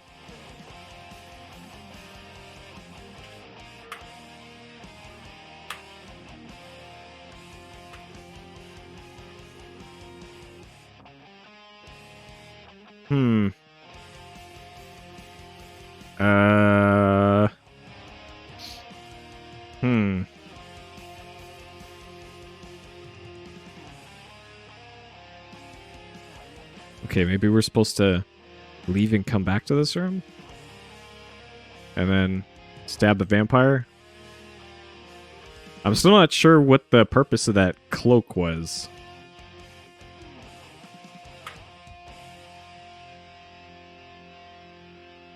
Okay.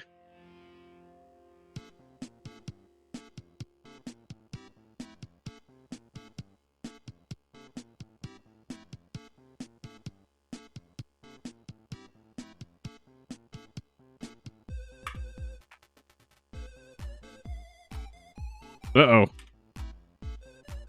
Well.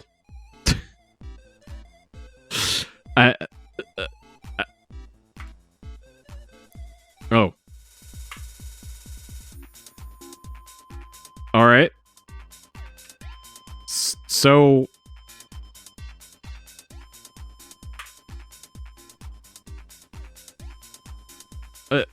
was I using like the wrong term here, maybe? For, like, clearly we need to use a stake. Maybe it is stake vampire or something, or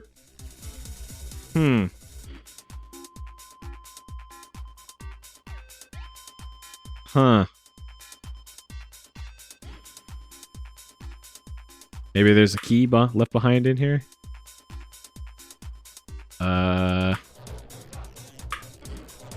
Get pillow. You move the pillow. Yo, there we go. Alright. Alright. Look at that. Is that the key that we want, though? So that's probably the magic key we need to open the door? Maybe? But there's also that locked chest up at the top of the staircase, though. And maybe that's a different key? Had to be quick. Well, I did type it.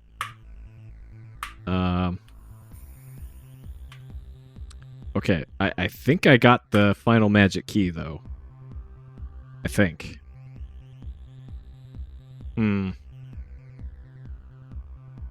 Yeah, I don't know. I think we resolved this problem anyways, though.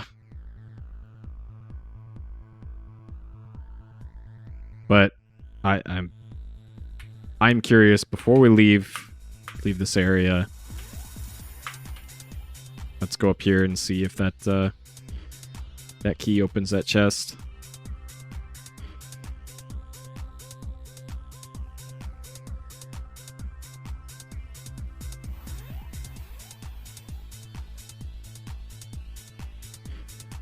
Oh. Okay.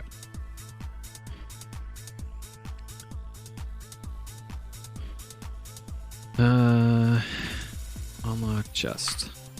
You do not have the key. Okay. That solves that mystery. Okay. Alright, so, yeah, LucasArts games, Sam Max Hit the Road,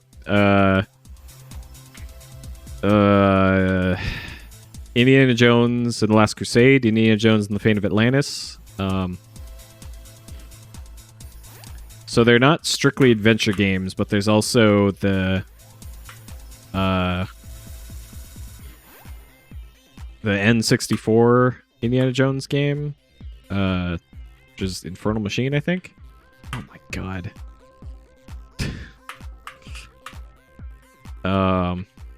Let's see. The Dig, Full Throttle, the Monkey Island series. Of the Monkey Island games, I have played Monkey Island 1, Monkey Island 2, and Escape from Monkey Island. I have not played Curse, which is, I've heard, is actually the best one. Okay. Yeah, Day of the Tentacle, yep. Yep, Day of the Tentacle. Okay. Let's see. The Dig, I can't remember if I mentioned The Dig, but The Dig is quite the game. Okay, so we're going south.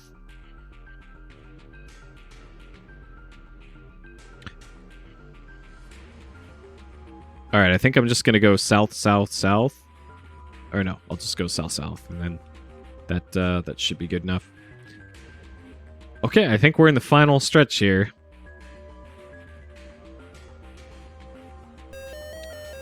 Oop. Don't take my Lucky Charms. Okay.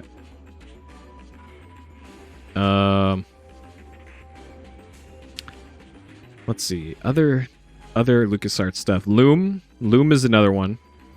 I think I actually have Loom on here. Loom is a game. It is a very video game. I have not played through a lot of Loom. I played a little bit of it. There's Zach McCracken and the Alien Mindbenders, I think is the title. This bridge better not break on me, by the way. Okay, good. All right. And then I think that's it for... Oh, yeah, there's also Grim Fandango as well. That's another one. Almost forgot that one. Yeah, I never played either of the Lorabo games. Those are completely unknown to me. And I've heard great things about Lorabo 2. Lorabo 1, haven't heard as many good things about, but 1 actually looks kind of more interesting to me. Alright, unlock door. I'm not sure what that message was that popped up. Hold up. What was that message? I'm gonna wait for that.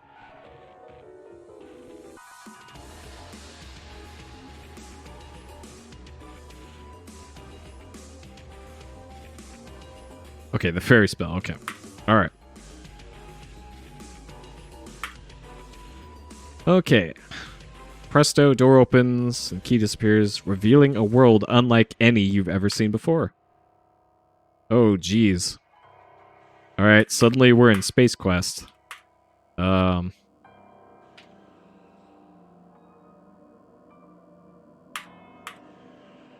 Suddenly Space Quest, again. Okay. I assume we go north. Okay. Well, this looks like it's completely safe to walk on. So, all right, I guess it is. Sand on the sparkling beach, deep blue, bright sunlight, a gorgeous pink sky, dance across it, cliffs tower above the beach. Okay. Oh, it's a fishing net. Okay. Get it. All right, sure. I thought that was like a crack in the ground or something. Okay.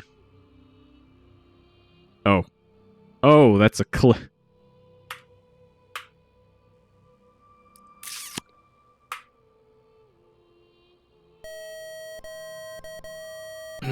Okay.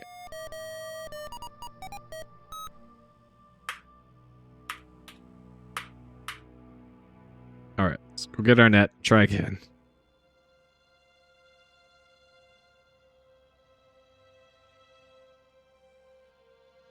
Okay. So what do we do with our new net?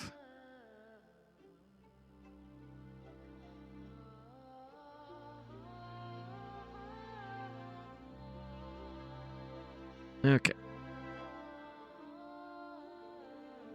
What the hell do we do here?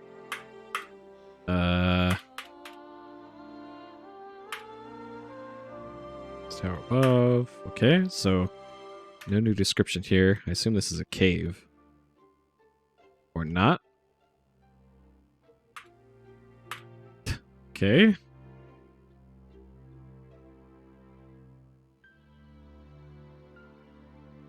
No. So that's just gonna kill me if I go over there.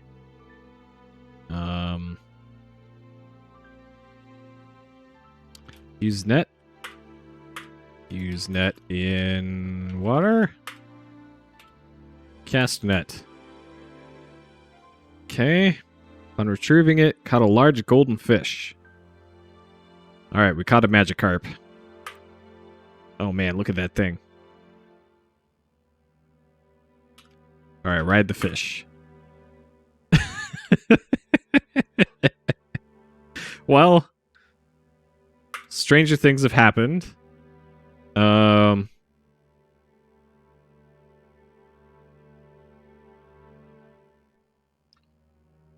Alright, steak fish.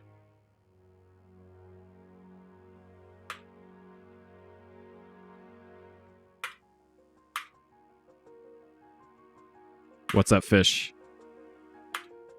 Push fish in water. Push fish. Pick up fish.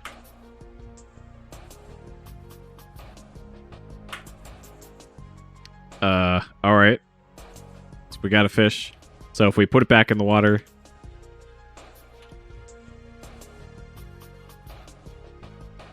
What? Oh, okay. Fish, we're the one who caused your problems. Okay. What the fuck? This is one dumbass fish.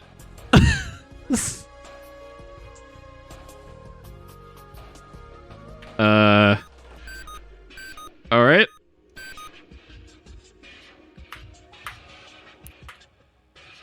Sure. Okay. Alright, where to from here? See that the island is quite small. Foliage is remarkable, though. Plants and flowers have all grown in, some growing very large. Okay. Alright.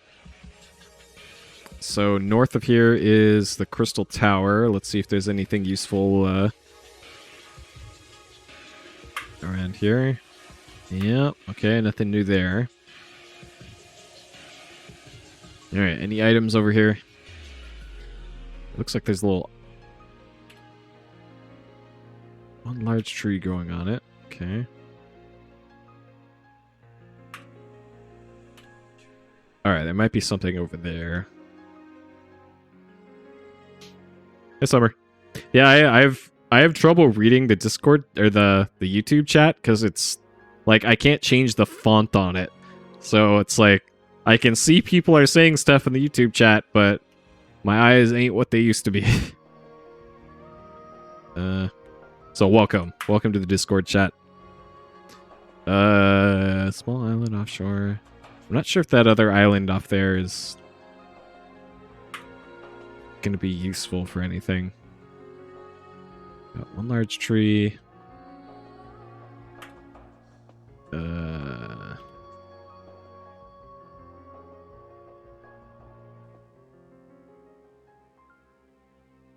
amulet. Okay. What? Wait, what? So why now, at the end of the game, do they suddenly start calling out items laying on the ground? Why now? Okay. Why couldn't it do that earlier? It's so much to ask. Okay, well, I'm glad I went around this whole island. Nice, well, welcome. Because, yeah, since I'm not going to be speedrunning pretty much at all, we're going to be doing a lot of casual playthroughs. And since I have, like, thousands of games, we got plenty of stuff to do. I think just for like stuff I could play on this DOS PC, there's got to be at least like 200 on just this. And then PS Explosion still has like 400, either 400 or 600 games left in that. So we got plenty of stuff to do. All right. Look. Save the island. Why is it still telling me about the island? Look. Door. What unknown to you? Look. Tower. Opaque quartz blocks. Tiny window near the top. Delicate hand waving a hanky appears in the window. Yell at window. Alright. Open door. Alright. Another precarious thing here. I stopped speedrunning for two reasons. One reason was I lost interest in it. And two, the much larger and more important reason is that it was severely hurting my hands. So much so that I had to not play video games for a year. I could not use a mouse in my right hand for a month when that happened. It's a huge lion. There's a hungry look in his eye. Alright, do we have food for lion? I guess we might be able to stab the lion, but perhaps we can solve this without the... We do have a ham. We got this ham. Throw ham at lion. Falls down, falls fast asleep. All right. Literally Hugo.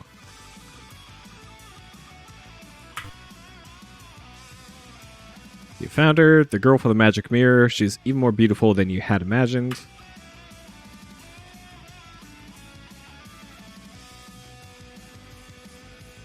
Man, Valenice has got some pixels to her. Good lord.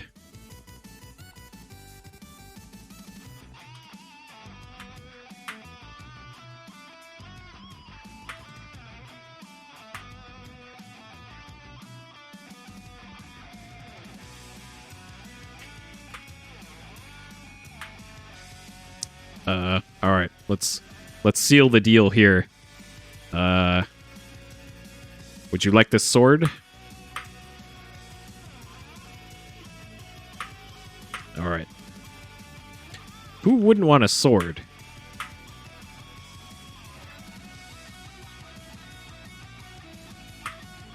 What? Gift earrings?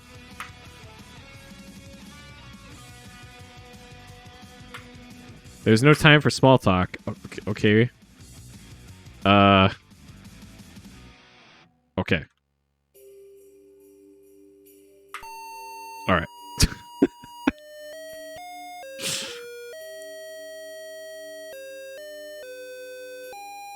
This was well worth playing the game for. This was well worth playing the game for.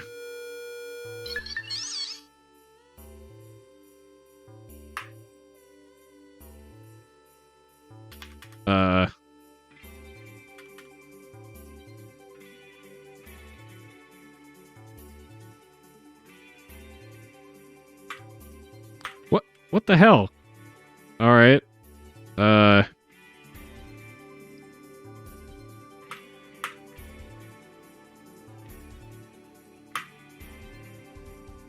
Well, bye. What? Do I get to kiss her again for more points?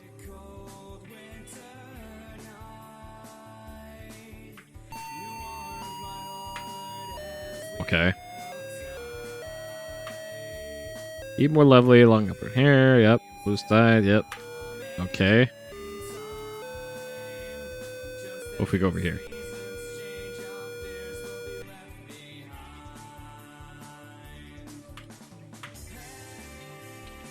No. Okay. What the hell? This is the greatest puzzle of all. Women.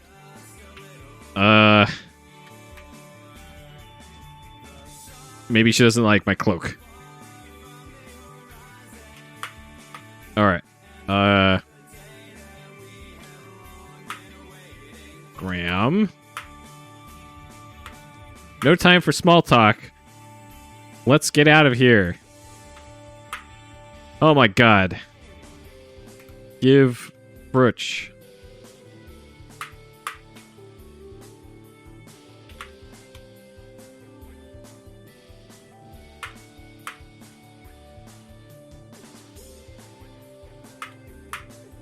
My god.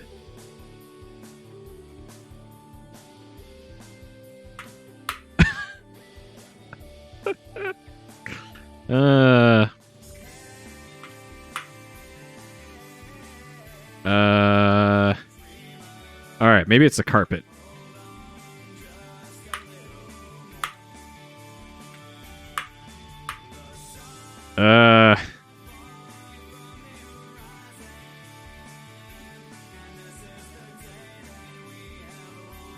What the hell? Oh my god. We practically won the game, but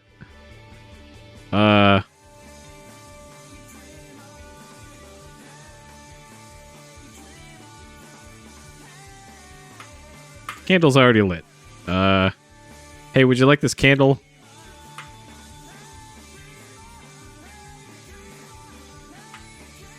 Alright, maybe I gotta go stab the lion.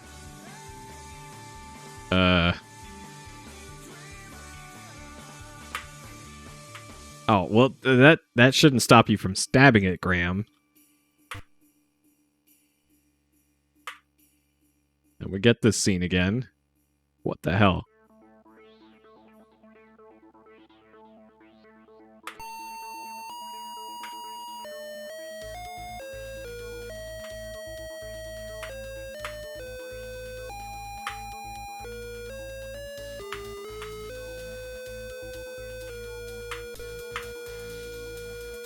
Mary? Maybe it's Mary?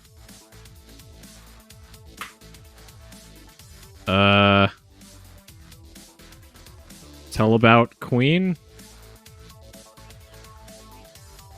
Talk about quest. Talk about Queen. You get no response from the about. Talk Queen. Oh my god. Use brooch on her? Use brooch. Use brooch. Valenice. Use brooch. Drop brooch. Talk about mirror.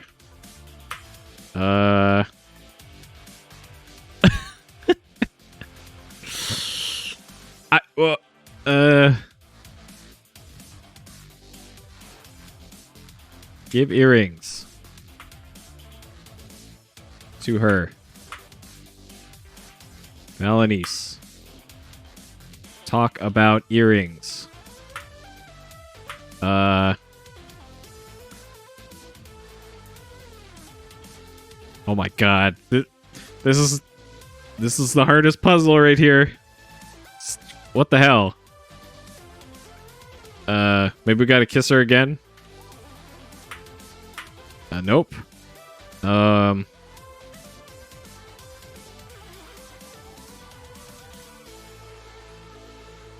You're now wearing the ruby ring.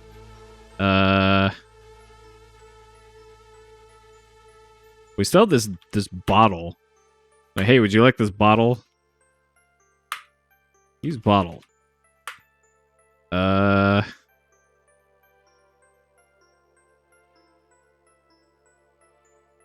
Wizard of Oz. The clue. Okay.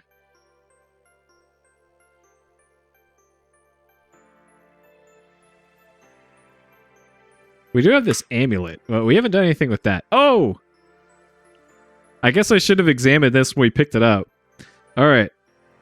Made of bronze that is tarnished with age. Tiger eye stone. Turn the amulet over. You see the word home engraved on it.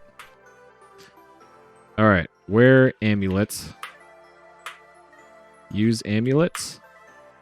Say home. Remember the word home.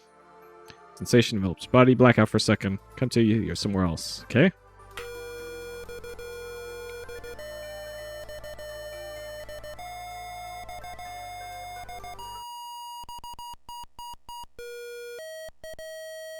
We did it.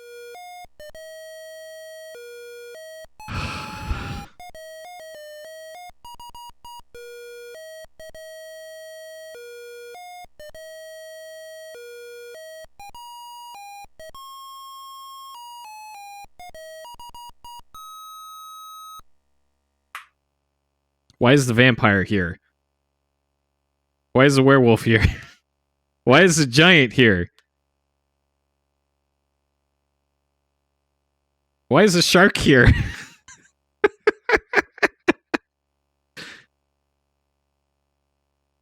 Why is there a shark at our wedding? Why is Dracula at our wedding?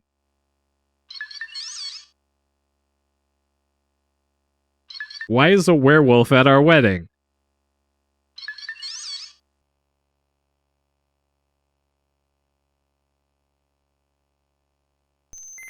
And how did a mermaid get here?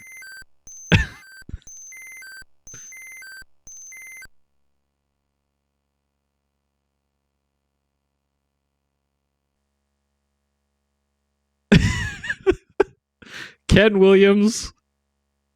Ken Williams, can you not? Can you let me enjoy the end of the game?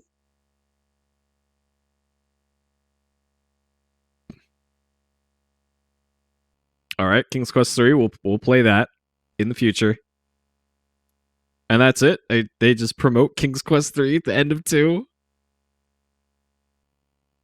And there's no music, by the way.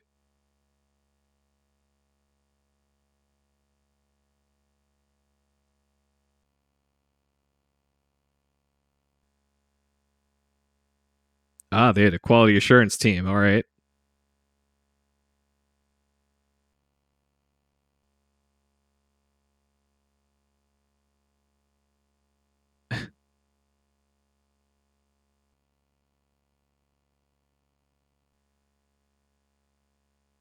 And then it just loops.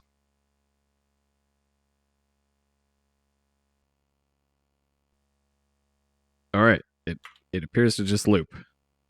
Okay, so we got a score of 152 out of 185. I think that's a higher score percentage base than we got in 1. All right. About KQ2. Designed by Roberta Williams. There's no writer credit here. Pause screen. RGB monitor modes. Hold up. Oh, it won't let us do that. Rip. Okay. King's Quest 2. Complete. Stopping the timer on it. Boom. Okay. Let's wrap this one up here with how I felt about King's Quest 2.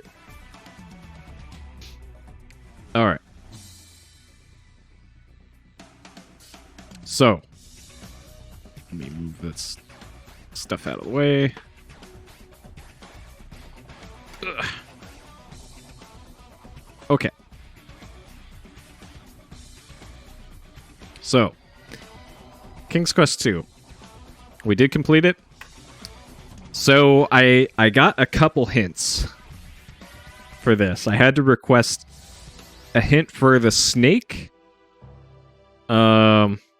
And I guess it was kind of a hint at the very end, because I overlooked the fact that I picked up an item and completely forgot about it.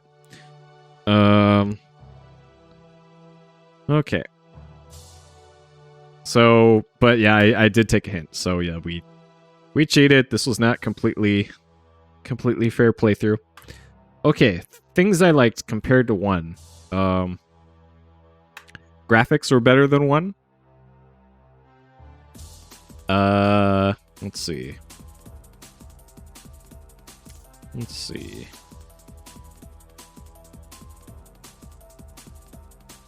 Slightly larger game world than 1.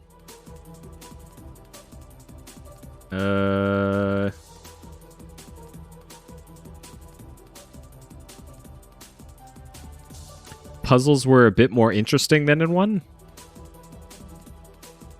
But not by much.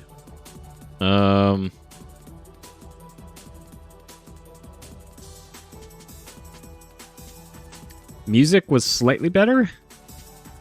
But again, not by much. These are two very similar games. Alright, things I didn't like. Let's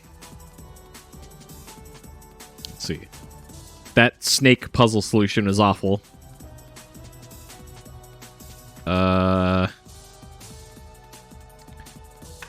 Game world felt way more empty than in 1. So even though the game world was larger by, let's say, 10%, it seemed like the density of stuff to do was about the same as in 1. So a lot of it just kind of felt empty. Felt like there was way more randomness involved in NPC spawns.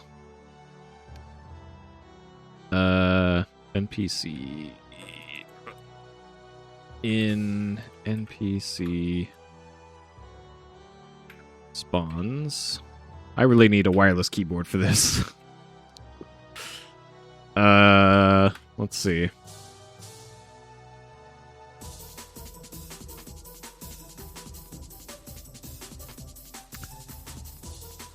Some of the enemy pathing seemed unfair.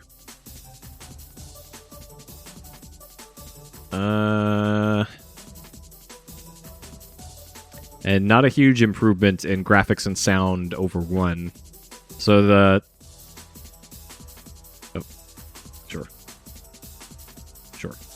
So the back of the box really talked up 2 as like a significant leap over 1 in every aspect. If you liked 1, you're gonna love 2. And I can kind of see that. Like, if you think back to when the game came out back in '85, like maybe they could have sold it to people at the time as it being a huge leap over it, just by virtue of being a larger game.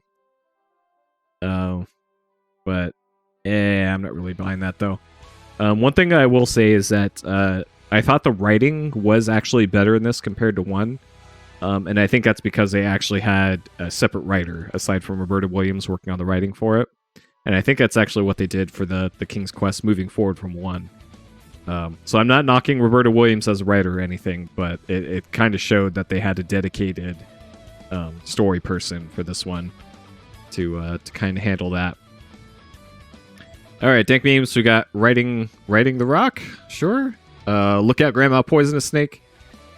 Spooky Ghosts. A promotional trailer for Space Quest 1 is in the game. Suddenly Space Quest again. This is well worth playing the game for. Why is there a shark at our wedding? Why is Dracula at our wedding? Why is a werewolf at our wedding? Sure. Alright, Jumping Base, no. Ayla Mouse. Probably not. These are just regular old monsters, so nah. Difficulty easy to hard. Okay, so we had 22 deaths in this compared to 14 in 1. And a lot of those deaths were drowning in the ocean. So yeah, that was kind of another dumb thing, was like, hey, is there anything in the ocean besides this fish? So that was a little stupid.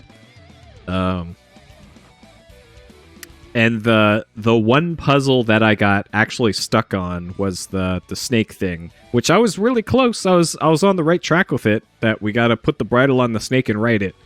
But my wording wasn't 100% close enough to make the game actually acknowledge that I had the right solution. But all the other puzzles up until then weren't really an issue.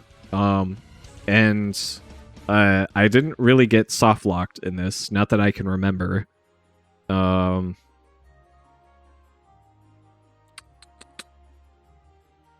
yeah, that's... I guess I kind of lucked into it in my playthrough of 1, that I just did everything in just the right order that I did in soft lock. And I don't really get that impression with 2. It just feels like in 2 that you can't really soft lock as easily. I don't know if that's correct or not, but that's just the impression that I got. And for the most part, the puzzles all made sense. 2 doesn't lean as heavily on folklore as it does in 1. So if you're like a non-native English speaker and you're not familiar with the fables that like an American or British person would know, then you can probably still be able to play through this one just fine, and might have more difficulty with 1.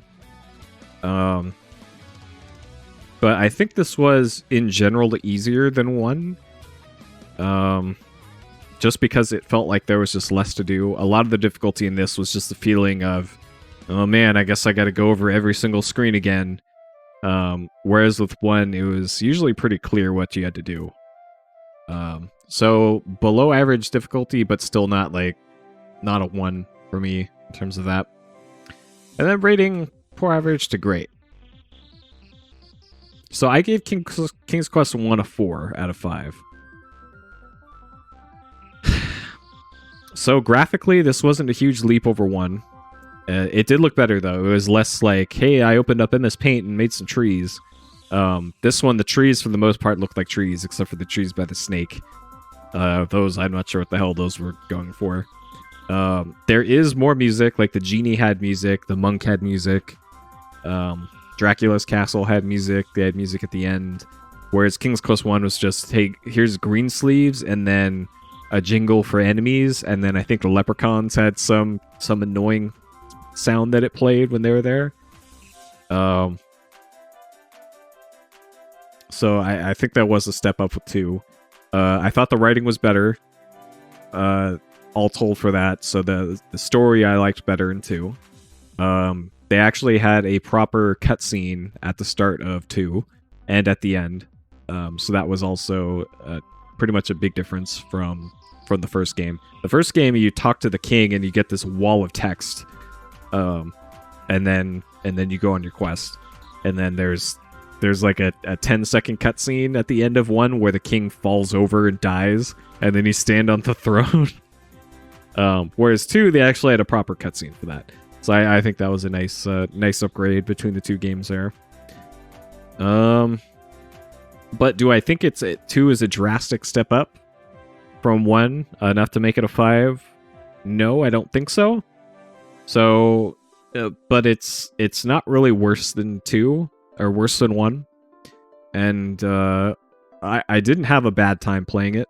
Like even today, I'd say King's Quest 1 and 2 aren't horrible games to just play casually.